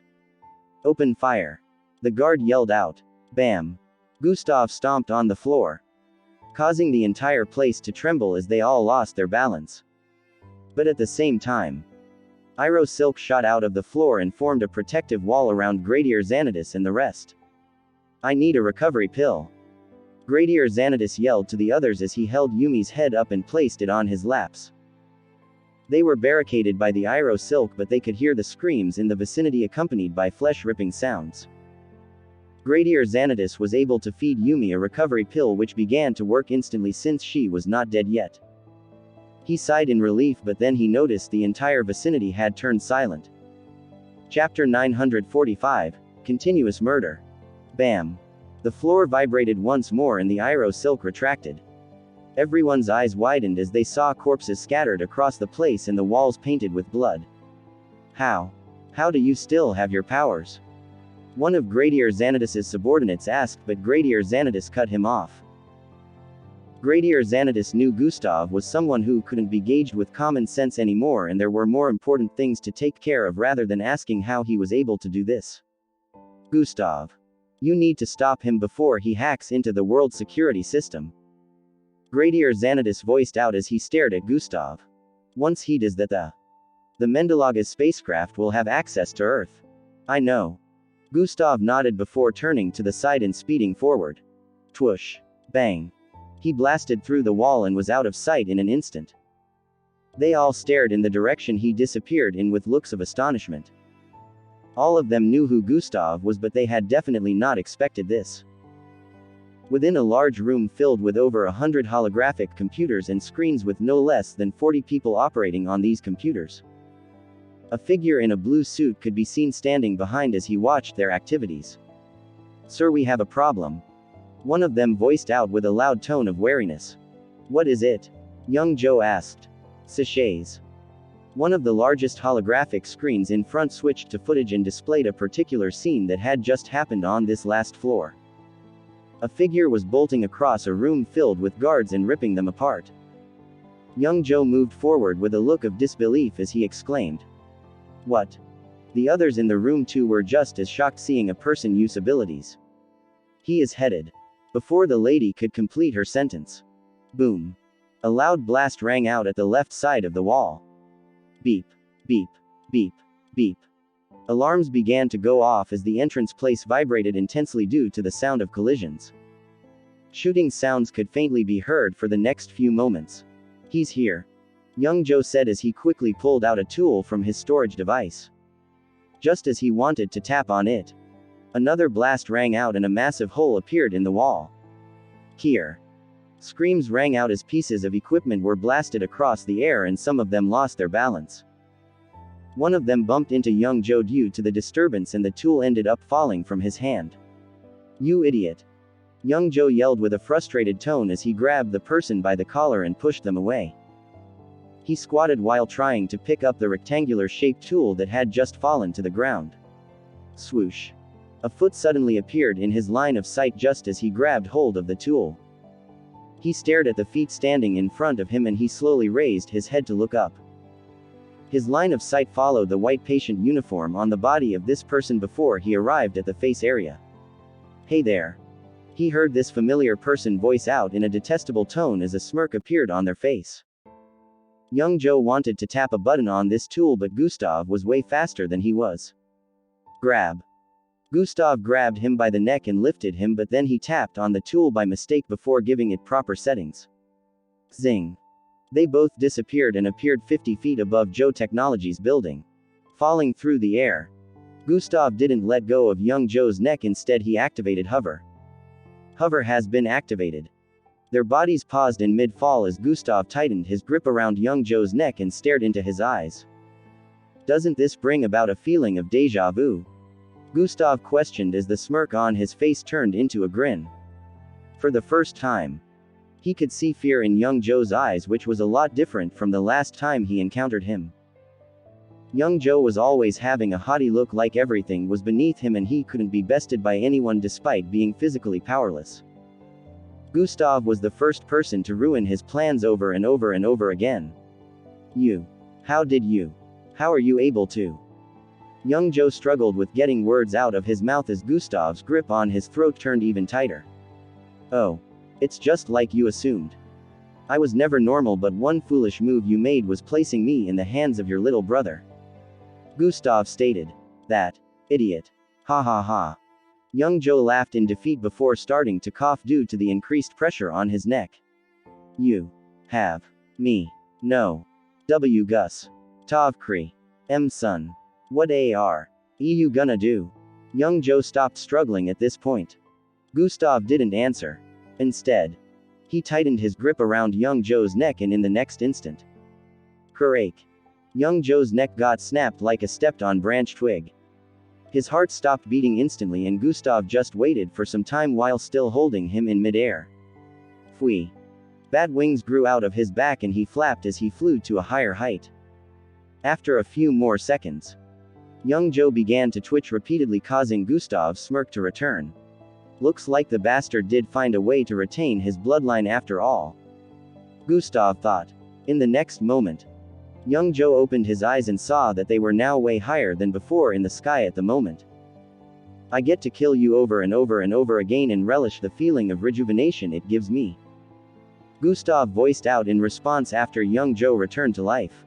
"The MBO tower. Sir. You have to see this," an MBO officer voiced out as she approached the Grand General within one of the halls. "What is it?" he asked as he noted the look of urgency on her face. Chapter 946, Admitting Defeat. She arrived in front of him and tapped severally on the holographic board in front of her. Truruan. A holographic screen appeared in front of him which displayed footage. The Grand General eyes widened as he watched the footage of a figure with massive batwings killing another figure over and over and over again in the skies above Joe Technologies. "Is that?" The Grand General eyes widened even more as the footage zoomed in on both figures in the sky. "Yes sir, that's Officer Crimson who was reported missing 4 days ago," the lady officer responded. At the same time, she was showing him this. A massive holographic screen appeared on every floor within the MBO tower displaying this particular footage. Everyone had looks of shock and disbelief on their faces as they watched. How does he have his bloodline abilities? Isn't that Gustav Crimson? He got young Joe. Finally this will all be over. Our savior is a new officer. There were all sorts of voices being heard in the background as they witnessed the unbelievable sight being displayed on the holographic screens. The kid. How? Even Jack couldn't believe his eyes as he watched from the area where he was isolated. The madness and terror that had lasted for over a day would finally be put to an end by the last person everyone expected it to be. Just one is left, right? Gustav asked as he held young Joe in mid-air. Yes. I can sense he only has one more reincarnation left out of everything he has cultivated so far. The system responded. Good. It's about time I took this bloodline then. Gustav voiced as his nails lengthened and stabbed into young Joe's neck. If you co-uld ha. Vey taken th. E blue d line sin. Cwhy go through a ll the tro. Ubel of kill. Ing me representative eat edly. Young Joe asked as he coughed out blood repeatedly. This would have been the most logical option since taking away his bloodline would make it impossible for him to reincarnate after getting killed. Gustav would only have to kill him once to end things. Because I didn't want to grant you a swift death. I wanted you to watch everything you spent years to create crumble in a matter of moments. Gustav responded with a smile as he stretched his right hand towards the bottom. Watch what happens when I do this. A katana with a reddish blade suddenly appeared in his hand and he swung it downwards. Swoo. A massive plane-sized reddish arc traveled towards the top of Hangzhou Technologies. Boom. A loud blast rang out after the entire last floor was separated from the rest of the building and sent crashing down. The purplish beam in the sky thinned out and disappeared altogether in a few moments.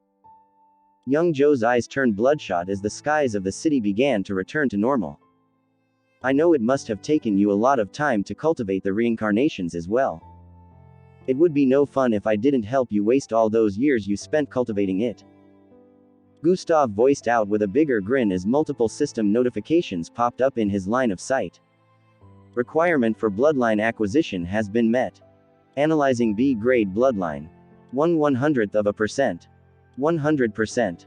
Analysis complete. Host compatible with reincarnation bloodline is 100%. Does host wish to acquire this bloodline? Yes, no. At this point, young Joe's facial expression was that of utter defeat.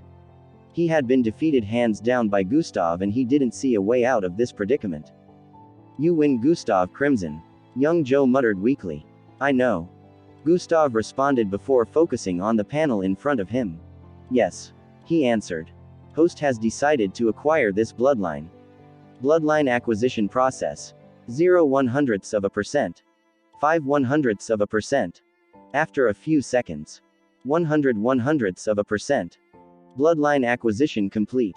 Host has successfully acquired reincarnation bloodline. Goal complete. Acquire a total of 80 bloodlines. Rewards. Host has leveled up. Gustav stared at the stats with a faint feeling of gratification within. Although he had acquired up to 80 bloodlines in total, he only had around 21 at the moment that was merged with him. He did a lot of combinations in the past and also didn't merge some of the bloodlines with himself, which was why he only had 21. None of his current bloodlines was below the B grade and every one of them was quite powerful. Now he was at level 82 according to the system stats and he was really looking forward to what differences there would be once he reaches level 100. Now you are truly nothing but an ordinary man. Time for you to meet your end. Gustav voiced out as he tightened his left hand around young Joe's throat again. That's enough, Gustav.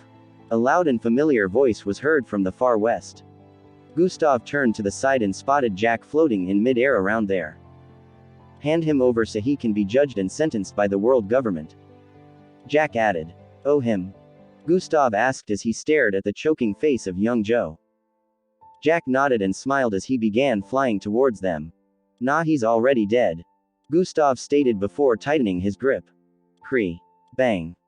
A loud popping sound rang out as Gustav's fingers closed in and ended up ripping through young Joe's neck. Young Joe was decapitated from the violent grip. Blood from young Joe's neck spilt onto Gustav's face as his headless body fell from the sky. Gustav grabbed the head before it could fall and turned to the side to stare at Jack. You can have this instead. He flung young Joe's head towards Jack, who caught it with a look of astonishment on his face. Such ruthlessness. Jack said internally as he watched Gustav fly away. Jack was supposed to be angry about Gustav disobeying, but instead, he was astonished that even in the face of ultimate power, Gustav still did what he wanted to. Chapter 947, Becoming Savior of Earth. Anyone else would have definitely listened despite the grudge they might bear with young Joe since they knew just how powerful Jack was. No one would want to disobey the most powerful mixedblood. Gustav flew down from the air and landed in front of Joe Technologies where tons of MBO officers were already moving in. There was massive debris from the last floor piled in front with multiple pieces of equipment that had been destroyed by the impact. The Bloodline Disruptor generator had been bashed when Gustav used the Jiko Hakai katana, so it was no longer functional. At this time, every mixedblood worldwide was beginning to regain their abilities as the link to their bloodlines returned. The panic the world felt as such a situation hadn't happened in the 2000 years mixedbloods had been existing slowly began to die down. There was joyous celebration all across the world as the government issued a statement about the current situation, voicing out that the danger had passed. Every mixedblood had experienced what it felt like to be vulnerable in the last 24 hours, and it gave them great fear. Now they understood how Gustav used to feel his whole life in the past, even though it was just for a single day. Some MBO officers escorted Gustav back to the MBO tower in an aircraft. Even while he sat within the aircraft silently, he could feel stares of admiration from the escorts. It only took a few minutes for them to arrive at the MBO tower. Gustav stepped into the hall where the MBO officers were gathered and preparing to be sent out again had Gradier Xanadus and the other failed. Cheers. Cheers. Cheers. Cheers. Loud cheers coming from MBO officers could be heard as many of them made way for Gustav to pass while applauding him. Thank you, Officer Crimson. We're grateful. You saved our lives. You have saved the entire mixedblood race. Voices of appreciation could be heard from the background as Gustav walked forward with a poker face. Although Gustav currently wasn't showing any emotion, he couldn't deny that internally he felt a small spark of happiness. The child in him had always wanted such a scenario to happen where he saved Earth, since he wanted to be a hero of mankind since small. He had long outgrown this want after witnessing the unsavory state of humanity, which he considered to be a disappointment, so he just did whatever was beneficial to him, not caring if it benefited the Earth as well. He no longer felt the Earth was worth it, but a scene like this was almost reawakening the childish want of becoming a hero to mankind. However, Gustav quickly took note of this feeling and suppressed it. He felt if this was what he was looking for in trying to save humanity, the praises and cheers then being a hero of mankind would just be a sham, since he was only doing it to be praised. He decided he would just continue to do his own thing regardless of how it went or where such a path led him. Gustav was brought to a private room with Jack and a few other important MBO officers. Gustav Crimson. The MBO and the entire Earth as a whole are grateful to you for putting an end to this madness and the man behind it.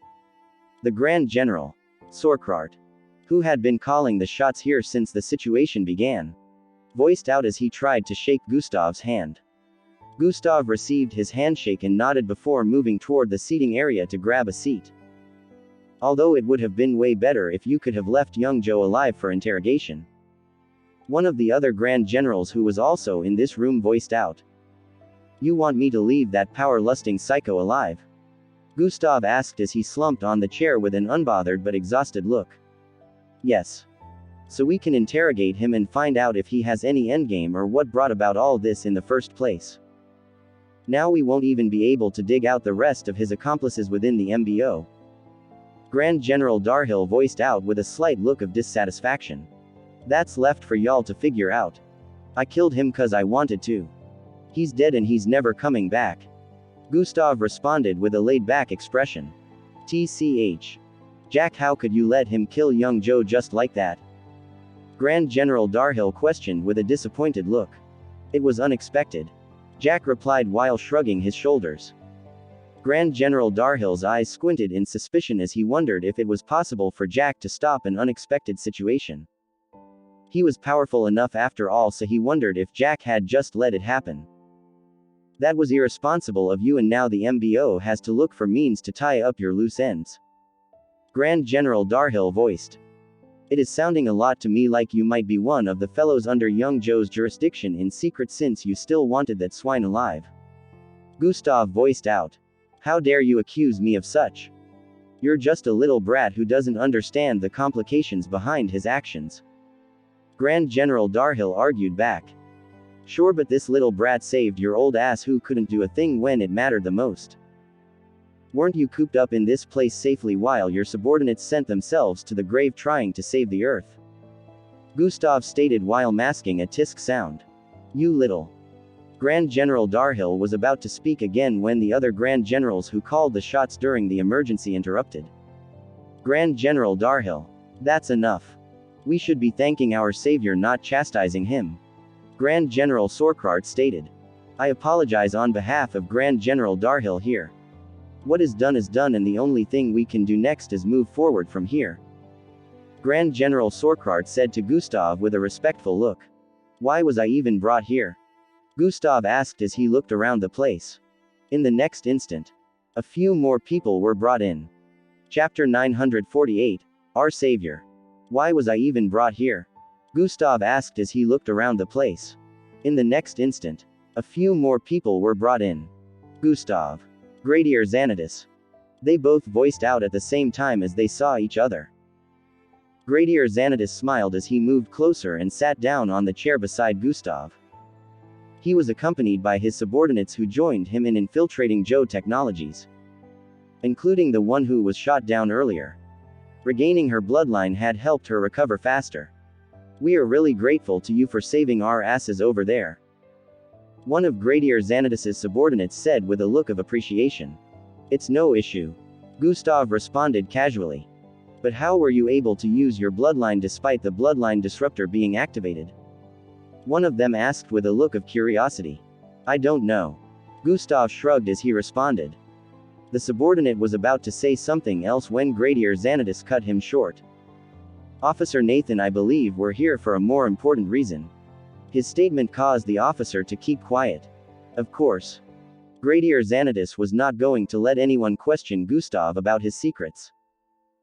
You all are here because you have saved the Earth from an unprecedented doom, and the Grand Commanders would like to thank you all, in person but not today. Grand General Sorkrat voiced out. Gradier Xanatus's subordinates had looks of astonishment and disbelief as they heard that. They stared at each other with looks of excitement. Meeting the Grand Commanders in their lifetime was something they never thought would happen. They don't need to thank us. We really didn't do anything. Yumi said with a logical tone. I agree with her. Gustav here is the one who deserves all the glory. Gradier Xanatus stated. Yeah, the kid is great. Jack voiced out from the sidelines, causing all of Gradier Xanatus's subordinates to turn around and stare in his direction. Oh my god. Is that Jack Sherwin? It is him. Is he Mac or Jack right now? I can't tell. He's been there this whole time. They couldn't believe their eyes as they stared at Jack, who had been proclaimed to be the most powerful mixedblood for over a century now. He still looked no older than 23 to 25 years old, with his black hair and mature-looking 6-foot stature. You guys didn't know he was here? Gustav was wondering if they were blind since he had been here before they walked in. You can't blame them. Gustav. I have to keep my energy hidden and blend my presence with the environment when I am around people weaker than I am, or you all will suffocate to death. Jack explained this was the reason they didn't notice him. If he didn't suppress himself, the sheer force of his presence would kill them and even destroy the surroundings because he had become too powerful. Gustav was just a monster, which was why he could still easily spot Jack even if Jack refrained from speaking. After their moments of fangirling over Jack passed, Grand General Sorkrat began speaking again. I understand your words, but since your team managed to infiltrate the building and give hope to the MBO, that's more than enough to get rewarded as part of the saviors of humanity, and Sir Jack here will be handing you 6 of the medals. Especially Gustav, who played the most important role of saving us all. Grand General Sorkrat explained. The world government wants to also reward you all, so they will be hosting a ceremonial event themselves that will be broadcasted worldwide, where one of the 7 world leaders will be granting Gustav a title. He added. Looks like they're going all out. Gustav voiced with an unbothered tone. As they should. The entire world order would have been thrown into chaos if not for you. Grand General Sorkrat stated. All right. Are we done here? I want to rest. Gustav asked. Pretty much so, Officer Crimson, but your report will be needed soon. It doesn't have to be so official because the world wants to hear about this tale, but do make it detailed enough. Grand General Sorkrat replied. Make it detailed enough, kid, and don't hide anything. Grand General Darhill stated. Sure, old man. Gustav voiced out before he stood up and began walking towards the entrance. Everyone stared at his back with complex but respectful expressions on their face. No one doubted that Gustav was going to go down as one of the greatest mixedbloods in history after continuous accomplishments despite just finishing from the MBO. To everyone's surprise, Gustav paused when he arrived at the entrance and slowly turned around. I no longer have an apartment in this city and the hotel room I booked has expired in the 5 days I was gone. Gustav voiced out. There are good rooms in the tower. You can use any of them. Grand General Sorkrat voiced out and proceeded to make a call. In a few seconds, a lady in a brownish MBO uniform arrived. She seemed to be on the same MBO rank as Gustav. Officer Claudia. Please make sure Officer Crimson here is seen to a room. General Sorkrat instructed. The beautiful brunette officer nodded in response and directed Gustav out of the private room. She had a face full of smiles as they moved towards a teleportation elevator. In a few seconds, they had arrived on one of the top floors that were practically in space, and she directed Gustav to a particular area before granting him access to an entrance that led to a room. As Gustav wanted to go in, she spoke. If you need help relaxing, I could come in with you, she said with a sultry tone. Nah, I'm good. Gustav responded as he walked past the entrance, but then he felt a tug on his left sleeve. Let me show my appreciation to our savior, on my knees. I promise I have a great arch, she said while winking at Gustav. Chapter 949. I'll make sure my next offspring do better. I have a girlfriend, Gustav stated before pulling his sleeves from her grasp and walking into the room. TSSHHHH. The door slammed shut, leaving the female officer standing there with a bewildered expression. Gustav settled in afterwards and went to take his bath after 5 days, since it was unknown whether they took care of his hygiene or not. Now that he thought of it, he was in a different outfit than what he wore the other day. Oh well. Gustav tried not to delve into it too deeply as he stood underneath the shower. Within an unknown library, a man with spiky silvery hair and a horn underneath his jaw sat on a chair with a book placed in front of him. This book was wide open but turned upside down, so the pages were laying on the luxurious-looking study table. So it has finally ended, he voiced out as he placed his right hand on his horn and stroked it repeatedly. Both my sons were bested by a single person. Gustav Crimson, who was formerly an Oslov. He voiced with an unreadable tone. It is difficult to tell whether he felt happy or disheartened about this, or maybe he was just feeling a kind of balance in between. Well, I am still a fertile Slarkov, I can create more male offspring, he voiced and reached out to grab the book on the table. Just as he opened it to resume reading, the figure kneeling behind him spoke. But sire, as your children they deserve to be avenged. Oh Ark, you're still there, Joe voiced as he slightly lowered his book. You cannot just let their death go by like this, especially when it was orchestrated by a single person. The dark figure behind voiced out once more. They brought it upon themselves with their stupidity. I should have stuck to the family legacy and mated with a pure Slarkov like me, but for once I decided to make things different and ended up creating 2 foolish mixedbloods. This time Joe's voice had a tone of regret mixed in. But sire, with the increasing rate of mixedbloods, it's literally impossible to find pure Slarkovs in this age, and regardless of how things went, they're your children, your blood. This is an insult on the entire Joe bloodline, the dark figure stated. Oh, it is not an insult to anything. I don't see those wastrels as my sons anymore. I will create new male offsprings that will be better than they ever were. To think I had such high hopes for young. What a disappointment. Joe shook his head slightly after he voiced out completely and proceeded to raise his book and continue reading. Sir, it still doesn't change things that they were descendants of the Joe bloodline. It is a stain regardless, and the culprit Gustav Crimson needs to be. Before he could complete his statement this time, Joe interrupted. I do not care about this matter. Take your leave, Ark. Joe stated without lowering his book this time. The instant Ark heard the tone that Sir Joe used, he knew the discussion had come to an end. Yes, sir. He answered respectfully and slowly faded into the background. After he had disappeared, Joe slowly lowered his book and stared into space. Maybe I'm starting to turn senile in my old age. He voiced out with a low sigh. I'll make sure my next offsprings do better. Maybe they can avenge their fallen big brothers one day. An old man like me cannot be caught up in this play of revenger plots. I'll let the young generation decide for themselves, he said before proceeding to continue reading his book. Hours later, after Gustav had settled in, he finally opened his eyes. He had been meditating all this time on his bed, and now he could sense that he had almost recovered completely. He was so drained that being unconscious for 5 days was not enough for a full recovery, and now that he was even conscious, he still hadn't completely recovered. It was a good thing young Joe was not a physically powerful opponent, or trying to take him down earlier would have been a cumbersome task. Gustav raised his right palm and peered right through it. It's still sealed, he voiced out with a low sigh. Kahelia was still sealed within him, and he was unable to use it at will. It seemed it only activated during the singularity crisis because he put himself in harm's way. Even with that, the side effects were just too much to bear, proving that Gustav was still too weak to wield such power. He couldn't try anything like this again, since passing out for 5 days wasn't a sensible plan. On the bright side, he was glad he got some spoils from this whole situation. The new bloodline Hung Joe had acquired and young Joe's reincarnation bloodline were both great bloodlines to his new collection. Gustav knew they would be of great help to him in the future.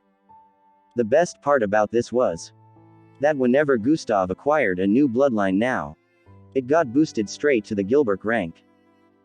Hung Joe was only at the Gilbert rank with the spatial construct bloodline before Gustav stole it, so Gustav reckoned he could build a spatial prison like Hung Joe did, while the reincarnation bloodline, which was now in effect, gave Gustav 9 more lives. When it increased in rank, he would have way more reincarnation chances. Channeling his original bloodline made the others get boosted as well, so at the moment none of his bloodlines was below the Gilbert rank. The ones he made use of regularly were just 1 rank below his original bloodline. This was where Gustav's boost in strength mostly came from, beside the system stats. More than 20 powerful bloodlines empower him at the same time, since he could defeat kilo-rank mixedbloods with ease now. No one knew how powerful he would actually be when he channeled his bloodlines to such levels. System interface. Gustav voiced out and proceeded to check his attributes. Chapter 950. Skill evolution complete. Host attributes. Name: Gustav Crimson. Level: 81. Class: Metamorphic Sub-Parallel Being. Express: 1,235,042,900,000. HP: 92,092,000. Energy: 49,549,500. Attributes: Strength: 331. Perception: 330. Mental Fortitude: 327. Agility: 329. Speed: 360. Bravery: 334. Intelligence: 327. Charm: 118. Defense: 325. Vitality: 328. Endurance: 331. Attributes points: 67. Gustav stared at his stats with a slight look of gratification as he recalled something. I have a skill evolution card. I'm guessing I can evolve a skill that has gotten to max level. Gustav muttered. Yes, that is correct. The system responded. Gustav proceeded to check skills and abilities next so he could decide on which skill to pick. Skills and abilities. Dash level max. Sprint level max. Chop level 14. Slash level 16. God Eyes level 11. Hover level 7. Combination level 5. Super Jump level 13. Strength Boost level 3. Bloodline Acquisition level max. Bloodline Hold level 2. Bloodline Transfer level 2. Palm Strike level max. Silent Advancement level 10. Energy Discharge level 11. Miniature Black Hole level 1. Recreation level 8. Toxin Immunity level max. Gustav stared at the system skills and abilities available one after the other, trying to make a pick. His bloodlines related abilities were never inputted amongst the skill and abilities. They were under the category of bloodlines. If a skill evolves, there's a possibility it becomes an entirely different skill, or a lot of properties from before disappears. Gustav thought as he stared at the list and brought his eyes back to the top. Sprint and dash are pretty much speed-based abilities. If I evolve one of them, I'll still have a speed-based skill. At this point, Gustav decided on which skill he was going to use the skill evolution card. Truruin. A projection of the skill evolution card appeared by the side like a panel of its own. It looked reddish with one bluish dot in the middle. Use skill evolution card on dash. Gustav voiced out. Host has decided to use skill evolution card. Evolving dash. 1/100%. 5/100%. 25/100%. After a few minutes, a new notification popped up in Gustav's line of sight. Evolution complete. Dash skill has been evolved into Lightning Blitz. Gustav stared at the new name and decided to open skills and abilities to check on it again. Lightning Blitz, level 1. Fast teleportation movement that turns you into a lightning streak, allowing you to travel in a particular direction, disappearing and reappearing 100 miles away instantly. Can be activated continuously 5 times before cooldown. Gustav stared at the new information concerning the Lightning Blitz and was really astonished. It wasn't actually a running skill like dash or sprint, but it was still a speed-related skill. Gustav didn't need to make use of the skill before. He knew he only had to think of the direction he wanted to move in and he would move 100 miles forward in that direction instantly. He didn't need to take a step forward, nor would his movement speed be affected, but this ability would really help if he was fighting an intense battle and he needed to withdraw. Good. I only need to use it repeatedly for it to increase in level and get even more powerful. Gustav thought out loud with a look of gratification. He then recalled he also unlocked a new skill besides this. Miniature Black Hole, level 1. Create a mini black hole that can swallow everything within a particular proximity. Gustav stared at the description, which was pretty vague but very understandable. He didn't expect any less. He really wanted to test out these new abilities, but at the moment he was more focused on recovering all of his strength. He decided he would visit one of the training exercise facilities within the tower later. Just like that, a few more days had gone by and the entire world was still reeling in shock after finding out they had been saved by a new MBO officer who had just finished his MBO camp training. Some of them already knew of Gustav from the MBO entrance test. They didn't think he would be accomplishing such a feat this soon. The media were singing praises of Gustav being the leader of the next generation after saving the entire world. His face was in every media outlet and he was now known even more worldwide. Debates were going on about him here and there about how he might become the next Jack or maybe even stronger. There were also some controversies here and there about how he might be an alien since he was accomplishing feats here and there that many officers weaker couldn't. The biggest debate was about how he was able to use his bloodline despite everyone on Earth losing theirs. It had also been revealed that before this Gustav was reported missing for almost a week, and earlier he was said to be in the MBO second base, which was on the other side of the Earth. Reporters wanted to crack how he suddenly reappeared in Plankton City and defeated the villain.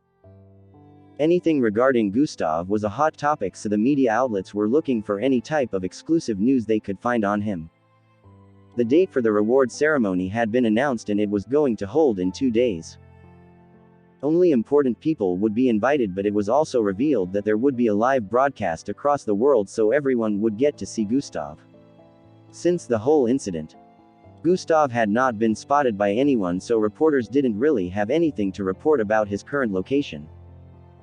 The ceremony holding would be the first time Gustav was revealing himself after the whole incident, since he was still hiding within the MBO tower in the meantime. Lots of fans and citizens all across Plankton City had gathered around the MBO tower with all sorts of gifts, begging for them to be permitted to see Gustav, but of course, they were walked off the premises. Gustav stood up from his bed after a night of good sleep and moved toward the window area. It definitely isn't your typical morning in space, he voiced out as he looked through it. Chapter 951, Full Recovery. Author's note. Unedited chapters. It definitely isn't your typical morning in space. He voiced out as he looked through it. All he could see here was that the direction of the sun had changed, but everywhere still looked pretty dark. One wouldn't know if it was morning or night in space since there was no day or night, but with the direction of the moon changing along with the sun, Gustav could easily figure out what the time was currently. The rooms had an anti-gravitational field, so despite being this high in the sky, the gravity would not be affected around here. Gustav stared at the cluster of stars in different areas. Small floating rocks in the distance and gray circular moon on the far east with a smile. Dark matter could be seen endlessly, but space still gave off a mythical feeling that was hard to fathom. Gustav was in shorts at the moment, and as he moved towards the bathroom, he paused for a bit in front of the mirror. I should be around 6 feet 1 by now, he muttered as he stared at his buffed figure in the mirror.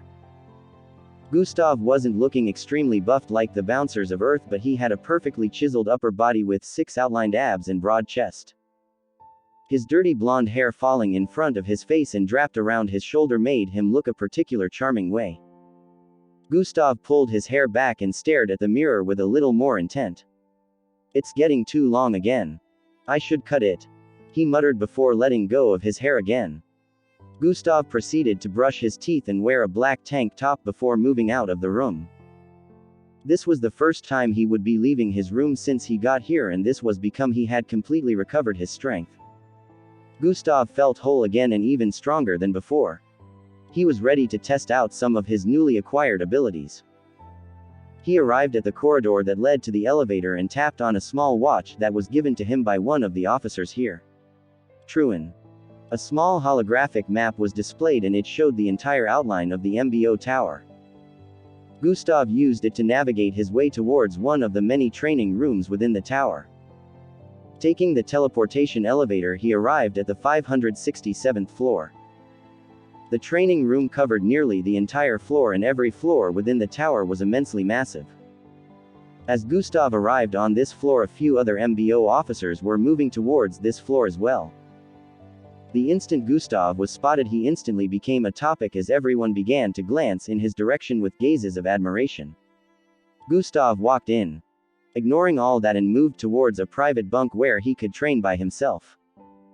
All the private bunks were like rooms and looked small from outside, but upon getting in, they were twice the size of a stadium and even had the option of expanding beyond this if the person training within wanted that. They were built using some expensive technologies that had to do with space expansion. On the outside it would look small, but on the inside it would be way larger. Gustav moved towards the area where you could set the private training room to be however you wanted. Zuri. In the next instant it looked like he was in a desert area. It looked extremely realistic that one could even touch the sand. I should try Lightning Blitz first, Gustav thought out loud as he prepared to use it. Lightning Blitz has been activated. Gustav looked in a particular direction and in the next instant, 3 is. He turned into a bolt of lightning that streaked forward and appeared 100 miles ahead his previous location. Wow. After Gustav arrived on a sand dune, he looked around with an expression of amazement. 1000 EP. It takes 1000 energy points and I can activate it 5 times before it goes into cooldown, Gustav noted. He turned towards the west and activated it again. 3 is. He turned into a lightning bolt that streaked across 100 miles instantly once more. It was literally like teleportation since it was instantaneous. Gustav was glad to have this new ability on his list, but then he decided to try using it in a practical sense. Time to set a challenge, Gustav said internally as he picked a training setting to spice things up. Within a large boardroom, a group of 7 people could be seen sitting around a diamond-colored table that was floating in mid-air. Looks like it's going well, one of them voiced out. Yes.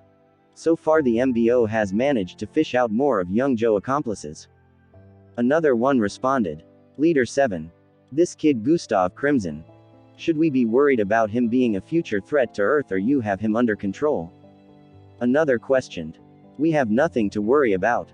As you can see, Leader 2. He has shown he will always be on the side of Earth despite having the power to take over us in that moment of Earth's vulnerability. He didn't join sides with young Joe and try to conquer Earth. Leader 7 responded. We still don't know how he was able to overcome the bloodline disruptor and use his bloodlines. From what I heard, young Joe was able to do the same thing, and that is understandable since he created the bloodline disruptors. He would be able to find a loophole. So how did this kid find a loophole too?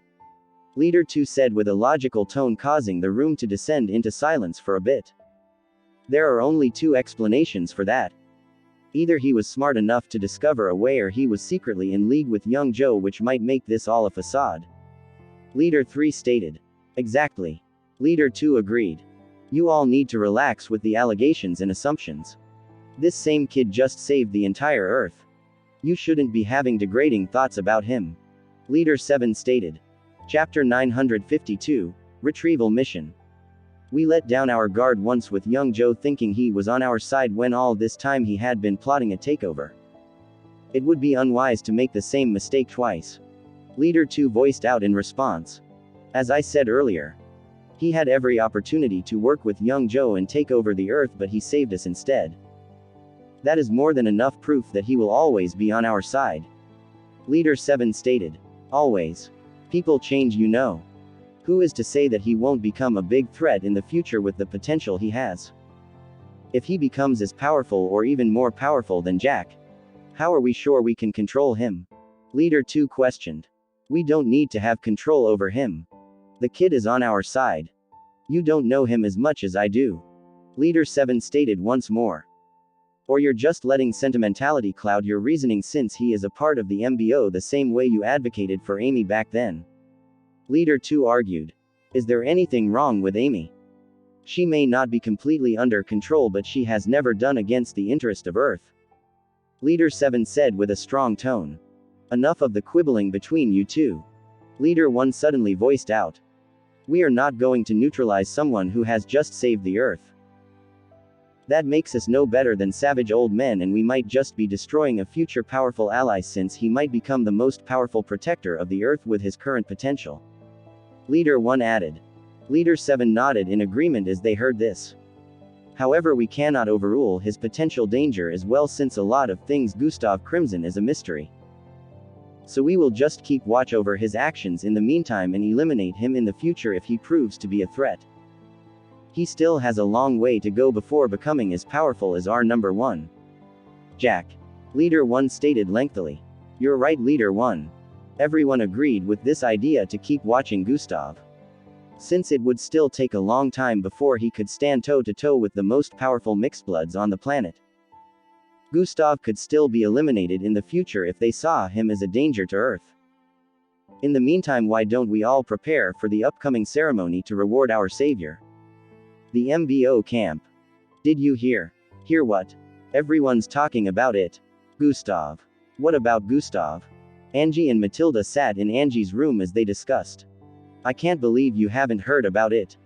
Matilda voiced out with a tone of disbelief. Just tell me already.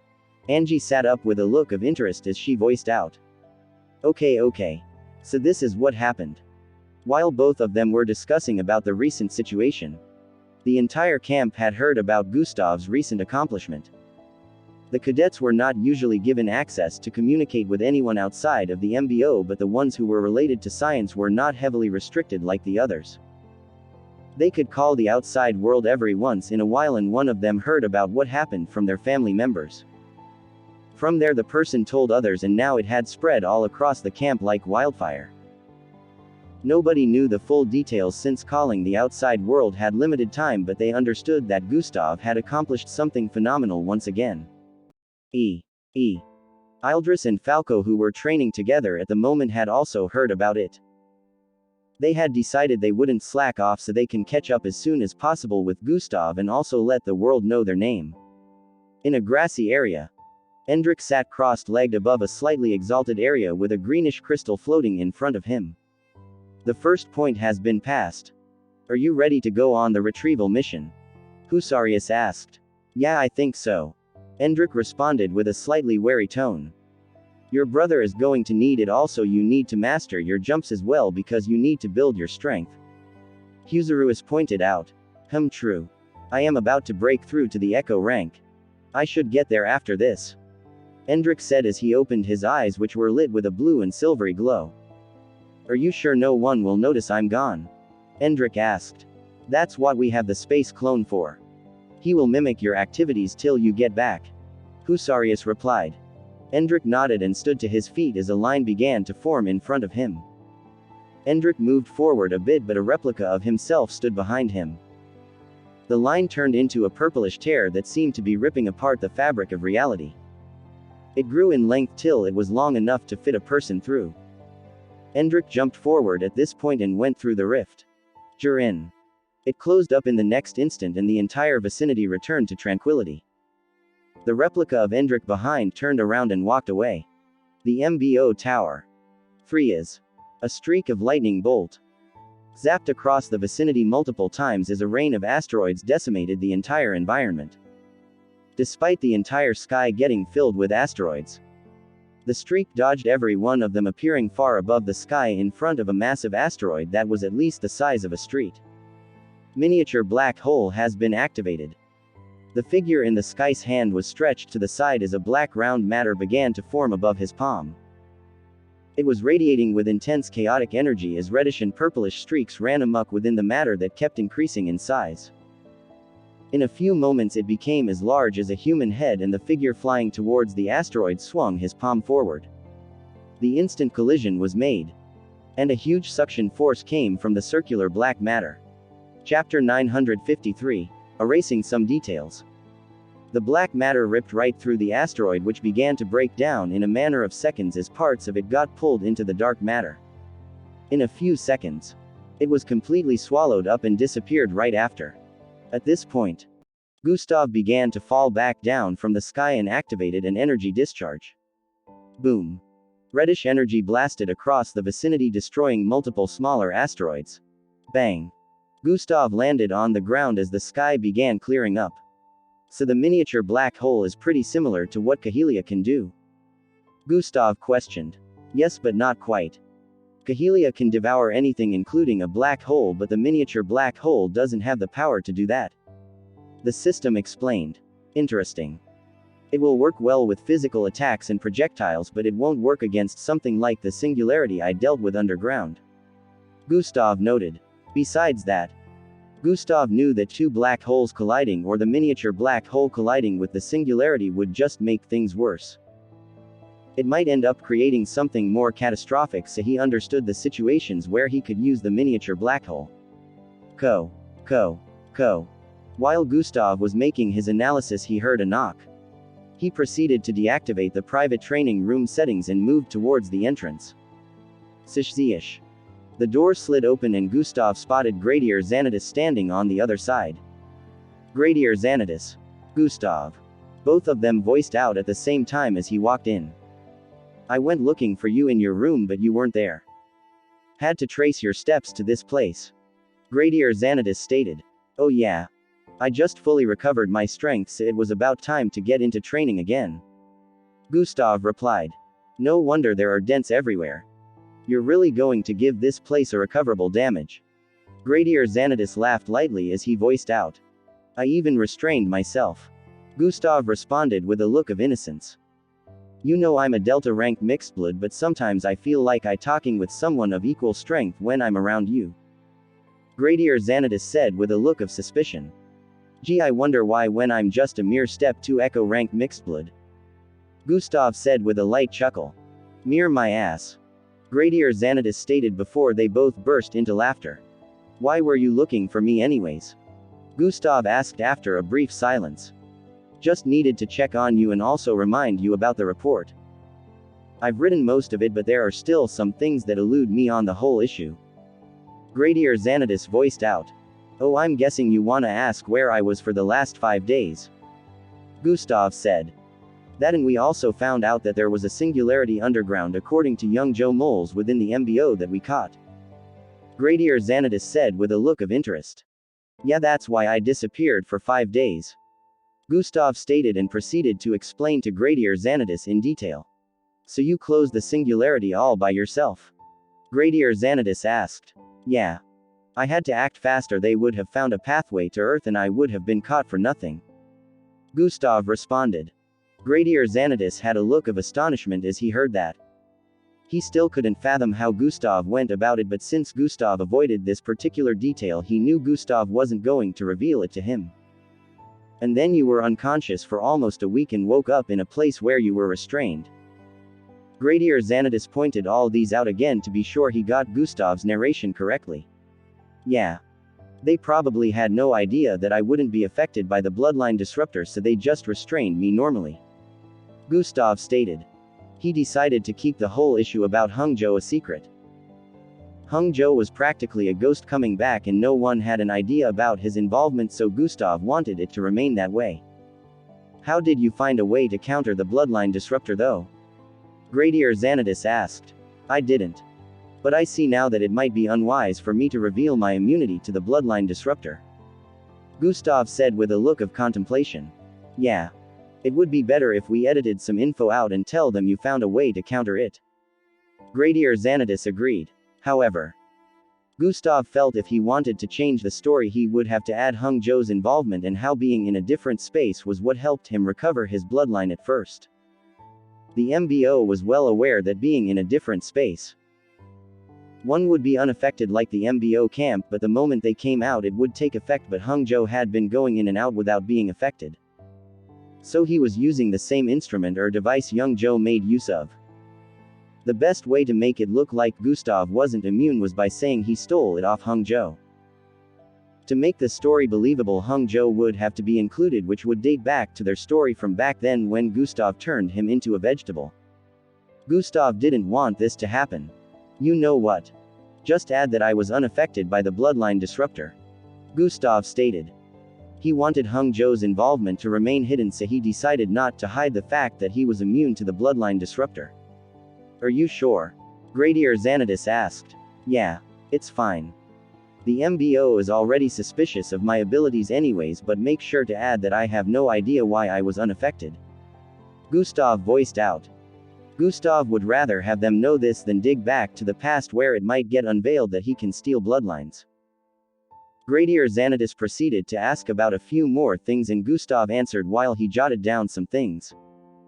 People have been coming here every day and we've been chasing them away. Do you plan on meeting any reporters or addressing the general public? Gradier Xanatus asked. Chapter 954, Making Use of Popularity. Nah.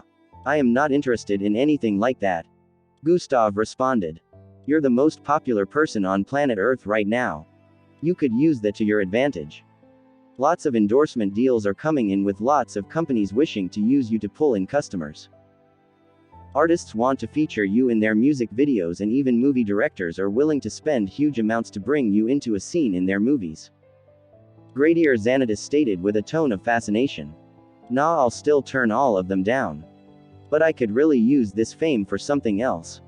Gustav said with a contemplative look. Which is? Gradier Xanatus asked. A wide grin appeared on Gustav's face at this point. We bring to you trending articles on social media.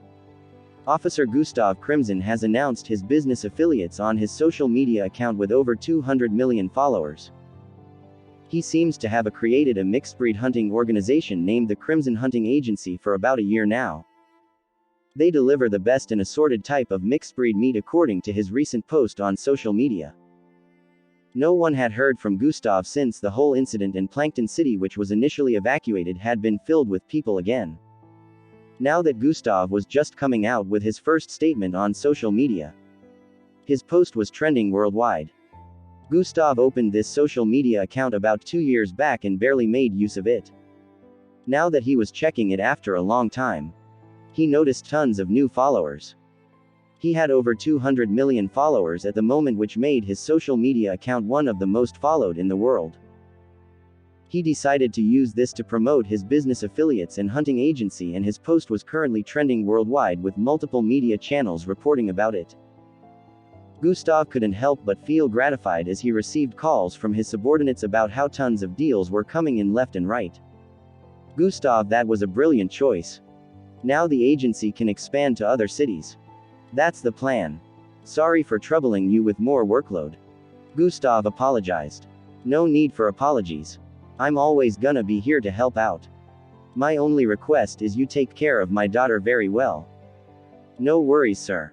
Angie will always be safe with me. Gustav replied with a smile. After a few more seconds, he ended the call with Angie's father and went back to training. It had only been a few hours since he posted that on social media and he was already getting gains. Being popular really had its merits if one made use of it properly. Another day went by and only one day was left till the reward ceremony that would be broadcasted worldwide. At this point in every part of the world, Joe technologies were being brought down. Some angry mobs had already set fire to their buildings in a few cities. The public was well aware that young Joe was the culprit of the past situation, so they were no longer tolerating any building that Joe Technologies owned in their cities. Joe Technologies stocks had fallen to a point of no return, and what once used to be the most powerful technological-based industry in the world was no longer among the greats. Now the technology industries that were behind were climbing their way up and trying to take the spot as number one since Joe Technologies had fallen. Mr. Joe just stayed out of public sight and never did a press conference or anything like that to try and clear his name. He was making plans of rebuilding and was barely disturbed because he was still stinking rich regardless of everything that was happening. Gustav was currently in the training room doing more training, but this time with Gradier Xanadus.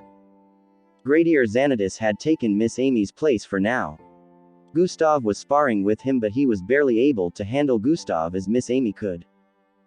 Miss Amy would not remove her limiters, which would place her at the kilo rank, yet she would still be able to handle him with ease. The same couldn't be said for Gradier Xanadus, who was at the delta rank. Bang, bang, bang. The sounds of collision rang out as they exchanged attacks repeatedly. They were both not using their full strengths, but the intensity of their attacks was causing the entire space to tremble despite how much it had been fortified. Bam. One of Gustav's attacks hit Gradier Xanadus in his gut, causing both of them to separate again. That's 5-4. Gradier Xanadus voiced out as he landed a few feet away and slid backwards. Yeah, I win. Gustav said with a smile while his palm was stretched forward. Young miss really trained you well. I can't be anything other than a sparring partner to you. Gradier Xanadus voiced out with a praiseful tone. Gustav really did deserve the praise, as he had only been training for less than 3 years, yet he was already this good in combat. And maybe I can teach you a few more things about the MBO as well. Gradier Xanadus added. That's interesting. Sounds like you have something to tell me. Gustav voiced out with a look of interest. Nothing relating to a conspiracy, but I'm pretty sure you don't know how to properly use the power of your current rank. Gradier Xanadus responded. The captain rank? Gustav asked. Yes. Do you know you're entitled to a squad of 30 MBO officers underneath you? Gradier Xanadus began explaining.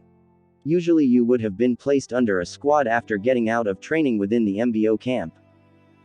The squad leader, which would be a captain, would handle your missions within the squad as well as training and so many other things.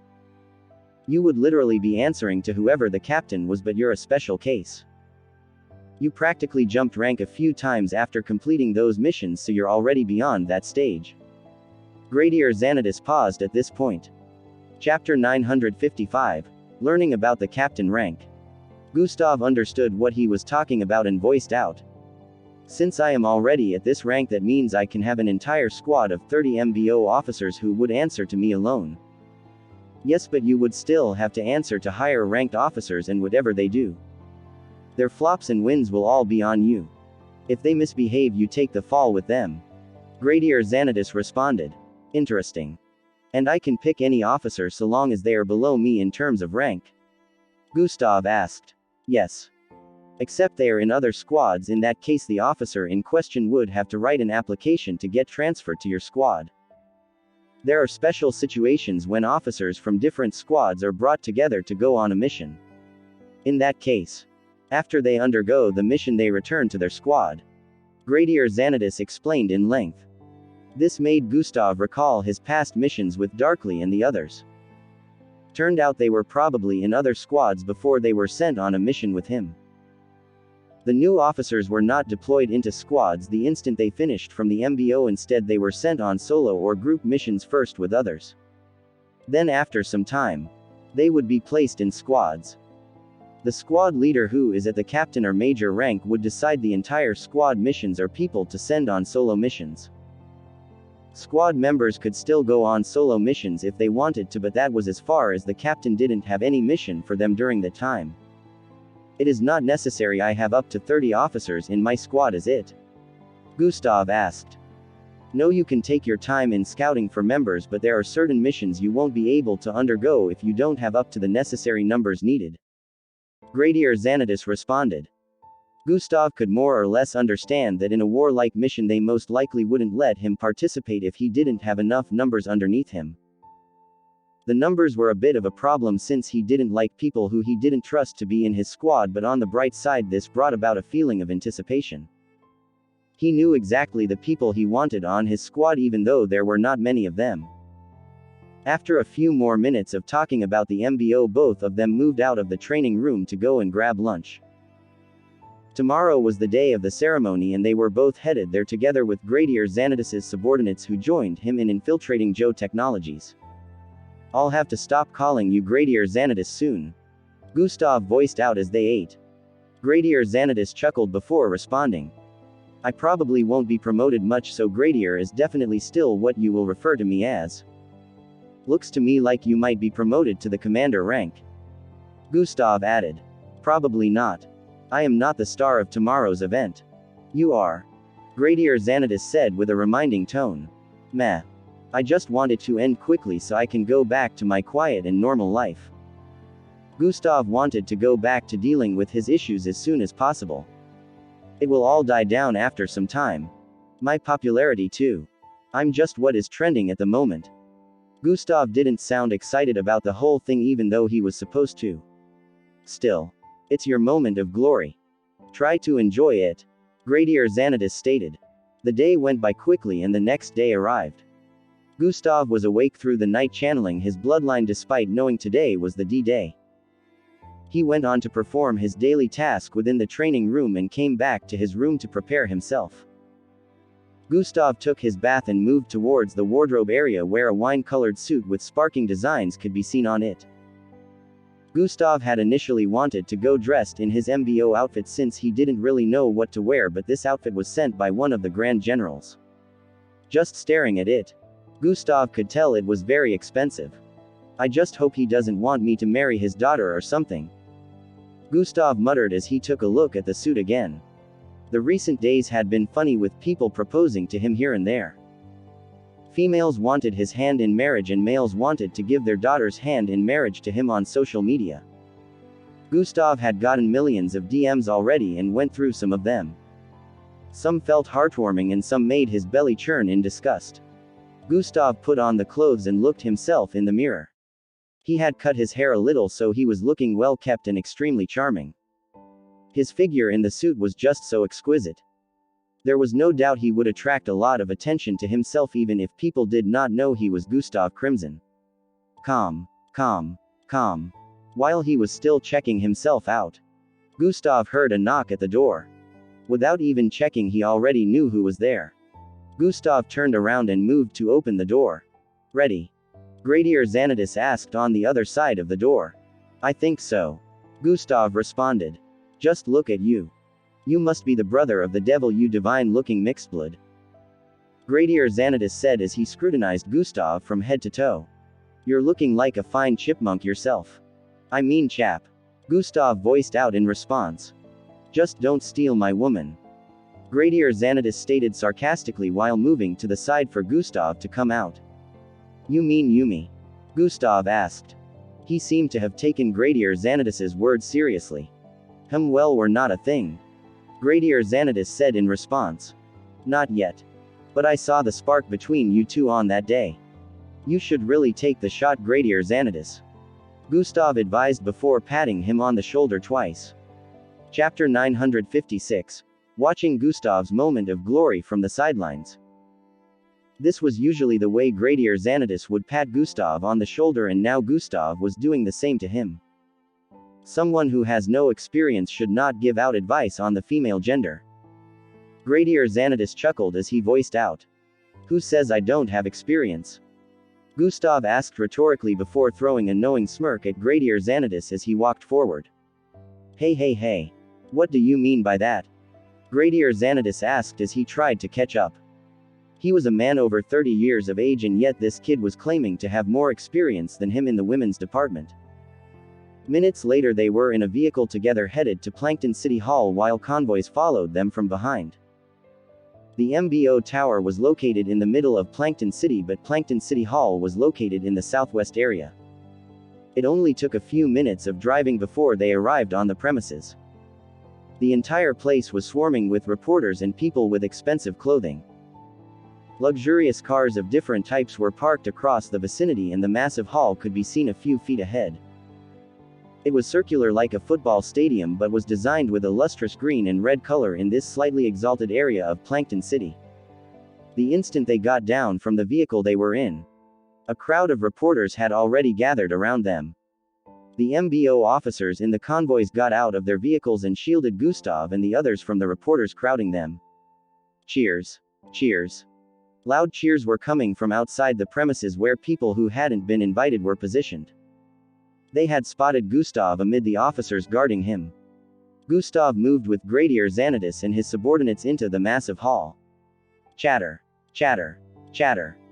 Their presence caused the entire hall to be noisy as the important guests from far and wide all discussed Gustav. Despite a lot of them being quite prestigious all across the world, Gustav's presence still caused them to stare in his direction with gazes of admiration. They moved towards the front and took their seat right in front of the east side of the hall.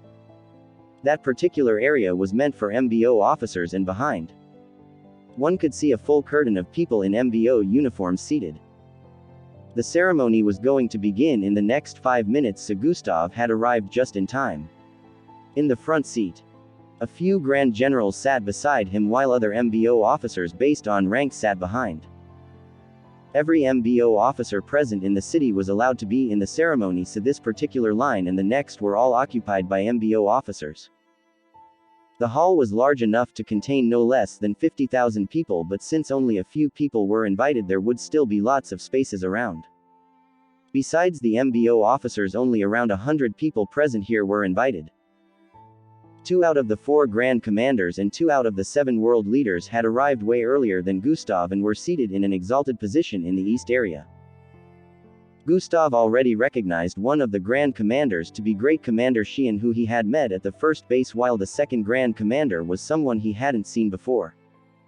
The 2 world leaders were both dressed up in white robes that had a symbol behind them.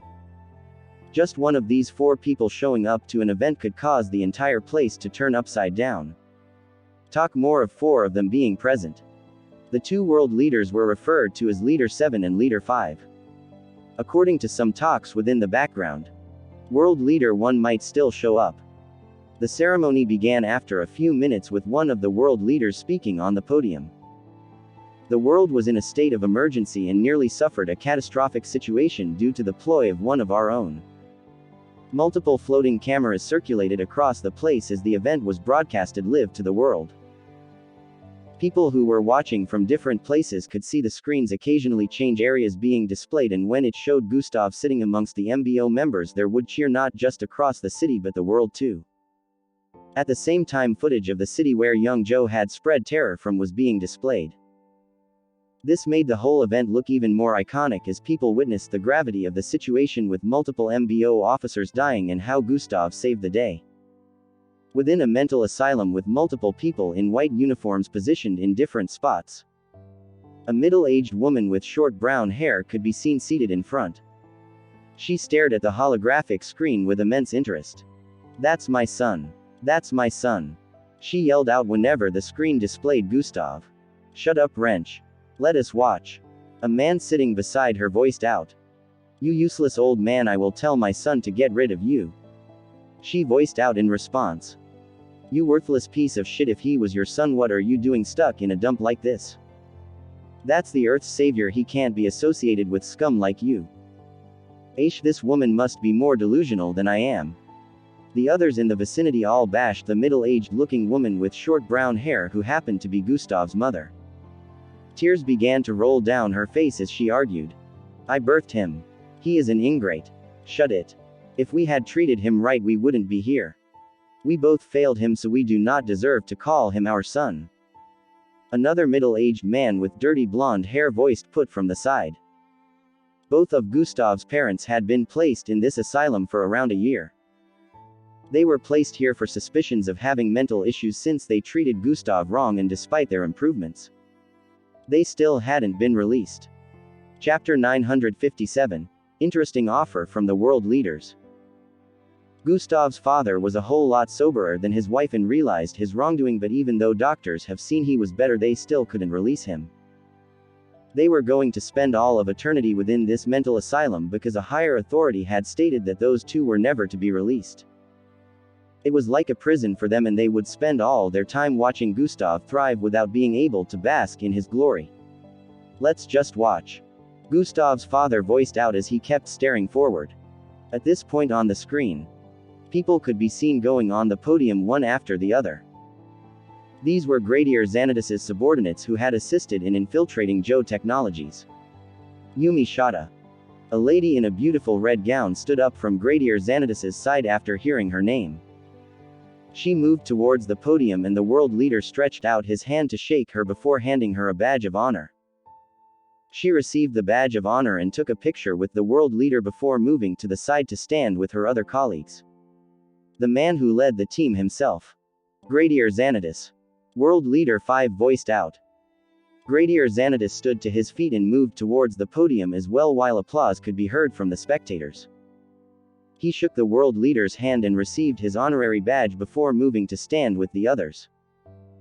The honorary badges they were all receiving were a world standing token that meant they would no longer have to pay if they made use of business placed belonging to the government. It also meant they would no longer need to pay taxes and were world-class citizens now. It was a world-standing recognition. At this point, only Gustav was the only one left, while the others had received their honorary badges. Finally, our man of honor here. The one known as the Savior who had brought down the evil mastermind behind the whole incident. Officer Crimson. The world leader voiced out with a tone of enthusiasm. Cheers. Cheers. Cheers. Loud cheers rocked the entire city and the world as a whole, as people who were also viewing live stood to their feet and applauded as they watched Gustav walk towards the podium. Gustav felt the entire world was watching him as he elegantly walked toward the podium. He wasn't in any way nervous, instead he was glad this whole thing was one step closer to coming to an end. The world leader shook his hand and passed him the honorary badge that had 3 golden stars on it. Unlike the others, the world leader began explaining that not only does Gustav get the same benefits as the others, but he also gets a fully furnished house in any city he desires and a hover car with a couple of millions in a new bank account. His material rewards were way higher than the others, and it seemed like it hadn't finished there. Officer Crimson also gets to visit the Oasis to do a 1-week channeling session within. The entire spectating crowd were astonished as they heard this. The Oasis was well known, but it was like a myth since it hadn't been mentioned in over 100 years. People knew it existed, but it had been said that no one was allowed to go near it again, but it looked like Gustav would be given that chance. Not only this, but on behalf of the 7 leaders, we are inviting Officer Crimson to take the spot of a chancellor and become a part of the world government. The world leader voiced out. Gasp. Despite this being a large and unbelievable offer, the people understood why Gustav was given such an opportunity. However, they wondered if he would take it. The 2 Grand Commanders had a slight look of surprise on their faces and stared at World Leader 7 for confirmation. So it's true. Gustav belongs on the field, not in some office wearing a suit. Great Commander Xian voiced out. World Leader 7 slightly shrugged and voiced out. The kid should say no if he doesn't want it. It seemed like both of them were surprised the World Leader 7 would allow such a thing to happen. They could only hope Gustav would turn down the offer, but they knew how tempting it looked. Gustav didn't need to answer right away according to the world leader, so he could think about it. That decision looked like it was taken so the world government wouldn't lose face before the world if Gustav decided to reject them. They knew he didn't care about anyone's position and would always do whatever was on his mind. After the world leader said a few more things, Grand Commander Xian, who was well known than even the world leaders, walked onto the podium. Grand Commander Xian was known for his multiple accomplishments in the past, as he had saved the Earth on many occasions before reaching the very top. Everyone clapped as he arrived on stage and also said a few things. All of the officers here are receiving a promotion today, and we hope that as you watch their stories unfold you can take motivation from them and become a savior of Earth too one day. Commander Xian voiced out with a strong tone. The MBO was also rewarding them, as this wasn't just a reward ceremony hosted by the world government. The ceremony went on for an hour more, with a few well-known musical artists gracing the podium before it came to an end. They had told Gustav he was going to make a speech initially, but he told them to keep all that bullshit to themselves since he wasn't the type of person to come up and motivate others. During the other times when the ceremony was seeming a bit boring to Gustav, he checked his DMs on social media and noticed something interesting and decided he would act on that later. Chapter 958, Meeting an Old Friend. During the other times when the ceremony was seeming a bit boring to Gustav, he checked his DMs on social media and noticed something interesting and decided he would act on that later. At this point, prestigious people from all over were flocking around him and making small talk as they held up cups of wine. Although the ceremony had ended, this was the part everyone liked the most except Gustav. Officer Crimson, I assure you, if you take my daughter's hand in marriage you can have 70% of my wealth to yourself. Officer Crimson, do give me a call later, okay? Officer Crimson, I would like to propose a partnership with your Crimson Hunting Agency. Officer Crimson, would you tutor my son? He has an A-grade bloodline and is a big fan of yours. Your accomplishments are truly outstanding and I would like to offer you shares in my company. All sorts of invitations and proposals were thrown around as these people tried to get in Gustav's good graces. Some were worldwide known business tycoons and some were mayors or into politics. The staggering amount of socially influential people trying to make acquaintances with Gustav was on another level. Gustav had managed to escape from their midst after all the incessant babbling had nearly driven him insane. We meet again. Gustav Crimson. A smooth feminine voice was heard from behind him. Gustav paused his foot and turned around to stare at the owner of this familiar voice. It was a young and beautiful looking petite lady with purple-colored hair packed in a bang. Her skin looked absolutely dazzling and she was clad in a red and golden-colored short gown that portrayed her attractive curves. Goddess Yusha. Gustav voiced out with a smile. I thought you were already gone. He added. How can I leave without saying hi to our handsome hero and savior? Yusha responded as she closed the gap between them and wrapped her hands around Gustav. She laid her head on his chest for a few seconds as they hugged before disengaging. You sang amazingly today. Gustav stated. Haha, thanks. You always look dashing. Too bad I can't see you as much as I'd like to. She said with a slightly disheartened expression. This was the lady known as Goddess Yusha, who was a superstar singer known worldwide. She had been singing from a very young age and met Gustav at a party about 2 years back where they danced together. That was the first time Gustav was ever dancing with any girl, so it was a special moment for him, especially when she initiated the whole thing and even proclaimed to like him. They had since exchanged contact and they would chat once in a while. Gustav was never really a social media person, so he wasn't always keeping in touch with her while she mostly messaged him despite not having a lot of time because of her busy schedule. This was the second time they were meeting in person since Yusha had been called to perform here. I take it everything is going well since I still see you on billboards with new albums here and there. Gustav voiced out. Yeah, remember the song I created because I got inspired by your story? Yusha asked. Yeah, I do. What about it? Gustav asked. It went on to win a couple of awards for me and was also top 1 trending on the worldwide music billboards for a long time. Yusha said with a look of adoration. Gustav didn't really understand how this whole music thing worked, but he knew that was a good thing, so he congratulated her and they spoke for a few more minutes about other things. Occasional giggles could be heard from their direction and one could tell that both of them had great chemistry. Young Miss Yusha. We have to go. A man in a black suit voiced out from behind as he approached them. I guess I'll see you again. One day. Gustav. She said with a smile. Gustav nodded as she turned around to leave with the man. After moving a few steps forward, she paused and turned around.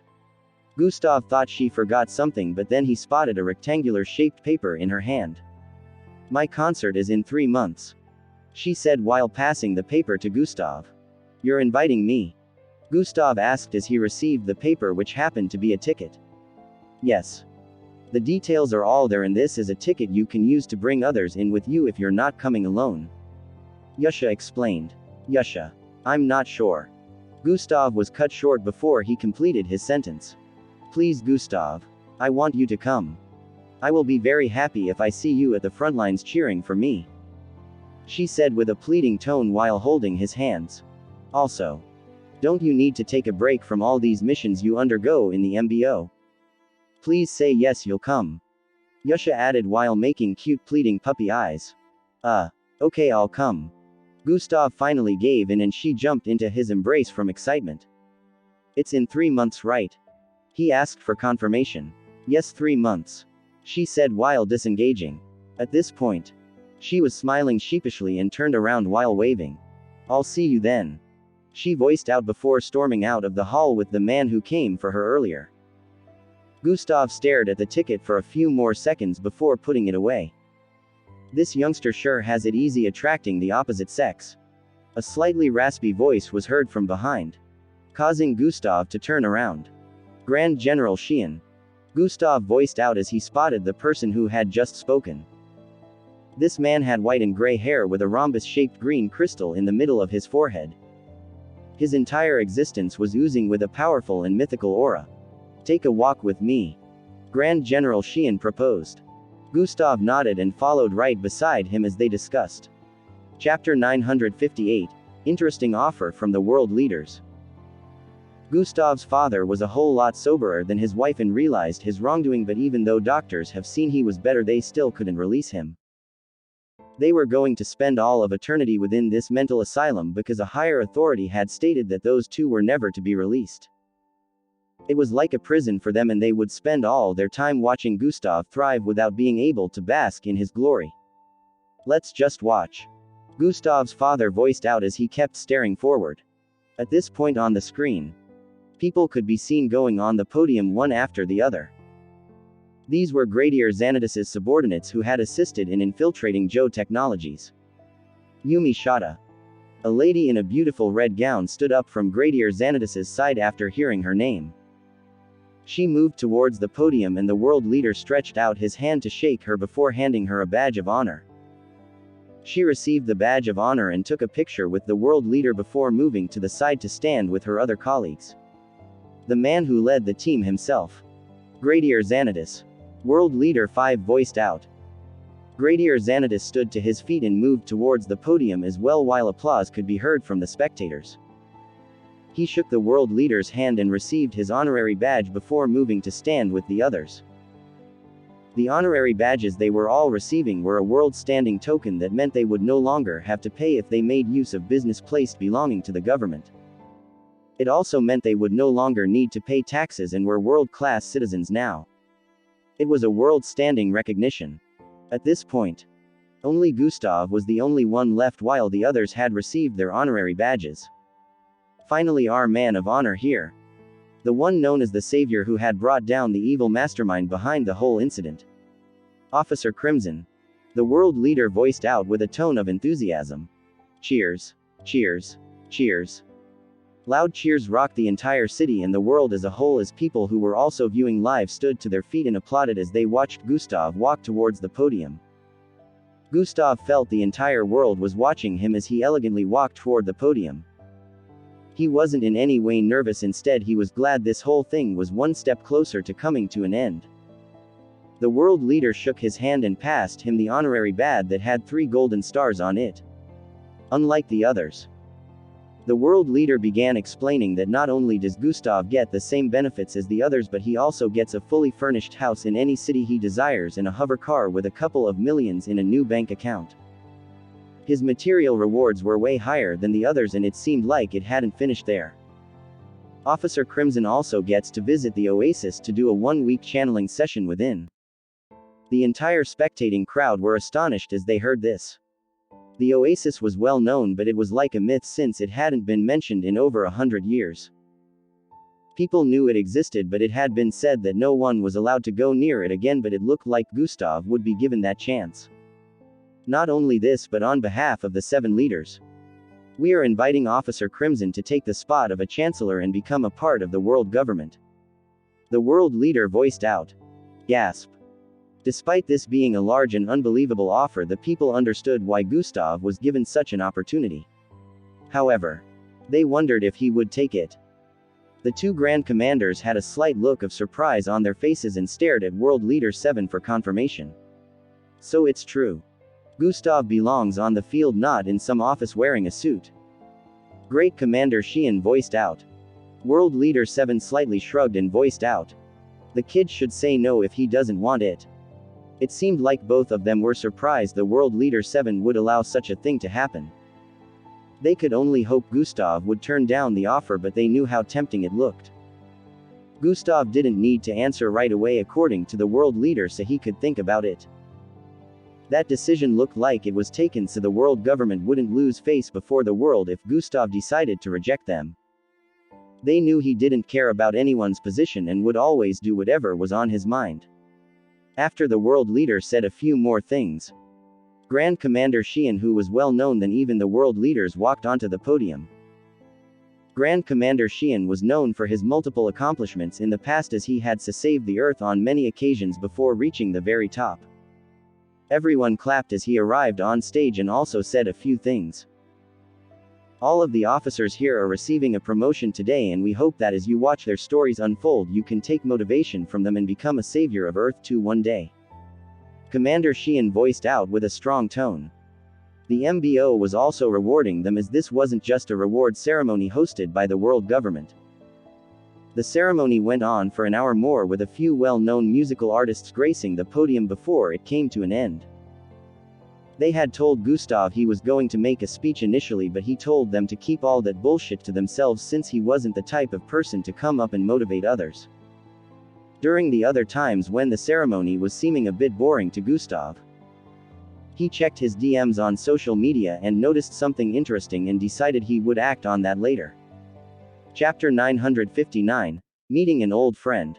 During the other times when the ceremony was seeming a bit boring to Gustav, he checked his DMs on social media and noticed something interesting and decided he would act on that later. At this point, prestigious people from all over were flocking around him and making small talk as they held up cups of wine. Although the ceremony had ended, this was the part everyone liked the most except Gustav. Officer Crimson, I assure you, if you take my daughter's hand in marriage, you can have 70% of my wealth to yourself. Officer Crimson, do give me a call later, okay? Officer Crimson, I would like to propose a partnership with your Crimson Hunting Agency. Officer Crimson, would you tutor my son? He has an A-grade bloodline and is a big fan of yours. Your accomplishments are truly outstanding, and I would like to offer you shares in my company. All sorts of invitations and proposals were thrown around as these people tried to get in Gustav's good graces. Some were worldwide known business tycoons and some were mayors or into politics. The staggering amount of socially influential people trying to make acquaintances with Gustav was on another level. Gustav had managed to escape from their midst after all the incessant babbling had nearly driven him insane. We meet again. Gustav Crimson. A smooth feminine voice was heard from behind him. Gustav paused his foot and turned around to stare at the owner of this familiar voice. It was a young and beautiful looking petite lady with purple-colored hair packed in a bang. Her skin looked absolutely dazzling, and she was clad in a red and golden-colored short gown that portrayed her attractive curves. Goddess Yusha. Gustav voiced out with a smile. I thought you were already gone. He added. How can I leave without saying hi to our handsome hero and savior? Yusha responded as she closed the gap between them and wrapped her hands around Gustav. She laid her head on his chest for a few seconds as they hugged before disengaging. You sang amazingly today, Gustav stated. Haha, thanks. You always look dashing. Too bad I can't see you as much as I'd like to, she said with a slightly disheartened expression. This was the lady known as Goddess Yusha, who was a superstar singer known worldwide. She had been singing from a very young age and met Gustav at a party about 2 years back where they danced together. That was the first time Gustav was ever dancing with any girl, so it was a special moment for him, especially when she initiated the whole thing and even proclaimed to like him. They had since exchanged contact and they would chat once in a while. Gustav was never really a social media person, so he wasn't always keeping in touch with her while she mostly messaged him despite not having a lot of time because of her busy schedule. This was the second time they were meeting in person since Yusha had been called to perform here. I take it everything is going well since I still see you on billboards with new albums here and there. Gustav voiced out. Yeah, remember the song I created because I got inspired by your story? Yusha asked. Yeah, I do. What about it? Gustav asked. It went on to win a couple of awards for me and was also top 1 trending on the worldwide music billboards for a long time. Yusha said with a look of adoration. Gustav didn't really understand how this whole music thing worked, but he knew that was a good thing, so he congratulated her and they spoke for a few more minutes about other things. Occasional giggles could be heard from their direction and one could tell that both of them had great chemistry. Young Miss Yusha. We have to go. A man in a black suit voiced out from behind as he approached them. I guess I'll see you again. One day. Gustav. She said with a smile. Gustav nodded as she turned around to leave with the man. After moving a few steps forward, she paused and turned around. Gustav thought she forgot something, but then he spotted a rectangular-shaped paper in her hand. My concert is in 3 months. She said while passing the paper to Gustav. You're inviting me? Gustav asked as he received the paper, which happened to be a ticket. Yes. The details are all there, and this is a ticket you can use to bring others in with you if you're not coming alone. Yusha explained. Yusha. I'm not sure. Gustav was cut short before he completed his sentence. Please, Gustav. I want you to come.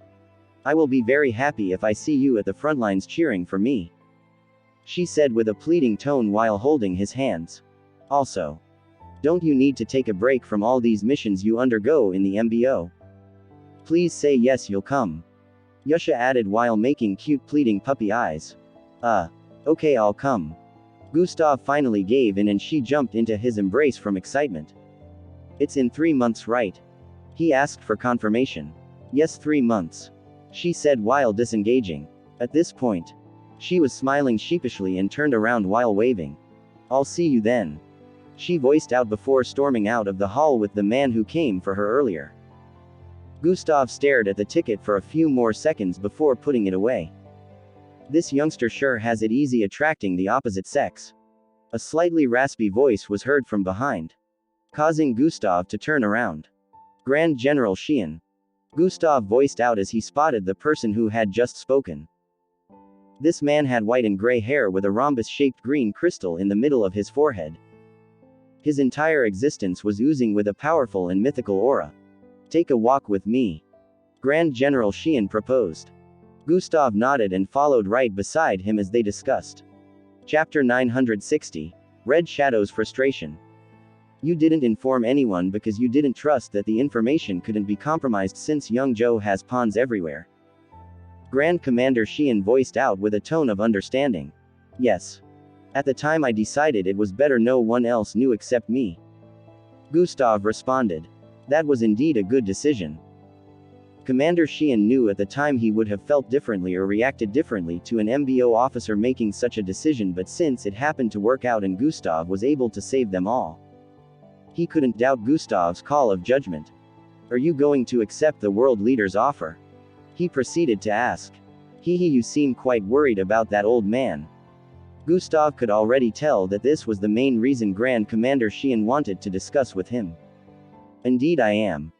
The world government is trying to rope you in using the benefits this offers to rope you in so you stay in the office, which would, in turn, hinder your potential to become more powerful, and they would be able to keep you under control. Great Commander Xian stated. And the MBO also wants me on their side so I can fight all their battles for them and become the next champion of the earth. All in all, everyone wishes to keep me under control. Y'all are just using different means. Gustav said with an unbothered expression. Great Commander Xian was speechless for a while, but then a smile appeared on his face. Looks like you're quite self-aware. I keep forgetting that you have outwitted several smart enemies in the past, so you're not stupid in the slightest. He said with a slight look of admiration. Okay. Old man. So what will you do?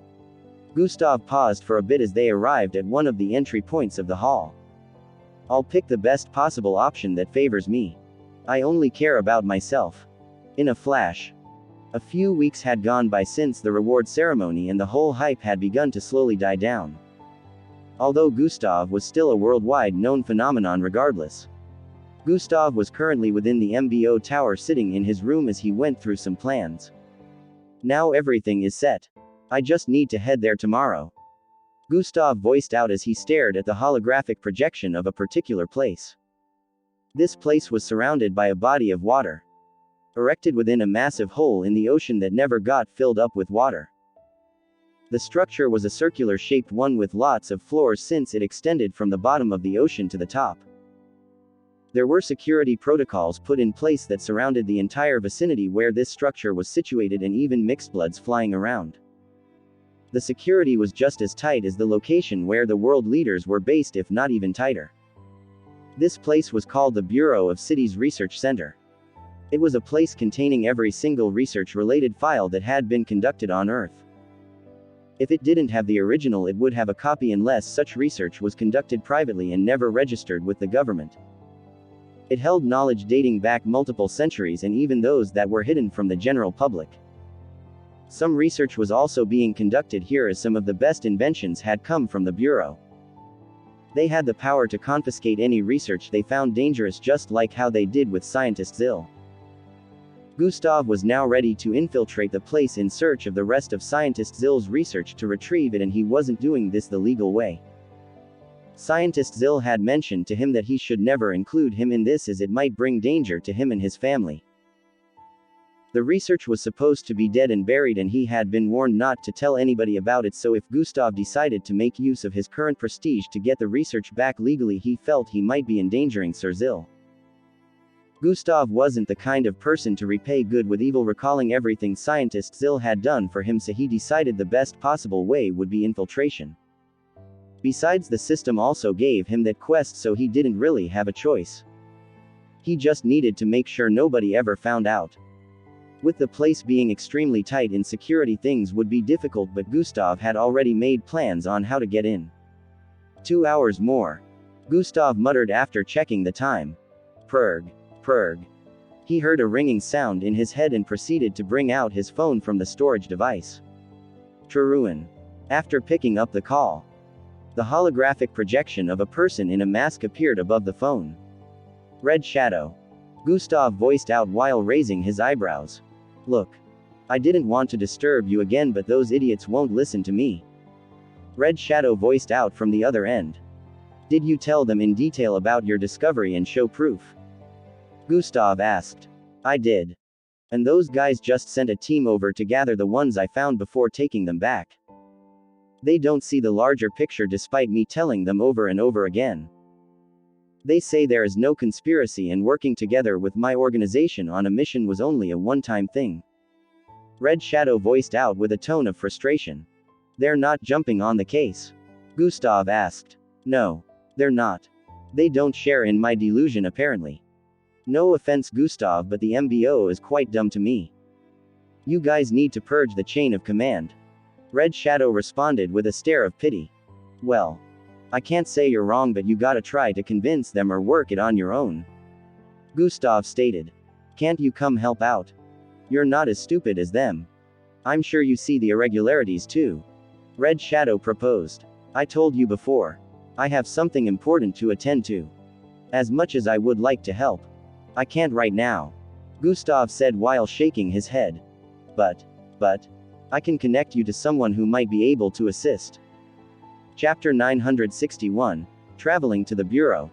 But, I can connect you to someone who might be able to assist. Gustav stated. Through the mask. Red Shadow's face lit up with a hopeful look as he asked. Who?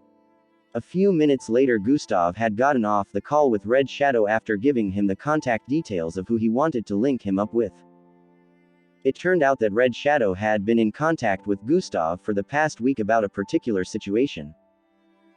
The agency Red Shadow worked with had a mission for him where someone had asked them to investigate the increasing numbers of Ashi-infected people lately in a particular city. According to the reports, it had been taken care of by the MBO at the time, but then the infected mindless people kept coming back. At first, they came in groups of 10 and then it kept increasing, even though the MBO would usually take care of the situation quickly before it got out of hand. However, it was starting to look like a pattern, and the person who gave the mission to the agency Red Shadow worked with felt they weren't safe anymore within the city walls because these infected people kept coming back. Red Shadow inspected several, and it was proven that the city had been neutralized of Ashi-infected people several times, and they had ways of scanning across the city for any infected people before it graduated to a stage of insanity. This meant the infected ones that had already gone insane were coming from somewhere else. Red Shadow, upon investigating for some time, needed backup and informed the MBO that there might be a conspiracy somewhere. The infected would usually turn mindless after some time, which would in turn make it look like they were brain dead. However, after it graduated to a stage where their infection could no longer be contained, the infected would turn bloodlust. They would still be mindless and unreasonable, but they would be out for blood. These were usually the ones that appeared in that particular city, and it had been happening for some time. Red Shadow was sure that something was up somewhere, but he needed to work with others. After seeing how unreasonable the MBO was, he asked Gustav for help with it, but Gustav was busy trying to make plans to complete his quest. Gustav just sent him to some officers with a plea, and they didn't join him in investigating as he expected. They still doubted that Red Shadow was onto something. If Gustav was directly involved, it wouldn't be that way, but because Red Shadow was from a private mixed-blood agency, they didn't take him seriously. Gustav wanted to focus on completing his quest before he gave this situation a thought. Right now Red Shadow had called to complain again, and this time Gustav connected him with Gradier Xanatus, who was now a Major Gradier. Gradier Xanatus was now higher in rank, so definitely he could use his power to pull some strings and assist Red Shadow. 2 hours went by in a flash, and Gustav stood to his feet and moved to the mirror. Currently, he was clad in a brownish uniform with the MBO emblem on his right chest pocket. Wriggling sounds rang out as his face changed color and his body turned a bit slimmer with slightly pale skin. Gustav now looked like a completely different person. He smiled as he tapped on his dimensional bracelet. "Time to go," Gustav said internally as he picked a location. Zing. He appeared within private airspace in the next few moments. His sudden appearance was a bit eye-catching as some of the other officers waiting around here stared in his direction. This private airspace was secluded from the other parts of this airport. Right in front of it, one could see an MBO emblem. In this airspace, about 6 other officers were waiting by the side, and it looked like Gustav was the last to arrive. They were all clad in brown uniforms like him, but they all looked older than he was. "Yo. Looks like this young officer is also being added to the ranks," one of them voiced to the person beside him. Gustav moved to the side and stood a few feet away from the aircraft that was currently booting. They all waited by the side for about 2 minutes before a high-ranking MBO officer arrived in their midst. "Officers, we will be leaving now. I'm sure you all know the drill, but introductions will be needed for better cooperation at the Bureau," this high-ranking female officer voiced out as she turned to stare at the first person on the left. "You start first," she stated. "I am Officer Gonzalez." She turned towards the next person, who in turn voiced out his name next. "Officer Shepard. Officer Noah. Officer Nicole. Officer Uzumaki. Officer Cheng." When it was finally Gustav's turn, he voiced out his fake name as well. "Officer Tantrum. Fit." Some of them burst into laughter as they heard that. "Did you throw tantrums as a kid or what? Ha ha ha," one of them voiced out while laughing loudly. The high-ranking female officer gave them a stern glare that caused the place to quieten in the next instant. Their smiles faded as they took on a look of respect. "I am Officer Mila, and to make things easier I'll just call you all by numbers," she said while raising her hand to point. "Number 1. Number 2. She gave them numbers according to how they had introduced themselves, and Gustav ended up with the number 7. Afterwards they moved into the plane, strapping themselves in as they prepared for flight. Some of the officers were already making connections and talking to each other. Amongst all 7, only one was a female officer while the others were just males.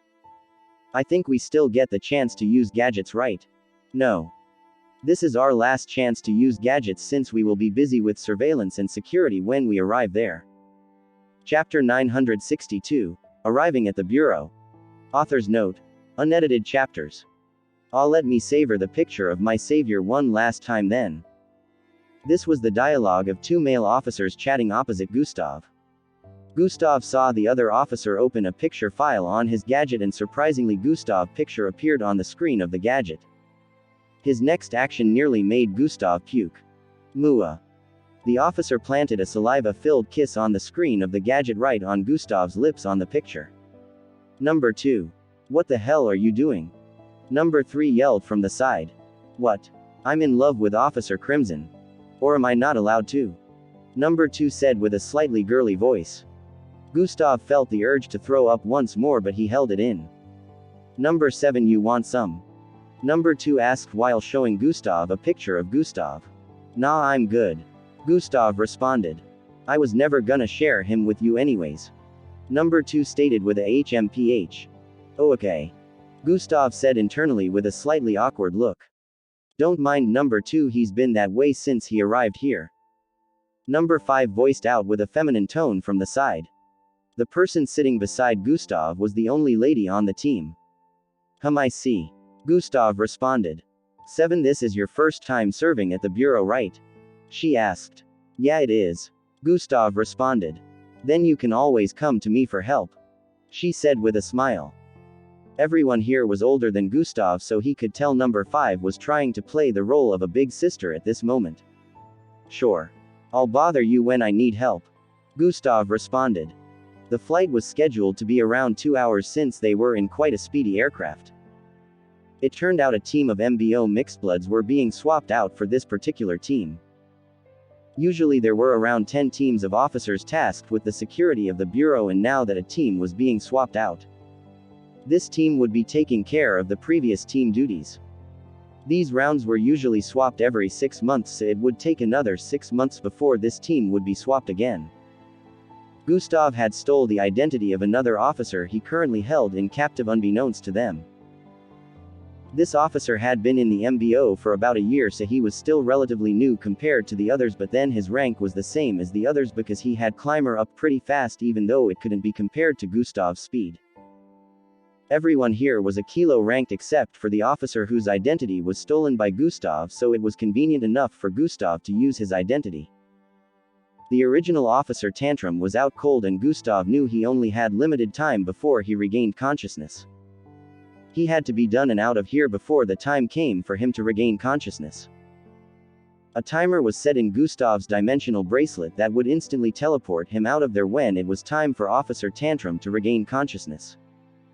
The main objective was to retrieve Scientist Zill's files without any suspicions.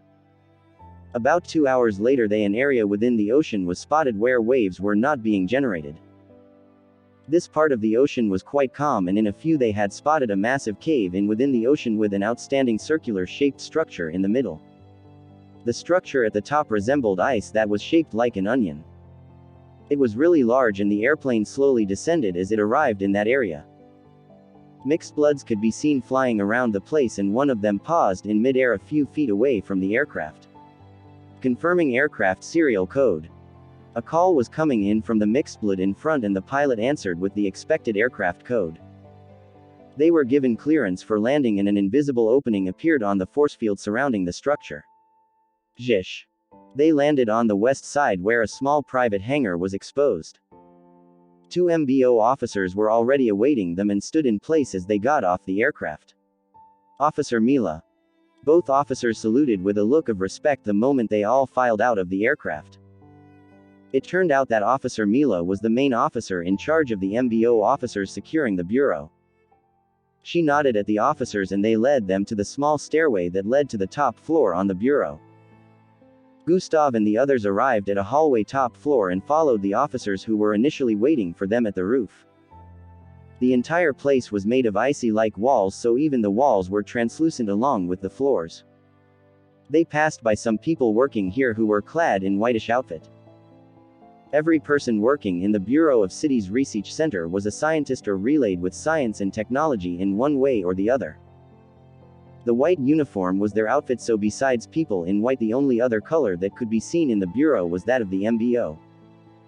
The two officers lead all 7 of them to a particular place within the top floor that was exclusive to the MBO officers only. When they got into this place, they found out it was the operating room for cameras all across the Bureau. There were lots of holographic screens lined up in mid-air that displayed scenes from every single floor within the Bureau. The Bureau apparently was as big as is an MBO tower.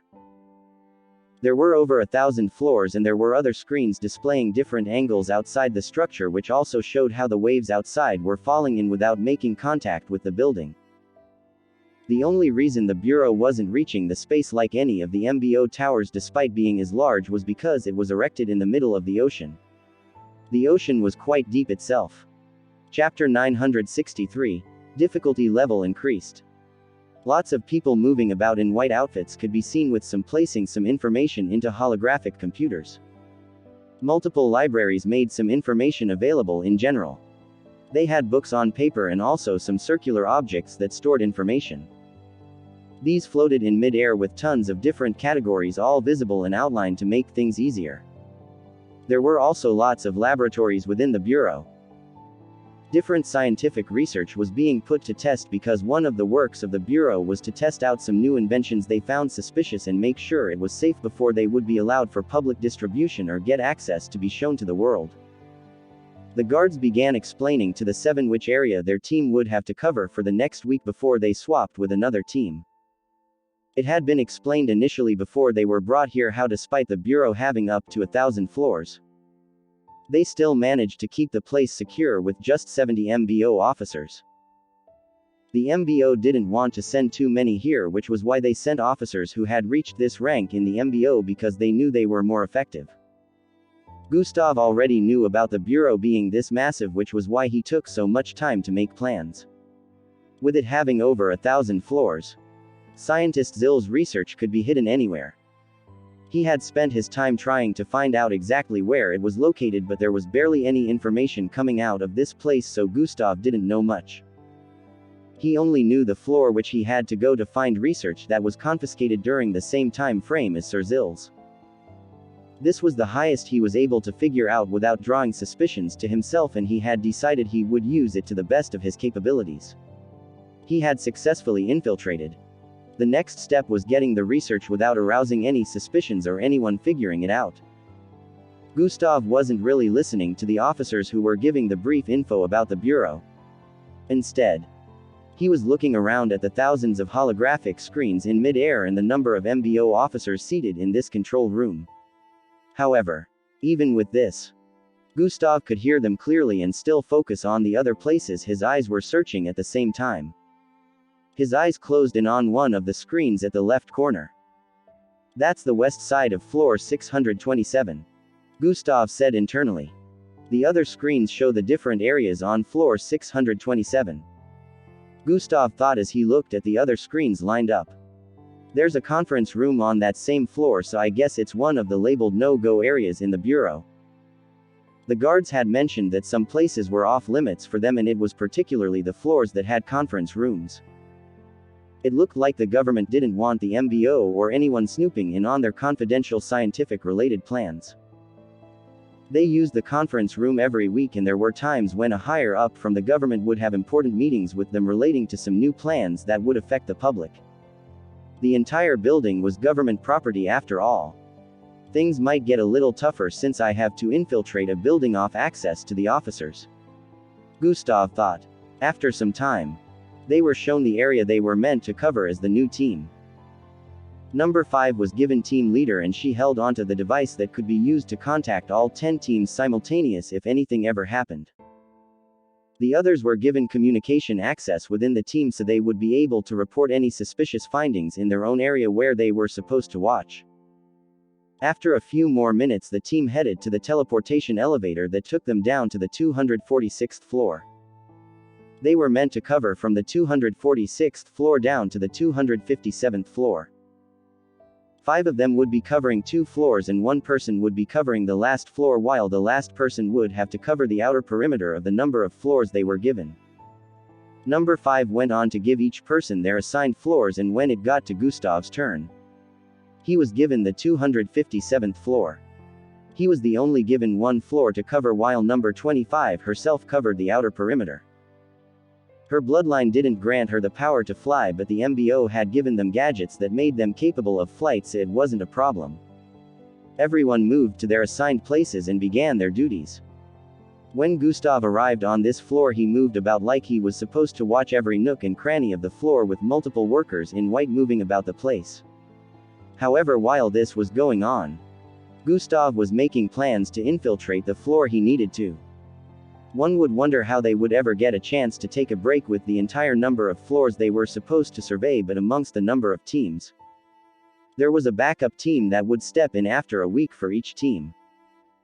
MBO officers at this rank and level of strength could stay up to a month without taking food, so they were required to be watchful for a week.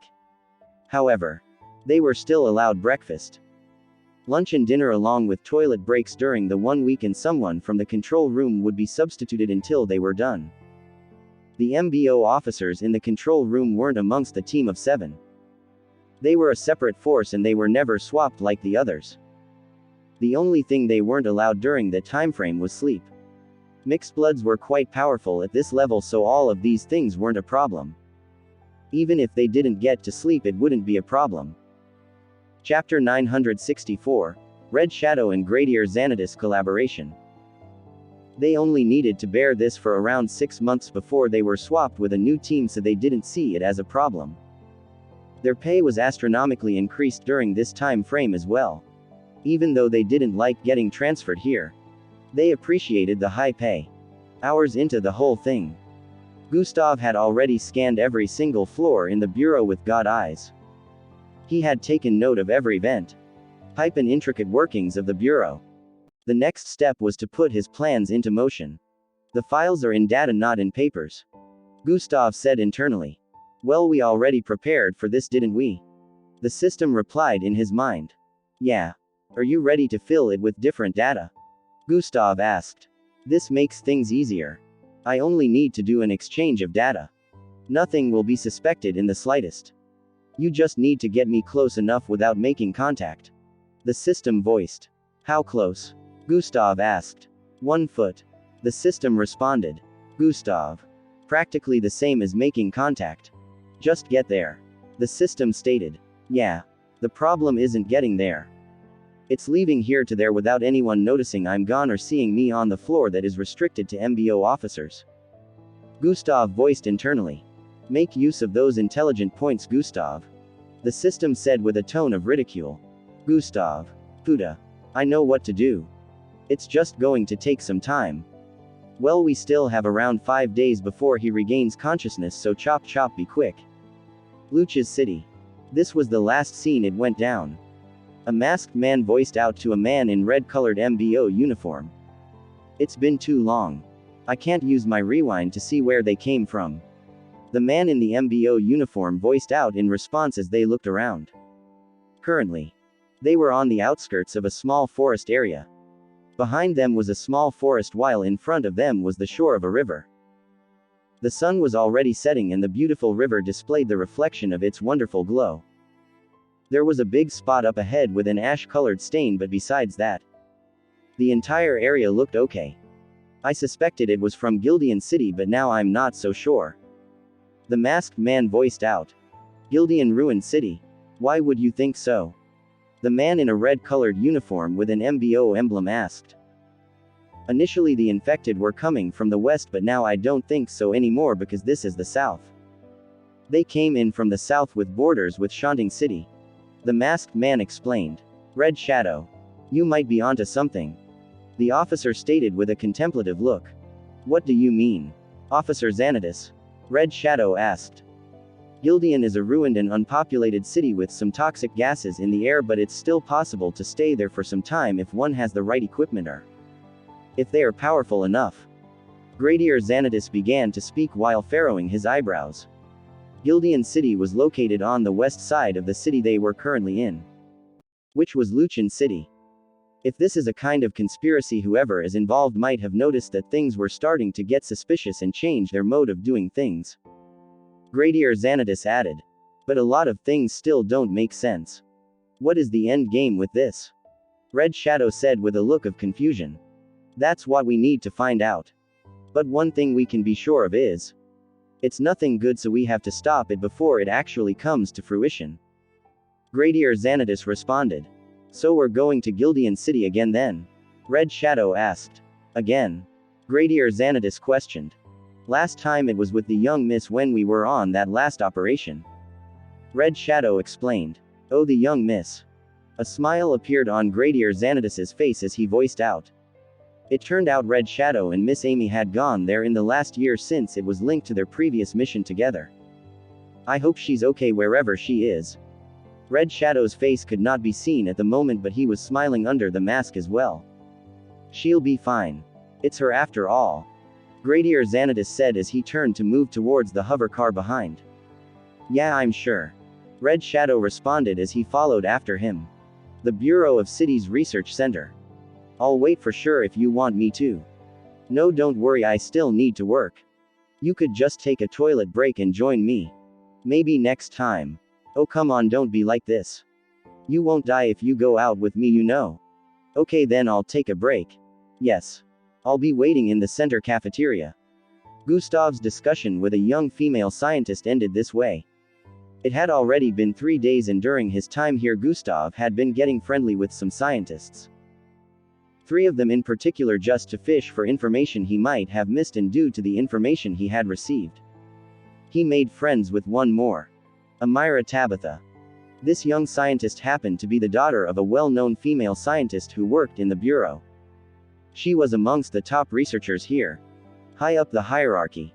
Of course, Gustav's reason for getting close to her was related to his plans. Gustav didn't have to really act while using Tantrum's identity because no one here knew him in the first place, so he couldn't arouse suspicions with his personality unless he did something out of hand. Amira Tabitha, who was obviously swooned by Tantrum's charms mixed with Gustav's suaveness, had been getting really friendly with him. They would occasionally have brief discussions every time Gustav walked by the area she was walking.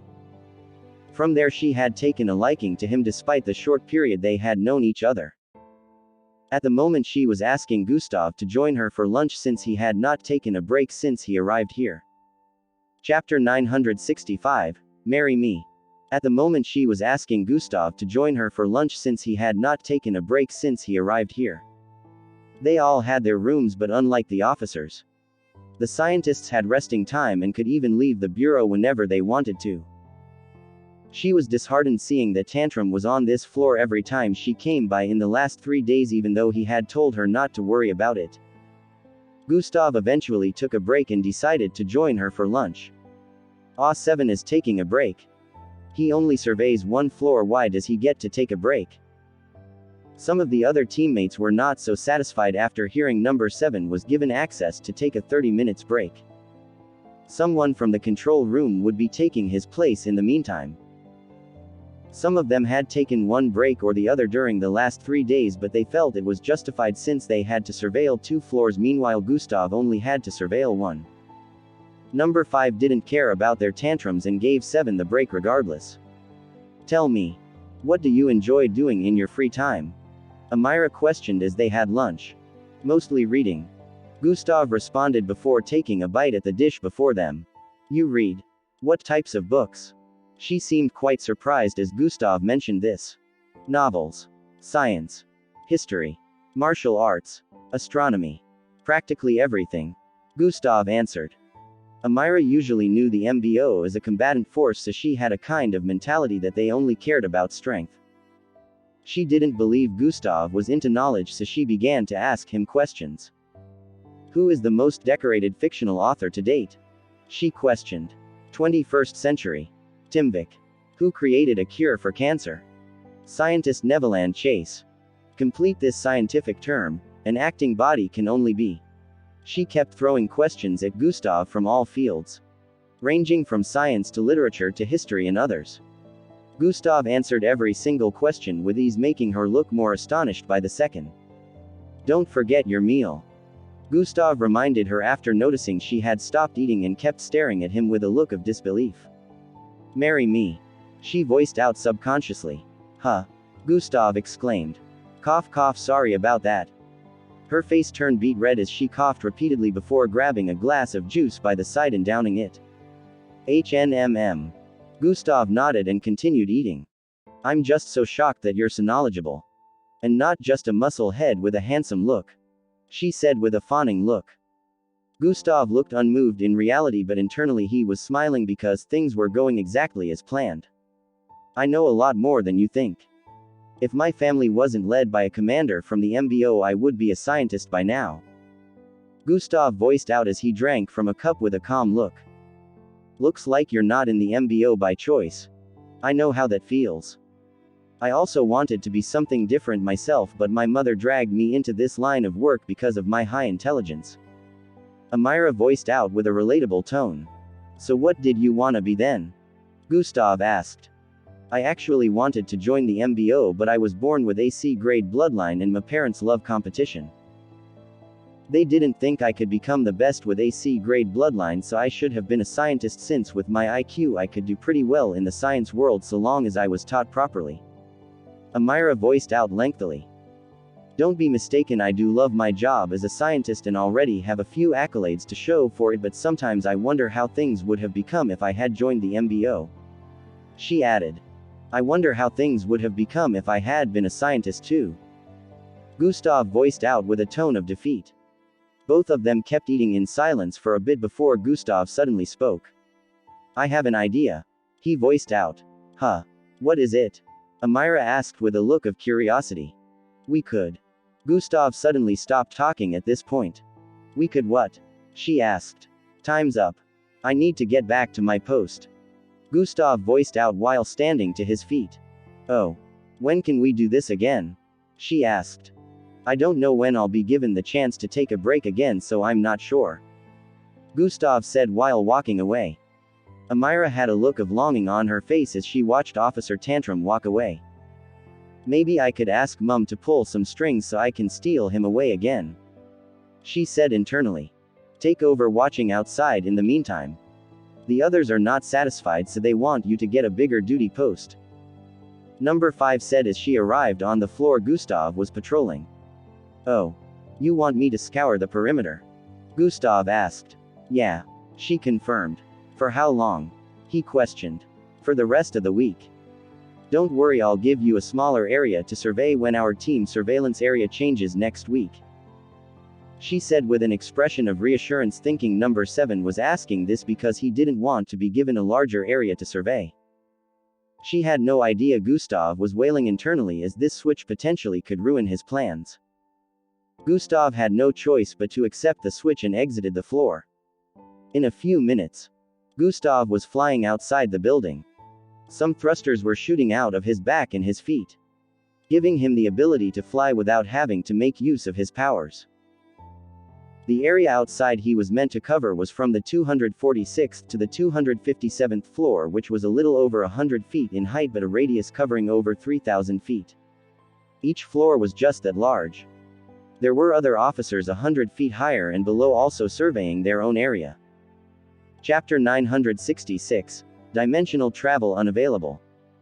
This whole situation had caught Gustav off guard, since he was supposed to remain on the 257th floor and keep in contact with Amira to achieve his objective.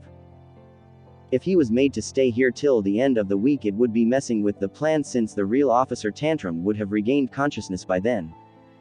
Gustav had kept him in a spatial prison, but eventually, the spatial prison would lose power if he wasn't there to enforce it, which would lead to Tantrum breaking out.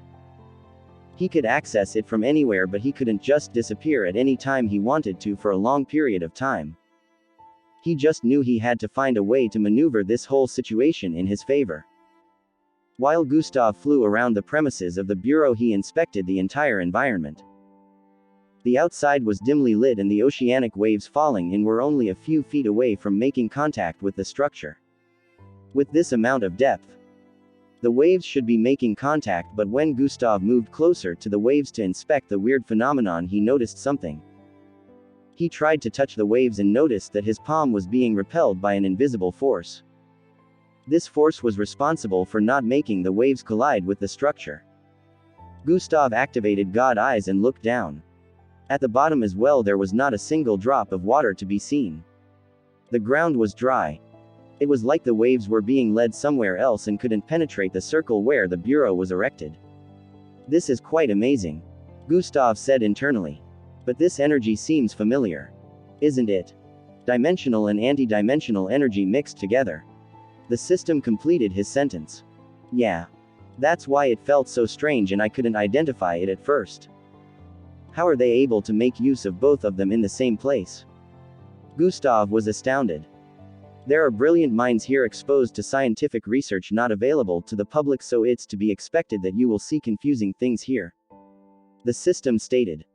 It turns out the Bureau was gatekeeping not only scientific research but technology as well.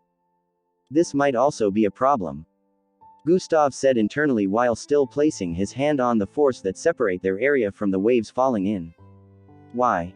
This is the purest and highest form of these opposite energies I have ever encountered. As Gustav got to this point, the system could already tell what he was thinking about. The level 7 dimensional bracelet has never been affected by dimensional disruptors. You think it would affect now? The system asked. Only one way to find out, Gustav said internally as he prepared to make use of it. Hey newbie. You're not supposed to be there. A voice came in from the communication channel. Huh? Gustav exclaimed. The sensors in the control room go off whenever there is contact with the dimensional barrier. It has been going off repeatedly. We understand you're new, but stay away from the barrier. Yes, sire. The call ended at this point and Gustav moved away from the barrier. He continued flying around the building as he came up with different plans.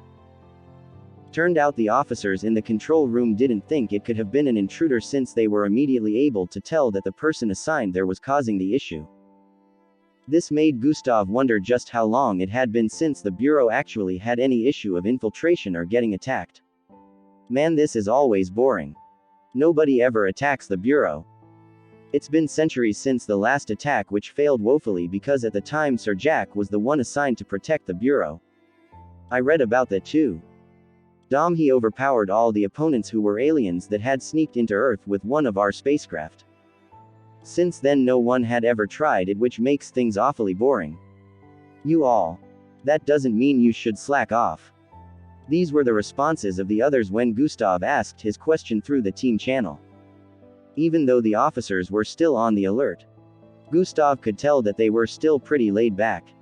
Which meant they wouldn't notice if he disappeared for a little bit. A few seconds of disappearance was okay, but Gustav wouldn't risk anything beyond that. As this thought came to mind, Gustav activated the dimensional bracelet. He needed to be sure that dimensional travel was possible at this moment. Gustav stared at the notification on the dimensional bracelet within. I knew it, look. He thought this might happen from the moment he figured out about the dimensional and anti-dimensional fields surrounding the entire vicinity.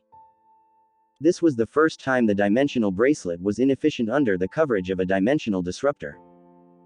If the dimensional bracelet had worked, he would have returned here in the next instant, but Atlas, the situation had taken a turn for the worse.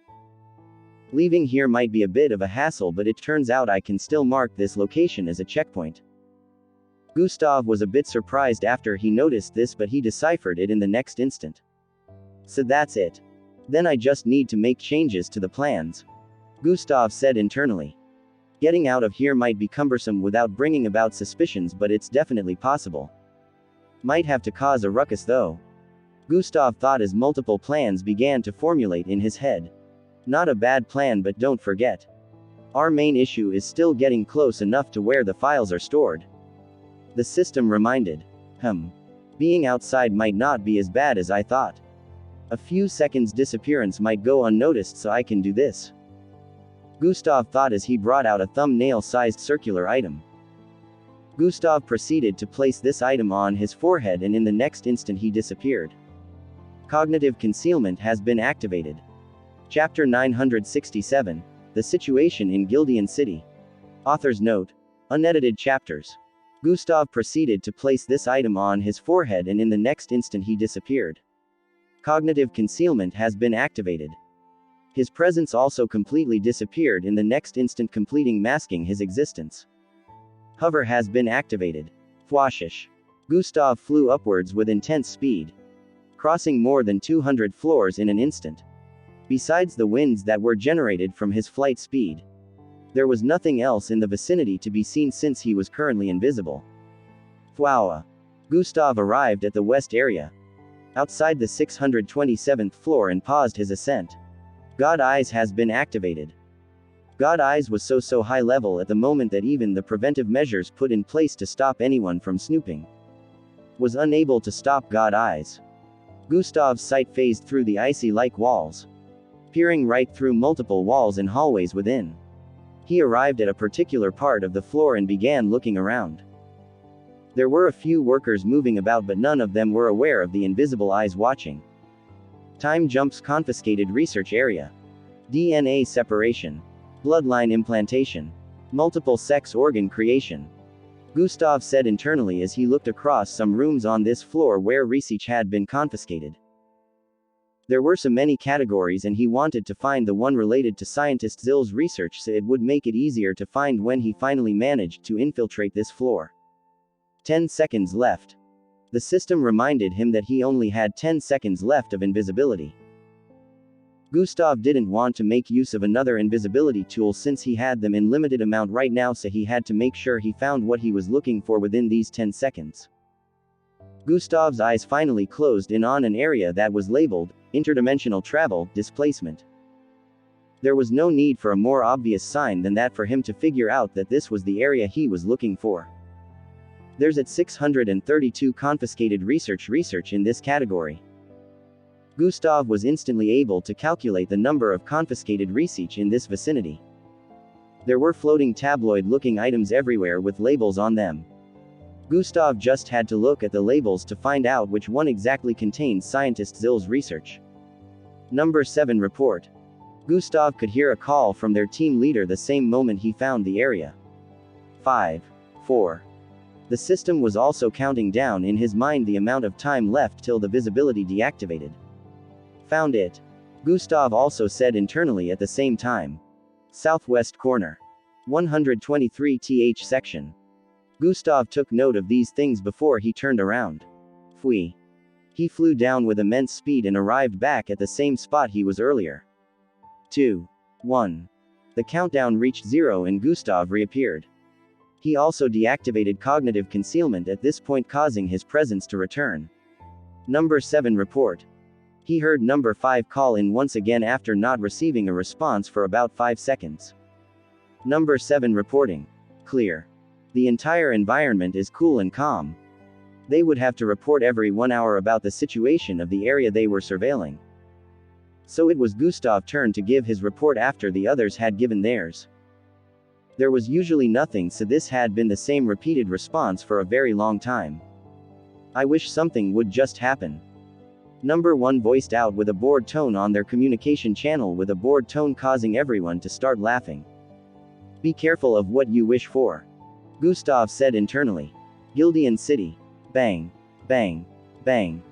The sounds of flesh ripping and multiple collisions rang out as a battle played out in a particular area. A massive blue illumination surrounded the right arm of a man in uniform as he threw his fist forward, causing a shockwaves to spread across the vicinity. Boom. Tens of ash-skinned looking humans got blasted backwards as the ground caved in and the demolished building behind got even more wrecked than earlier. On the other side, a star-shaped glowing red opening swept forward with intense speed and energy, clearing a wave of the ash-skinned looking humans in front. Red footprints appeared all over the place as the man who was masked dashed forward and grabbed hold of a normal-looking man who was trying to escape with a box-like item in his grasp.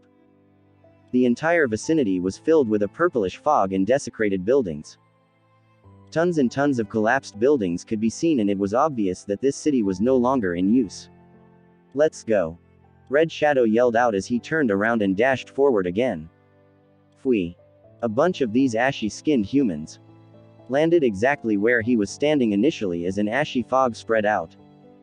Gradier Xanatus, who was about 100 feet towards the left, leapt away from his position towards Red Shadow. Bunch of massive ashy hands slammed upon the place he was standing earlier, and hundreds of ashy-skinned humans could be seen charging towards the direction he leapt in. Red Shadow opened a flower-shaped portal in front and jumped in.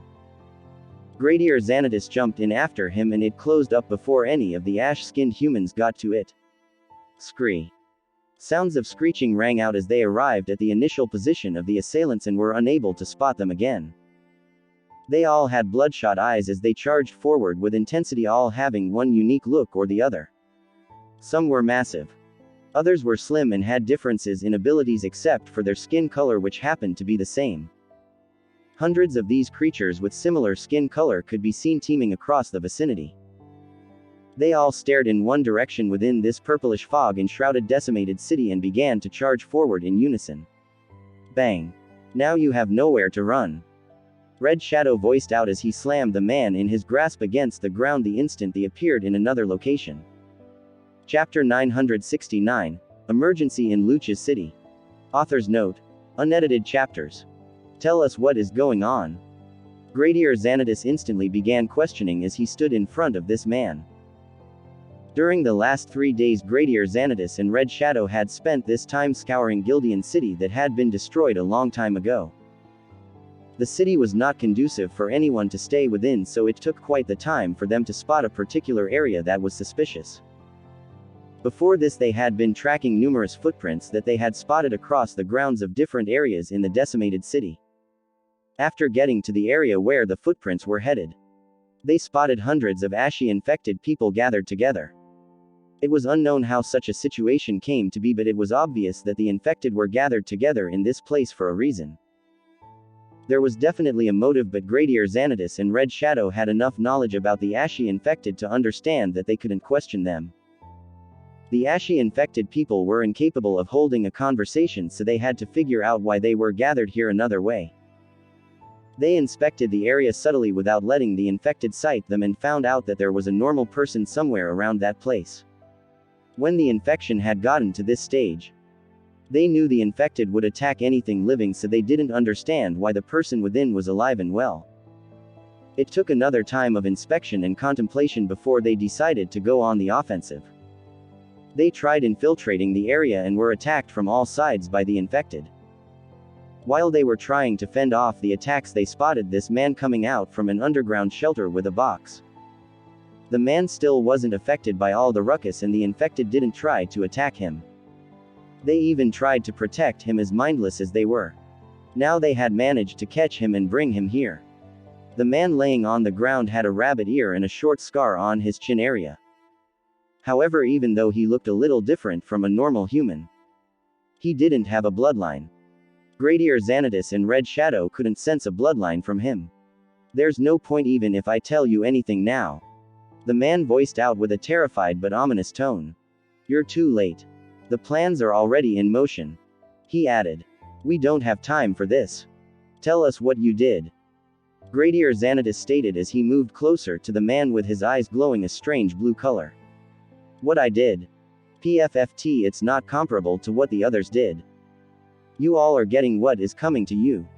The man voiced out before tapping on his breast pocket area. Boom. His head exploded in the next instant, dyeing the entire place in blood and gore. The technological nose mask he was putting on earlier also got blasted into pieces. Gradier Xanatus and Red Shadow had not expected this development. They weren't able to do anything about this, which brought a look of frustration to their faces. He was a pure Slarkov. Gradier Xanatus voiced out with a look of concern. Whatever is happening, it looks like he wasn't alone in this. Red Shadow voiced out. I just made an emergency call to the MBO. The horde of infected we just battled must be wiped out before they spread out to the cities. Gradier Xanatus stated before turning to the side to stare at the brownish box-like item on the ground.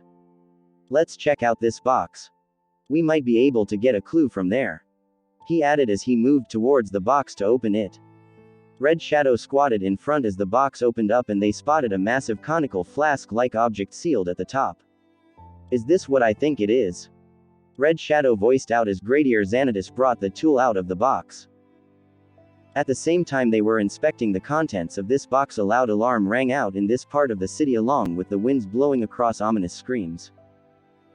Gradier Xanatus and Red Shadow stared at each other with looks of wariness before they both leapt across the sky towards the source of the alarm with the box in Gradier Xanatus' hands.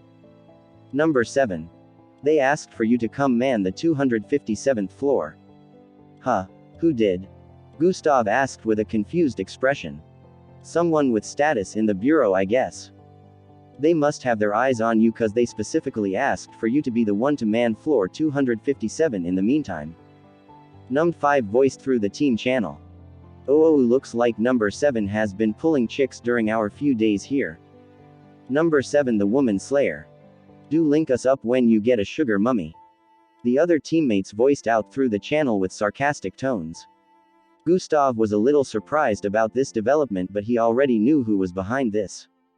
Alright. Gustav answered through the communication channel and got ready to switch with number 5 again. This new situation made things easier for Gustav as he felt he could still make the earlier plan work instead of going through extreme measures for the new one. It was already the 4th day and Gustav knew only tomorrow was left for him before the real Officer Tantrum regained consciousness. He didn't want to waste any more time in getting the research. Few minutes later Gustav was on the 257th floor on surveillance once more. He had only been here for a short time when he bumped into Amira. Amira smiled at him as she spotted him while walking through a corridor. Did you? Gustav was about to ask when she cut him off. Yes. I pulled some strings to have them bring you back to this floor. She stated. Why? Gustav asked. Because. Amira's face turned beet red as a thought appeared in her mind. We didn't get to finish our previous conversation. Can you join me for lunch again today? She asked. Chapter 970. Switching Identities. We didn't get to finish our previous conversation. Can you join me for lunch again today? She asked. I have to work. But maybe in an hour. Gustav responded. That will be great. I'll be expecting you on this floor cafeteria in an hour. She said before walking away with a face full of smiles. Gustav could tell that Amira was already starting to crush on Officer Tantrum since she went this far just to get him here. This was the best outcome for Gustav as he could push his next plan forward and get this over with. So you were saying something the other time. Amira voiced out with a cutlery in her grasp. Remind me.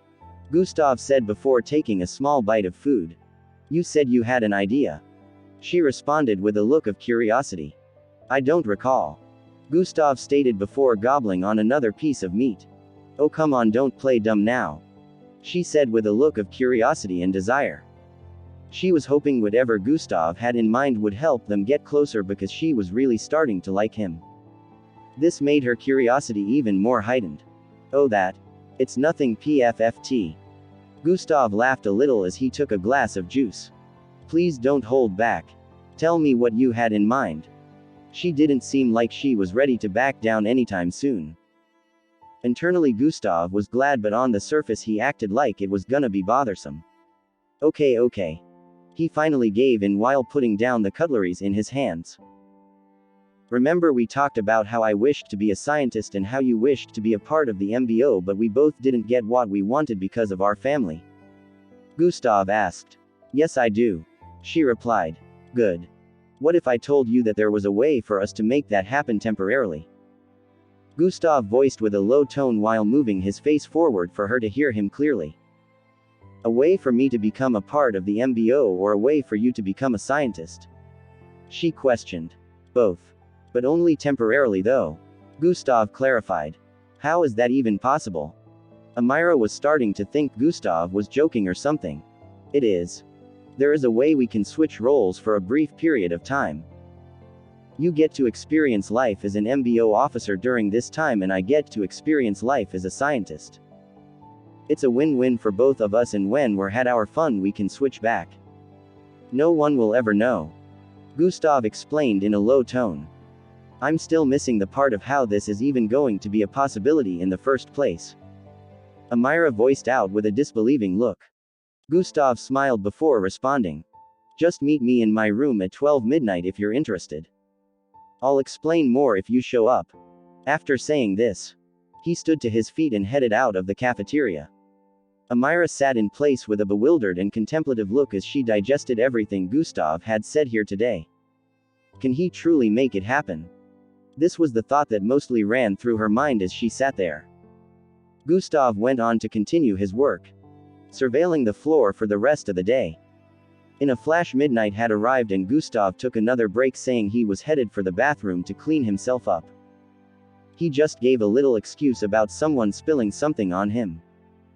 Instead, Gustav headed to his room, which was on the 724th floor.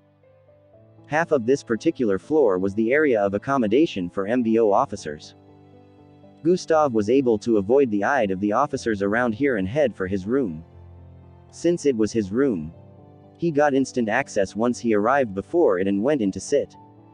All he had to do now was wait. He was hoping Amira would take the bait, but if she didn't, he would have to initiate Plan B since only tomorrow was left. Calm. Gustav heaved a sigh of relief as he heard the knock on his door. He opened it and a beautiful slim lady walked in. I'm interested, Amira voiced out the instant she got in. Obviously. If not, you wouldn't be here, Gustav said with a smile. How we even going to make this work? What if we get figured out? My mom would really be disappointed and you might get fired. She began prancing about the room as she voiced out. Relax, okay? Gustav said as he placed his hands on her shoulders to stop her from moving about. Listen to me, he began explaining. About 30 minutes later, Amira was questioning Gustav about a few things with a relatively calmer expression. So I don't have to do much. Nothing ever happens around here and you should know since you've been here for way longer than I have. That's quite easy. Of course. You get to move about in an MBO uniform, possess technological tools you can use on a whim, and radio communication with a team. You could even fly while surveilling outside, a perk unavailable to scientists. If this works, it's gonna be fun. Amira and Gustav conversed with excited expressions. Do I get access to every floor with your identity? Gustav asked. Of course you do. But most times I'm seen on the 257th floor, and you also gotta avoid my mother because I already avoid her a lot, so it would be suspicious if you didn't. She advised Gustav on things not to do while using her identity. Alright, it's time, Gustav said after they had both given each other enough advice about the new identity they would be taking.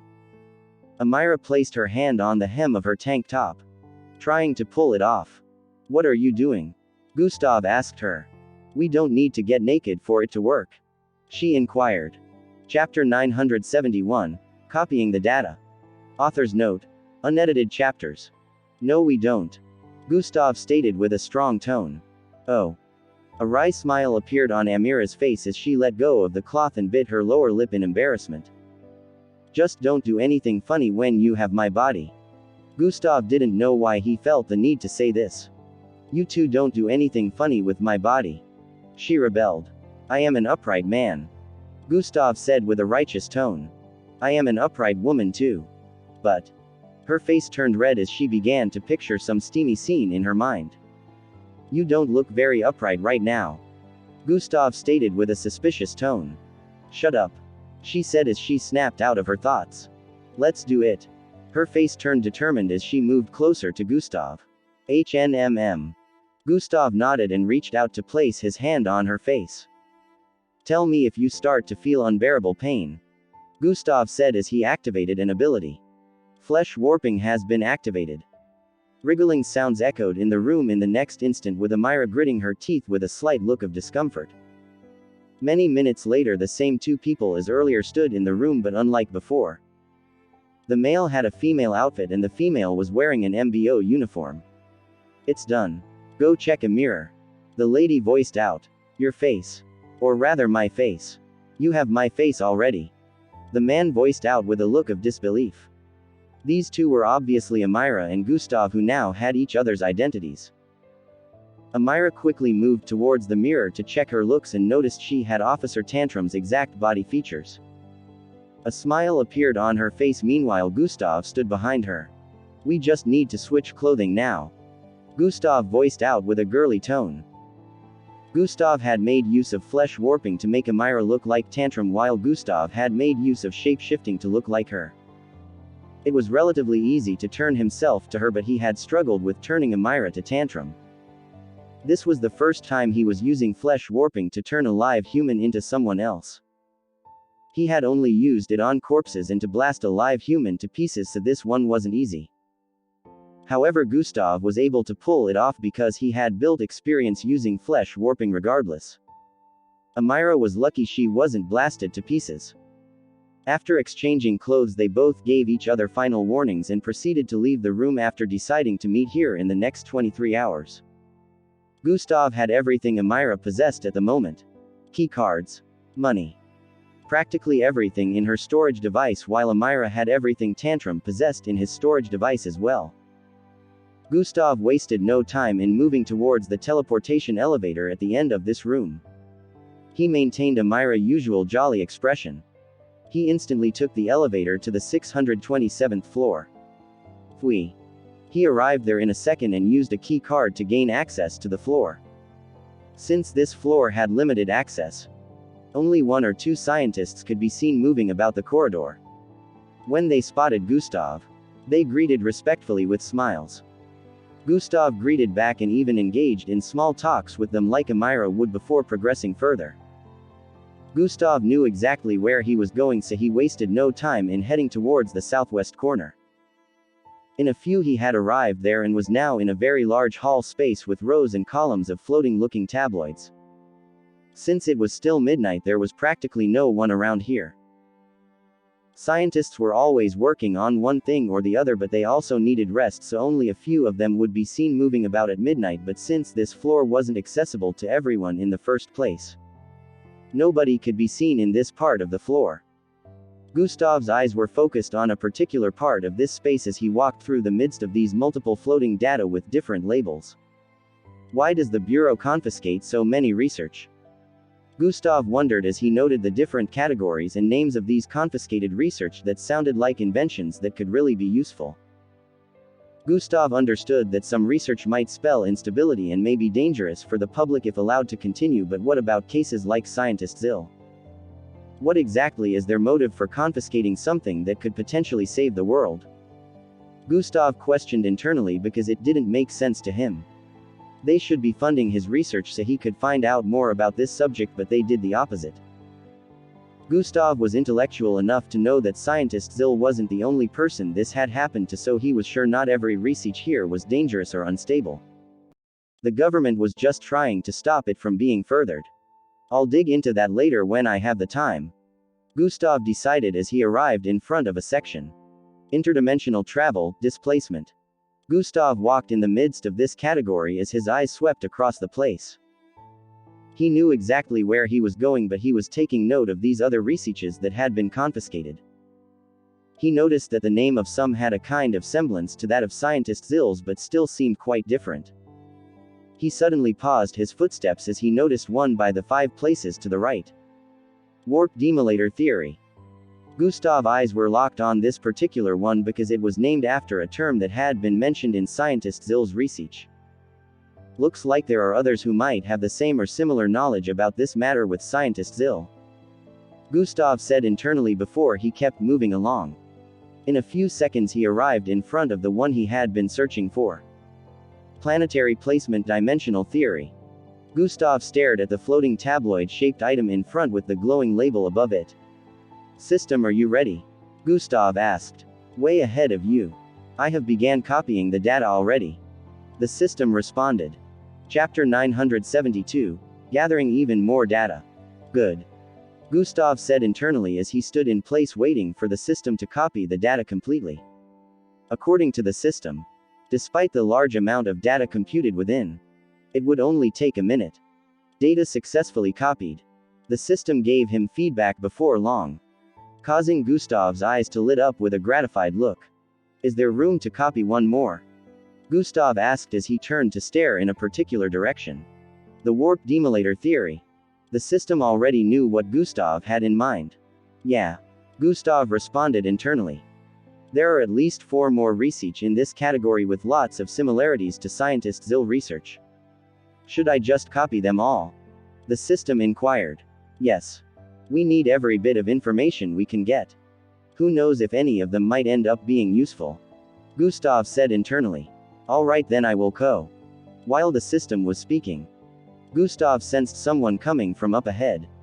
He moved to the side and spotted another scientist coming from up ahead. Gustav knew not to react suspiciously, so he acted like he was inspecting the data in front of him. Young Miss Amira. The person coming from up ahead voiced out as he closed in the distance. He had curly hair and looked no older than 30 with a slightly tanned skin. She's really popular amongst these guys. Gustav nearly facepalmed. It seemed like Amira could not go anywhere without being recognized by the others around here. Hey Arjun. Gustav voiced out with a soft tone as he waved and smiled. It's truly you. I'm surprised to see you on this floor.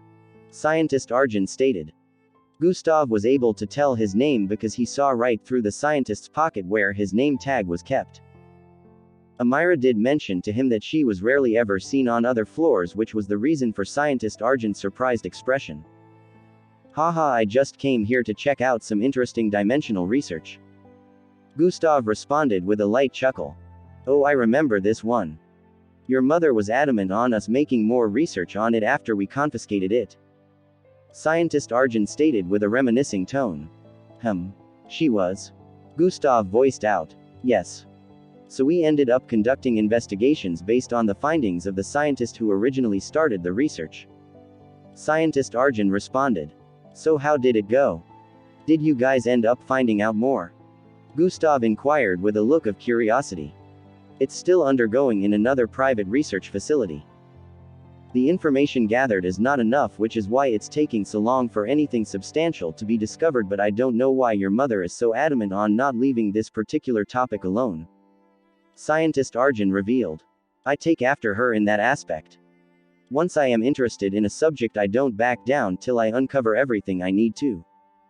Gustav said with a smile. Truly, that is a trait of your mother's, haha.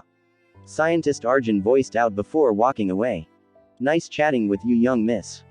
Should you need any help, don't hesitate to come ask. He voice trailed off the further away he got. The short dialogue had left Gustav with a lot of thoughts. He wasn't surprised that there were other private facilities owned by the government where they conducted some experiments based on some of the research here. He just didn't think they were doing anything about this particular one. From the looks of things, they still wanted to sweep the theories to one side, but Amira's mother still wanted them to keep researching about this. I might need to have a discussion with her mom. Gustav thought as he moved closer to the next data he wanted the system to copy. Within an area with green-colored winds blowing about, a 5'9" kid could be seen moving forward. The skies were made of waves. It was a massive body of water, and weird-looking creatures could be seen swimming in it. While the ground was made of weird-looking cubes that made walking a bit difficult. Up ahead, within a swirling wave of green wind, armor-like vest could be seen floating. The cubes surrounding that vicinity were all red in color, and the armor-like vest kept sending out a weird discharge of energy. The more the curly black-haired kid closed in on the area of the vest, the intense the energy became. It's worse than I expected. Endrick voiced out as he slowly moved forward. With every step, his foot sank into the cubes, making it a big difficulty to tread forward faster. However, Endrick was not looking to be fast. He knew he had to tread softly, so this speed was not a problem for him. As he reached a proximity of 900 feet from the vest, he could see the vicinity clearer. The red cubes on the ground surrounding that area were not originally red. The stench permeating the green-colored air was one that Endrick was already familiar with. Blood. He muttered underneath his breath as he stepped into the circle of red cubes on the ground surrounding the vest. His boots were already getting sticky from the blood-soaked cube area as he took steps forward. The most insane part about all this was that the area of cubes drenched in blood surrounded a radius of more than 3,000 feet. Which would make one wonder just how many people or creatures died here. But the most baffling part was, there were no bodies in the vicinity or any signs of corpses. The whole place was just drenched in blood from an unknown source. However, Endrik was about to find out why this whole place was drenched in blood. Skreek. Endrik had only taken 3 steps forward on this blood-soaked cube's ground when loud screeches were heard from above. Ah! He groaned in pain as the sound reverberated loudly across the vicinity. The instant Endrik looked up, his eyes widened in shock. Chapter 973, Endrik's Situation. Author's note.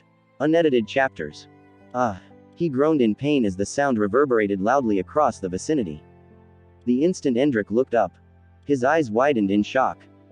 The gigantic jaws of an unknown creature was descending from above the sky waters with wide open mouth. The pressure it exhibited was so immense and powerful Endrik found himself unable to move an inch forward. Each teeth of this creature was as massive in length as a 3-story building, with some being pointed at the tip and others being straight, but it was obvious they were extremely sharp. The instant the creature shut its jaws, a person would be grinded to meat paste. It was enough for their bodies to disappear completely. However, this explained the blood. Endrik gritted his teeth as the creature dropping from above with speed was only a few feet from reaching his head level, whereas he was unable to move a muscle. Telekinesis barrier. Endrik said internally. Bang. The creature suddenly slammed heavily into an invisible barrier that stopped it from descending further down.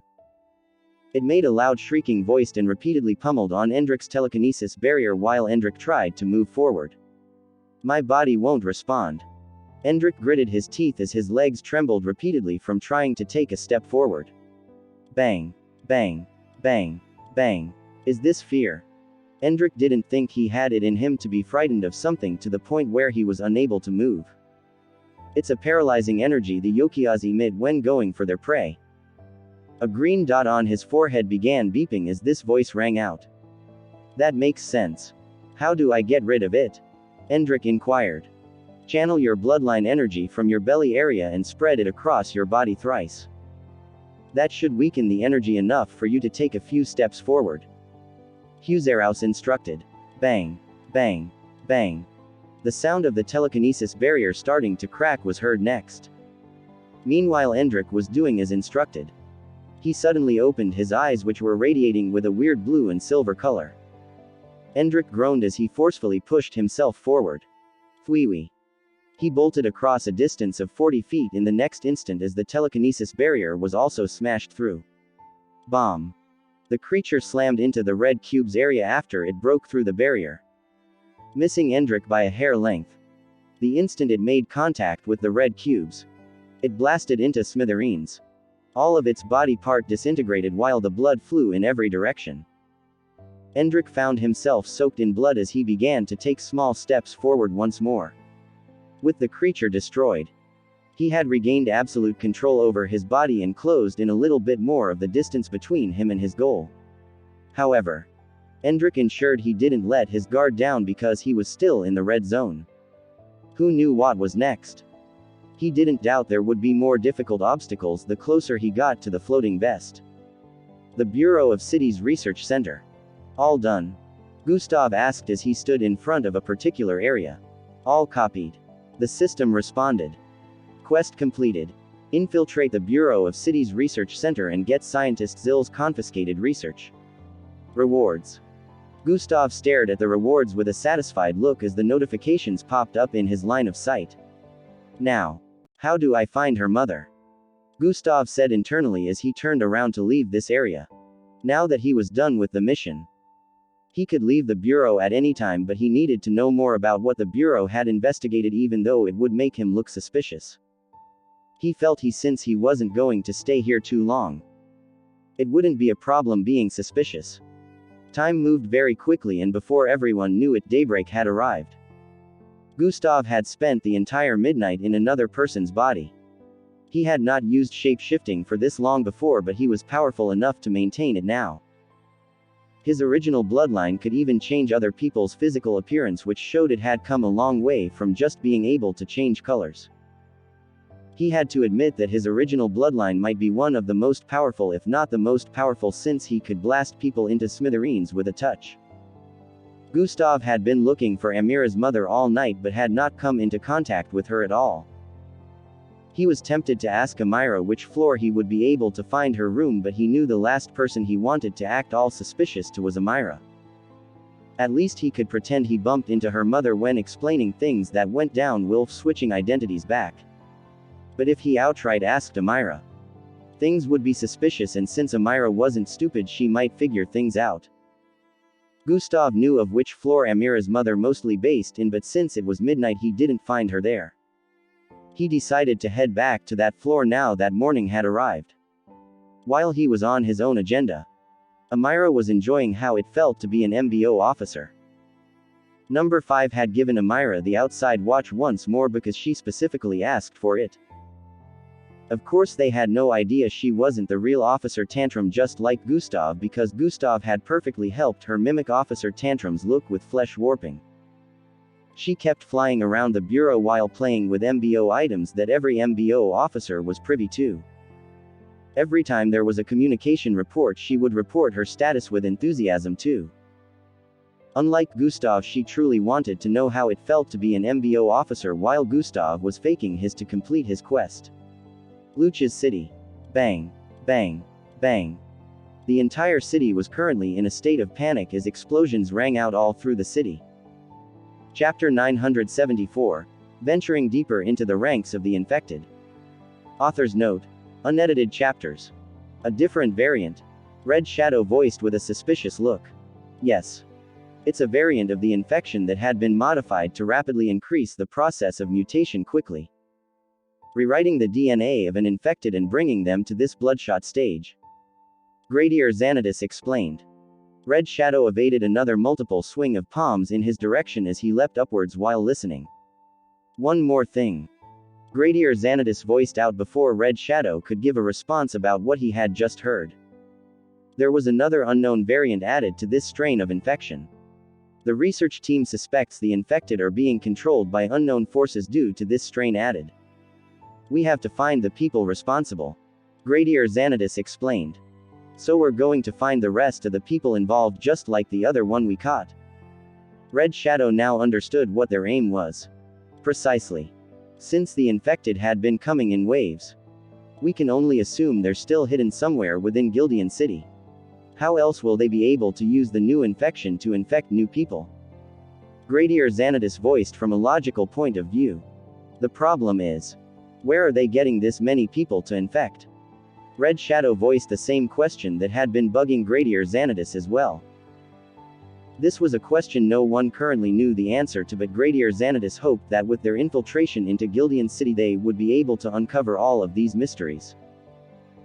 Gradier Xanadus was good at explaining the situation while they transversed the ranks of these infected, but he wasn't able to notice a cluster of bodies rolling towards him instantly. These infected bodies were all mashed together and clustered to the point they had formed a big ball the size of a two-story building. They exuded yellowish fumes as they rolled speedily in Gradier Xanadus's position. His reaction speed was fast enough for him to leap over the massive ball. But then the yellowish fumes these clustered infected bodies exuded had spread across the entire vicinity, so leaping over wouldn't help one necessarily avoid the gas.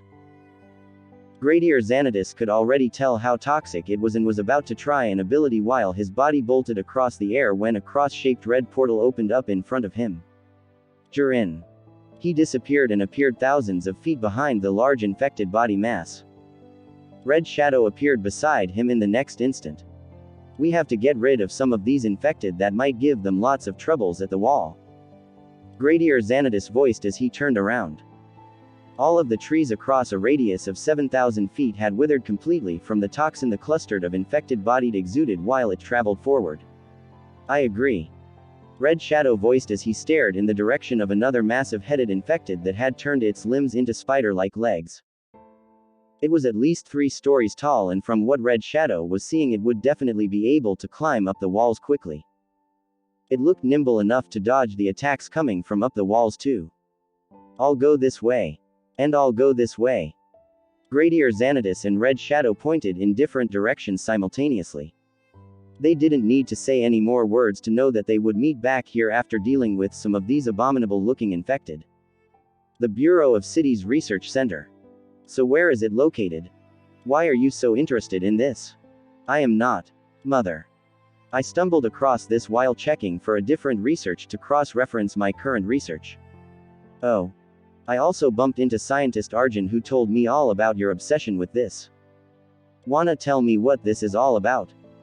A conversation ensued between Amira, Gustav, and her mother as they sat in a private cafeteria area with only 2 other people present. You see, this is all. Amira's mother began explaining some theories that might have pulled her in and made her interested in investigating this research more. From there, Gustav asked more questions, and since she had no idea it wasn't her daughter, she spilled a lot of confidential information, including the site where they were conducting private continuation of scientist Zill's research. Time passed by very quickly, and before they knew it, the 23 hours were up. Gustav and Amira met once more in Gustav's bedroom minutes before midnight. Amira was recounting how today events went so Gustav would not have issues resuming from where she stopped, and Gustav also did the same after she was done. You spoke to mother? Amira voiced out with bothered and surprised tone. Yes. I bumped into her on a particular floor while I was strolling about. Gustav responded. I hope you avoided her. Amira questioned. I couldn't. I had to make small talk and we didn't discuss much anyways. Gustav replied. Amira looked quite concerned upon hearing this, but Gustav kept assuring her that her mother didn't have any suspicions. After a brief dialogue between them, it was time for them to switch identities back. Flesh warping has been activated. Flesh wriggling sounds rang out as Gustav returned Amira to her previous look after some minutes. He transformed back to Officer Tantrum immediately after and told Amira he had to get back to his duty post.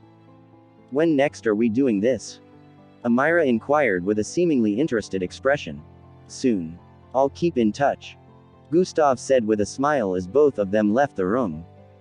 The instant they went in separate directions, Gustav's smile faded, returning to his usual expressionless face. Time to go, he said internally. Gustav headed towards one of the elevator areas and stood within. Ready to cause a bit of chaos? The system asked internally. Definitely. A smirk appeared on Gustav's face as the teleportation elevator took him to a particular floor.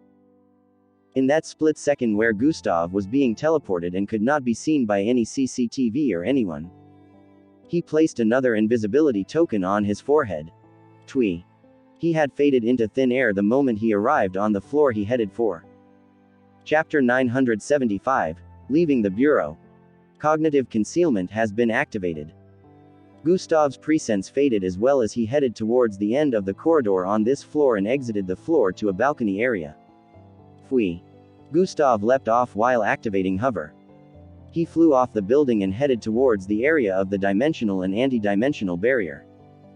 He paused in mid-air just right before he could make contact with the barrier.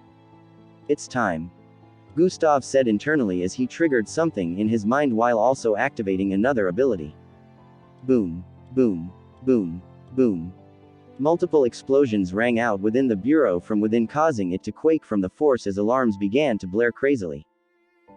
Everyone in the building, ranging from the scientists to the MBO officers, were instantly on the alert as shocked looks appeared on their faces. The MBO officers began to move speedily towards the areas where the explosions were set off. Meanwhile, Gustav had arched his arm back with intensity, with his palm straightened as a milky glow coated his entire palm. Twee. He pushed it forward with intensity, ripping right through the barrier instantly, and proceeded to make a long enough cut for his body to fit through. At the same time, his left hand that had already elongated and stretched to the other side of the building, which was at least 1,500 feet away, cut through the barrier there as well. After it performed the same action, it began to decrease in length, receding speedily as Gustav also bolted through the hole in the barrier. Futum. His body dived into the ocean that surprisingly didn't pour through the hole in the barrier he had created. The alarms blaring off within the control room as well were so many, and it included the areas that had been breached in the barrier. South and northern areas of the barriers have been breached around floors 257. One of them reported, while some other MBO officers within were also giving reports of the places where the explosions had gone off within the bureau. Send officers to check the breach in those areas right away. The commanding officer, who happened to be the lady who brought them here the other day, kept giving out instructions repeatedly. Do we have eyes on any culprit?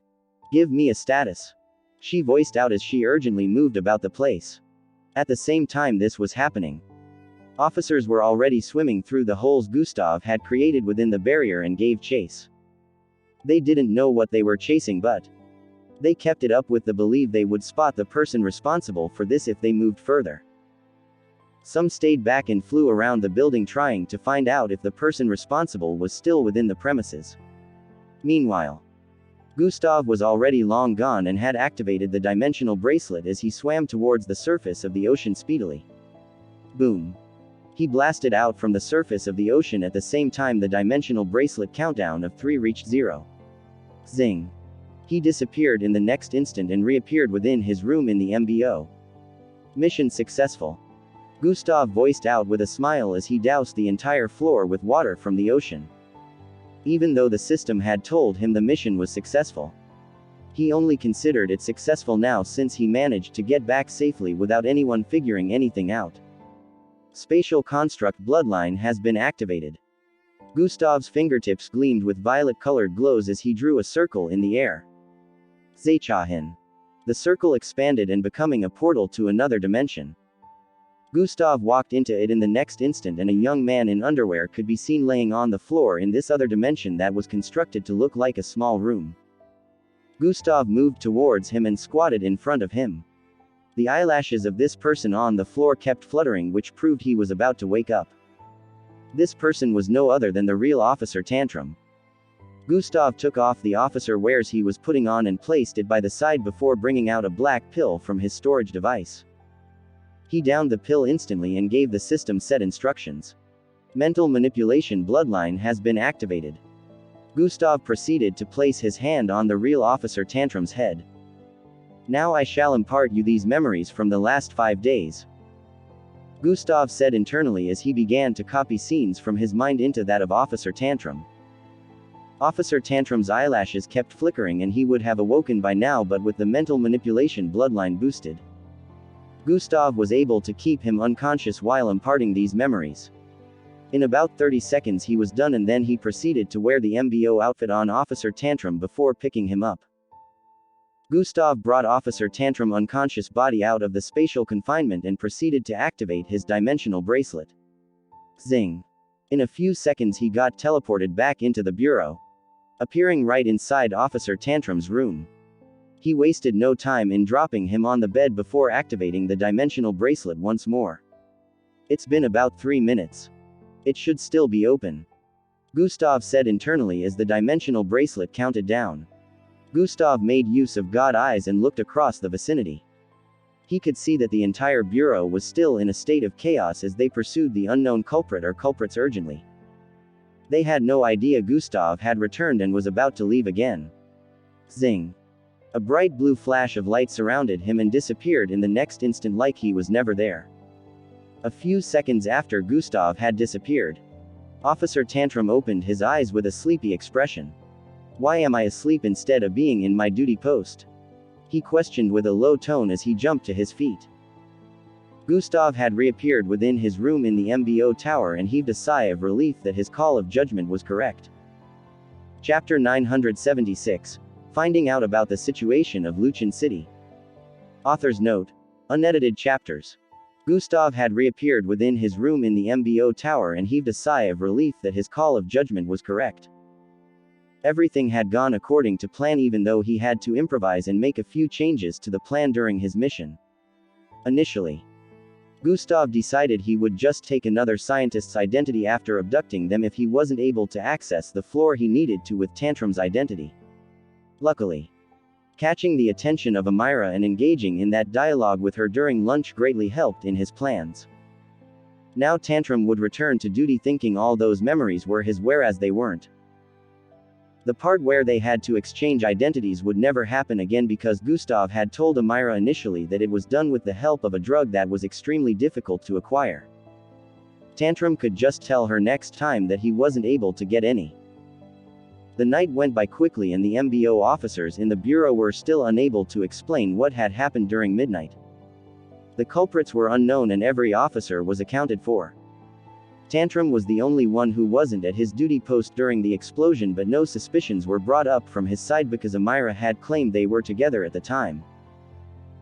Tantrum's memories ended at the part where he and Amira split ways in the room, and some memories that would have led back to Gustav being in control were also missing, so Tantrum couldn't explain why he was back in the room when he and Amira already parted ways. That gap in memory felt a bit suspicious to him, but he couldn't inform anyone about this since he didn't want the others to start suspecting him of anything. The investigations continued regardless, and the whole bureau was on the alert as they checked every nook and cranny of the structure. Cross-checking footage for anything they might have missed was something they did again. However, Gustav had gotten them on this one and left no clues for them to link anything back to him. He knew he would be able to use the dimensional bracelet within the bureau after coming back, due to the hole he left within the dimensional and anti-dimensional barrier. Gustav sat on his bed as he recalled the rewards he got from completing the one-year quest. 5 temporary bloodline enhancement card. Does it function like the bloodline enhancement pills I used earlier? Gustav asked internally. Even better. The system responded. That's good, since it might allow me to use more abilities from the mental manipulation bloodline or any other one I might decide to use it on. Gustav said with a low tone. But I can't keep using these bloodline enhancement pills or what other means to enhance my damaged mental manipulation bloodline. I want to fix it. Gustav muttered. You can do that, but are you sure you have the time to do that right now? The system asked. Well, I completed the quest. I need to further the research and find out more about the warp demolator and if it poses a threat to the Earth in the future, as well as how to stop or prevent it. I need to visit and collect data from the secret research center Amira's mother mentioned. Maybe after all these, I might have time to register for IYSOP. Gustav realized just how many tasks he had at hand just mentioning these few. Besides that, there's still something else. The system voiced with a slightly ominous tone. Huh? Gustav exclaimed. Check the news. The system replied. Gustav squinted his eyes a little after hearing that and proceeded to bring out his device before checking new platforms online. Minutes later, there were different holographic screens displaying different media outlets with a similar story. HOARDES of infected have been trying to infiltrate Luchan City for the past 2 days. The MBO are currently trying to contain the situation with the increasing number of infected showing up in Luchan City borders. Rumors have spread of the world government threatening to give the order for the city and its surroundings to be blasted off the map. Evacuation and testing have been ongoing for over 48 HRS, and the city still hasn't been evacuated completely due to testing. Rumors have it that this infection is man-made and rewrites the DNA of every living thing. Gustav had a look of disappointment as he watched the new outlets showcase similar news. The infection that the world government had been trying to keep under wraps had now been exposed to everyone due to this new incident. The evacuation was extremely difficult because other cities were closing their borders to prevent entry. They were afraid of the infected infiltrating their city and infecting others. How is it that the world is always placed in jeopardy whenever I am away? Gustav said as he recalled the issue with young Joe as well. Although this case was a lot lesser in terms of danger, it still had the potential to cause bigger issues if it wasn't dealt with immediately. Also, everyone had their abilities, so Jack could have taken care of this, but he was currently out of Earth taking care of the issue with the Mendelagas. Due to what had happened the last time with young Joe, Earth had gotten into a serious crisis with the Mendelagas. There was currently a battle going on their planet, with Earth slowly taking over their planet and Jack destroying their most powerful beings one after the other. Gustav was not strong enough to engage in such a battle yet, except he would be amongst the fodders that stood in the front line, so they had left him out of it. Either way, he was currently off the Earth with some of Earth's strongest as well. Gustav could see that according to the news and footage from Luchan City, Gradier Xanatus was dealing with the situation as the commanding over in charge. Gustav was instantly able to tell that this was the case related to what Red Shadow had been complaining about. Chapter 977, Creating a Cure. The situation had not completely gone out of control, but Gustav felt it wouldn't have gotten to this point if they had just listened to Red Shadow and investigated earlier on. After gathering some more information, Gustav stood to his feet and moved toward a part of his room. Spatial construct bloodline has been activated. His fingers glowed up again as he drew a portal in mid-air, and it grew to become large enough for him to move in. Gustav went into this portal and arrived in a place similar to where he kept Tantrum hidden earlier. There were all sorts of pieces of laboratory equipment arranged within this place. It looked like an isolated laboratory with chemicals and bots all over the place. Gustav moved towards a massive test tube placed on the south side of the room and grabbed it before moving it to a place. This test tube was as large as 3 adults placed upon each other's shoulders. Gustav poured it into a flaming area with a weird-looking container on it. A loud sizzling sound rang out next and he set a timer. A few hours later, Gustav moved toward the container area and put out the flames. After putting them out, he switched on a tap by the side and some content flowed out of the massive container into a small transparent flask in his grasp. Gustav moved this flask towards a laboratory table by the side and proceeded to place it on the table. Zing! A small container appeared in Gustav's grasp from his storage device, which was the size of an adult toe thumb. Gustav opened it and poured the contents into the flask. The flash, which initially had an orange color, made a sizzling sound as the ash-colored thick liquid dropped into it. It looked like it was going to change color, but in a bit, the orange began to consume the ash liquid.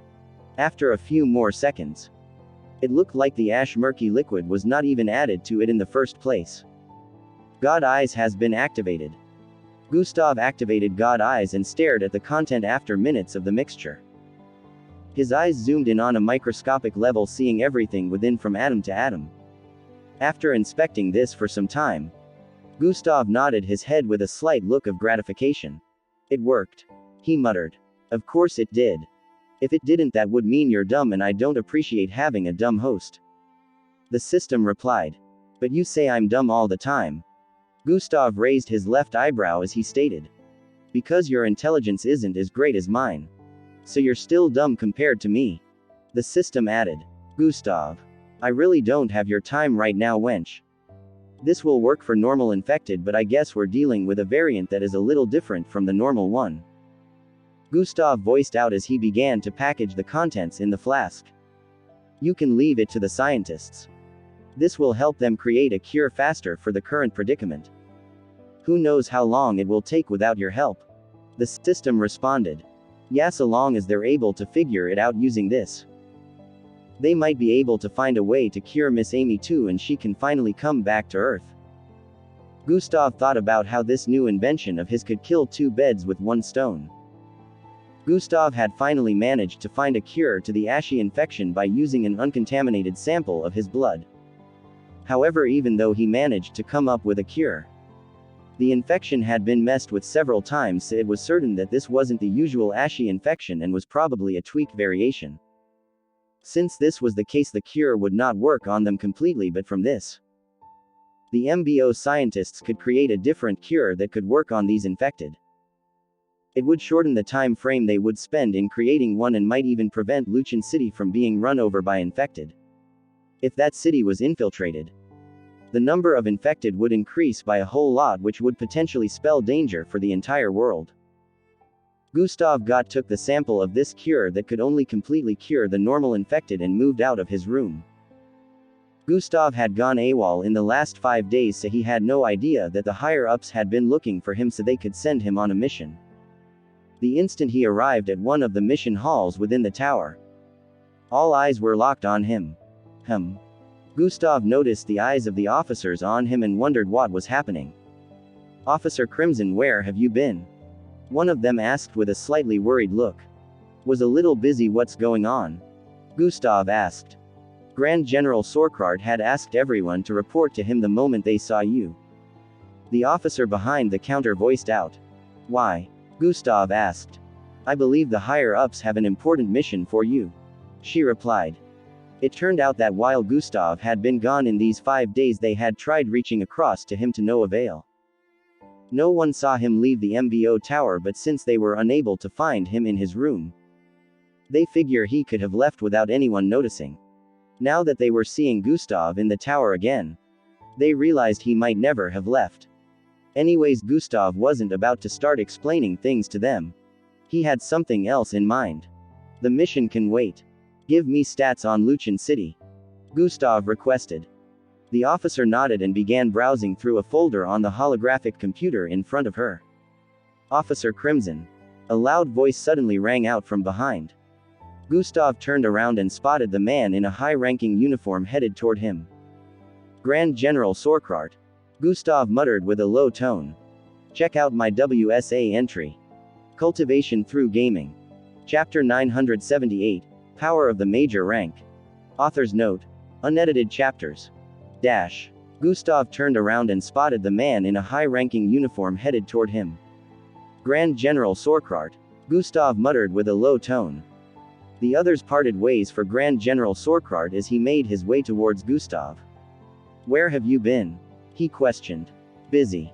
Gustav responded with a cryptic tone. The higher-ups have a mission for you. General Sorkrart revealed without questioning further about what Gustav had been up to. Does it have to do with the current situation of Luchin City? Gustav inquired. No, it's on. Before Grand General Sorkrart could complete his sentence, Gustav cut him off.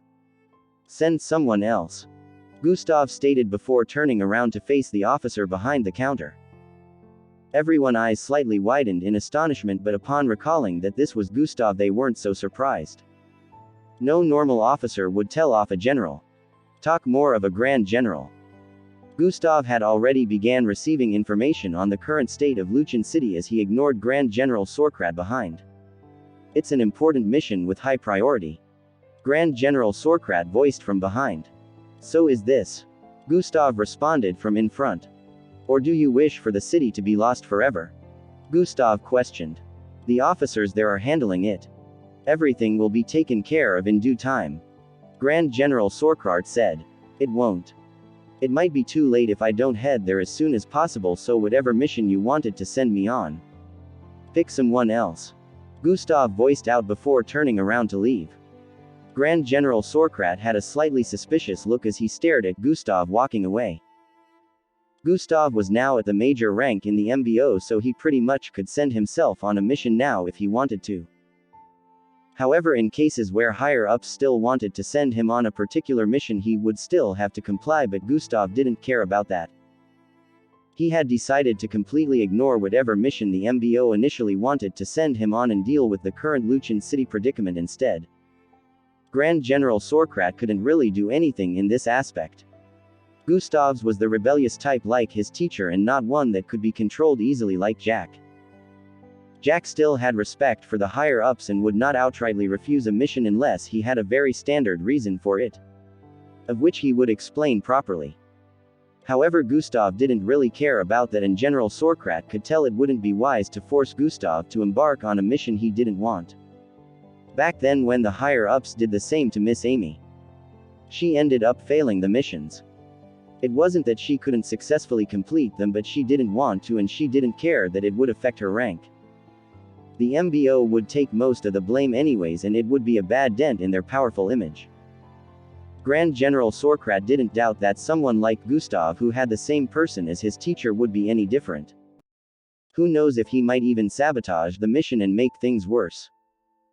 Grand General Sorkrart sighed before walking away to replan the whole mission with a whole different squad. What about those other skilled cadets? I should give them this opportunity, he thought as he walked away. Gustav arrived on one of the floors in the MBO where all sorts of aircraft were parked. This wasn't one of the spacecraft floors, so it wasn't in space, but it looked just as large. Gustav approached one of the pilots here and voiced out. To Luchin City, Officer Crimson. I'm afraid I would need clearance first. The pilot voiced out. I am clearing you with my authority as a major, Gustav voiced out as he brought out his badge. The pilot's eyes widened slightly as he placed his hand on his chest and saluted with a look of respect. Yes, sir, he voiced out before moving towards one of the aircraft. Only a few people knew that Gustav had been promoted to the major rank. It wasn't done in public. The MBO higher-ups had called him to decorate him with the new rank in private. If he was still at the captain rank, he wouldn't have been able to do this. Gustav followed after him and boarded the aircraft. In a few seconds they got access to leave the building and flew out through the spatial opening at the edge. Within an area with a ground full of reddish-looking cubes, an armor-like vest could be seen floating in the middle as it sent out occasional weird discharge of energy. The skies had a massive bodies of water flowing to and fro like waves with weird-looking creatures could swimming in it. The entire environment was extremely strange and greenish winds could be seen blowing about from time to time. It was obvious that this wasn't Earth, but it was unknown where this strange place was located. Hendrik could be seen moving slowly, taking one step after the other on this ground of reddish cubes that covered a radius of several thousand meters. His aim was obviously the floating vest in the middle of this area, but it was proving extremely difficult to get there. The energy being discharged from the vest made it difficult to take steps forward the closer one got. It was already difficult to traverse the normal cube's ground since one's legs would be sinking into them with every step taken, but now it was worse due to the energy this vest discharged. Currently Hendrik had managed to close in the distance between him and the vest in the last 5 days, where he arrived within the area of red cubes. The creatures swimming in the body of water above had tried to eat him multiple times as he moved forward, but he had managed to protect himself despite getting slower with every advancement. Right now he was only about 100 feet away from the vest and his entire body was soaked in blood from the sole of his feet to his head.